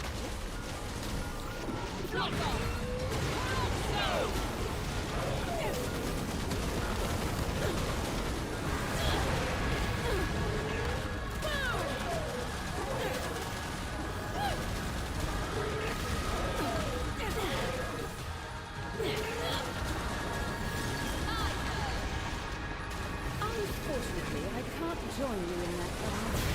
The excessive heat's carrying my skin. But, come to think of it, I have a friend who really likes it. Special. Ah, damn. It all completely went... oh. Everything just snowballed the moment the second fight started.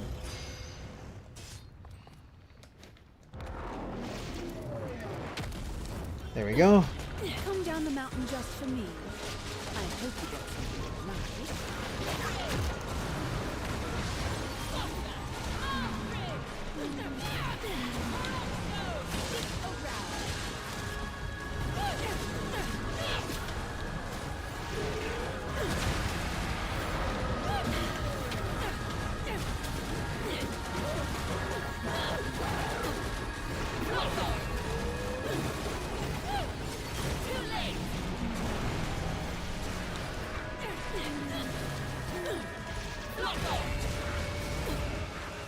Unfortunately, I can't join you in that bath.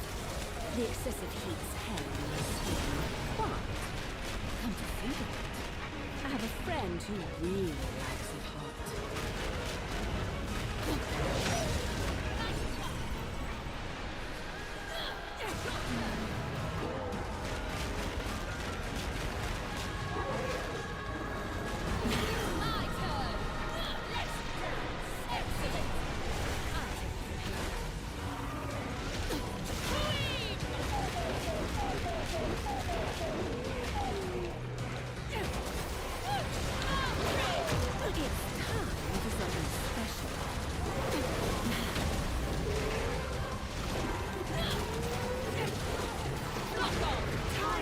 Let's see if I can destroy him with this move.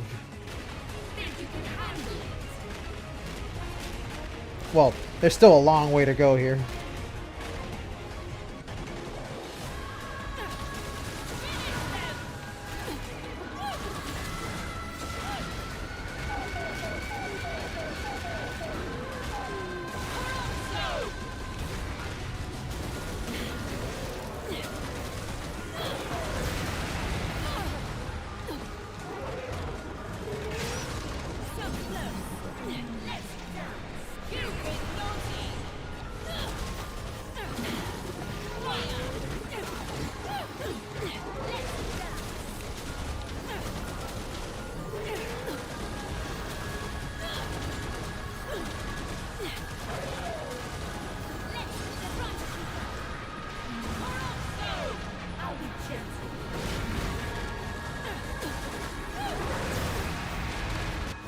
There we go.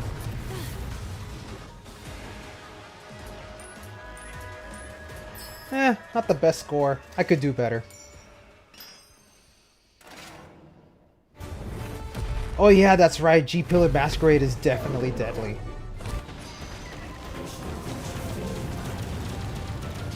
By the way, something I want to bring up. I am 100% surprised that Platinum Games didn't implement gyroscope for this segment.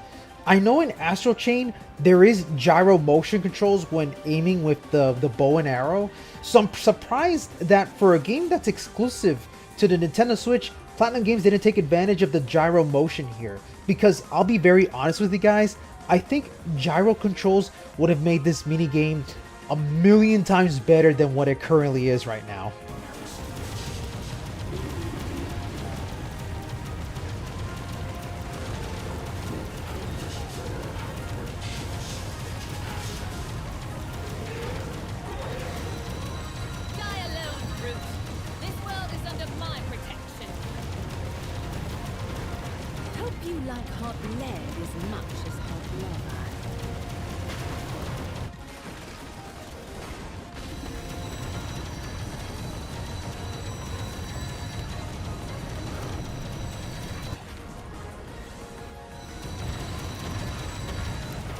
But I will say though, this minigame is kind of sick.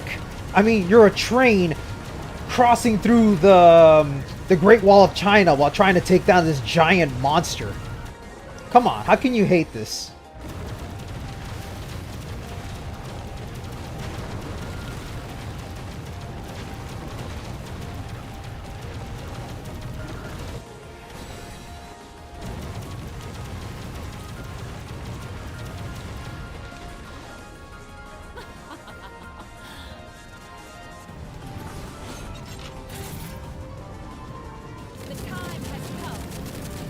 And so have I! Oh, there we go. Whew, almost messed that part up.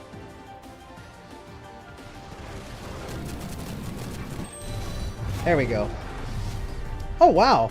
I'm still getting bewitchments to this day.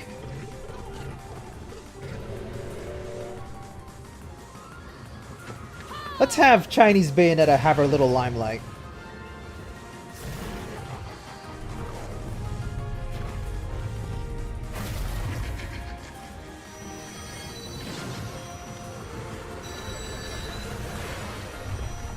Oh hey, Chrysora, I didn't know you were here. I did not see you in the chat. How's it going, buddy?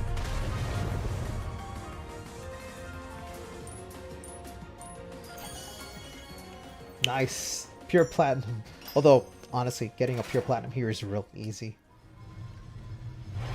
Now for the minigame that I still have no idea how to play. All I know is you gotta like bubble up this dude, and then once he's in a bubble, you can hit him. Which kind of makes it annoying. There we go.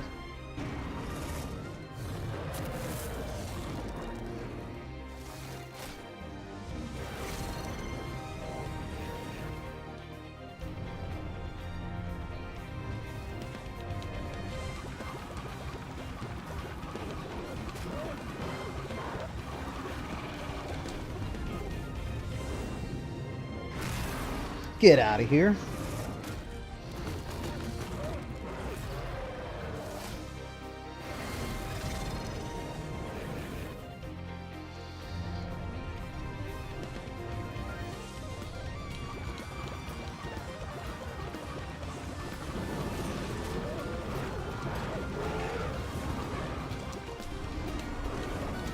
There we go, got him.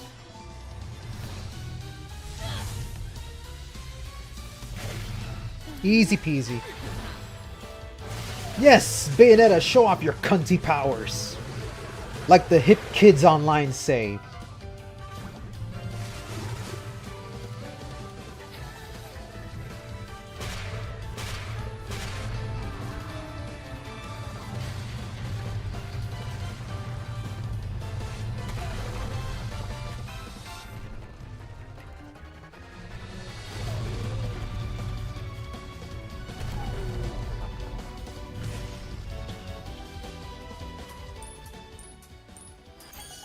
Very nice.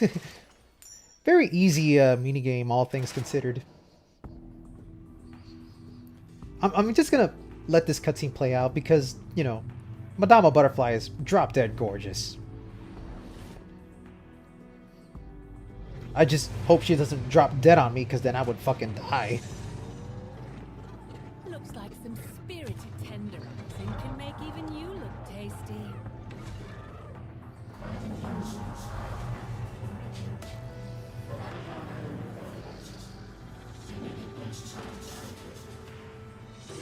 Okay, I'm gonna skip it out. Oh, there we go. What time is it?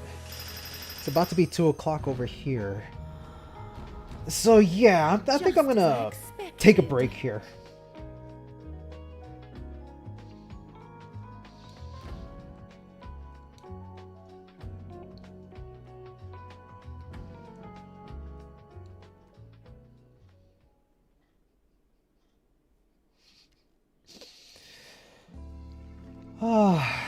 That was a wild ride.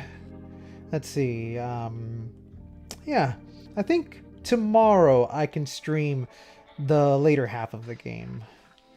But until then, I'm gonna take a pretty big break here. Listen, this was meant to just be a little surprise stream, just for shits and giggles. I was not expecting so many people to show up, so I just want to say thank you all so very, very much for watching this stream. I'm really grateful that there are people that still enjoy watching the content that I drop out, you know. I know it is what it is when it comes to this kind of game. I know that there are people that are very indifferent about it. I personally like the game. I think it's actually a lot of fun. Obviously, the narrative is kind of bad, which means that when we get to the ending, I'll make sure to skip it so that people don't accidentally puke all over their rooms. So yeah. But yeah, I'm gonna take a break here. Thank you all so very, very much for sticking around. I love you all so much. I think I'll be able to stream tomorrow at around the same time, like around 9 in the morning or 10 in the morning, 9 Eastern Standard Time, around that.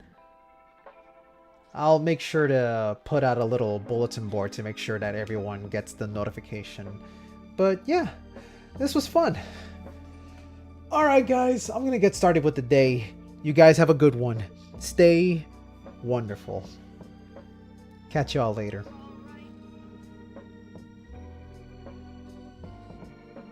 No, I will not play Bayo 2 on Infinite Stream.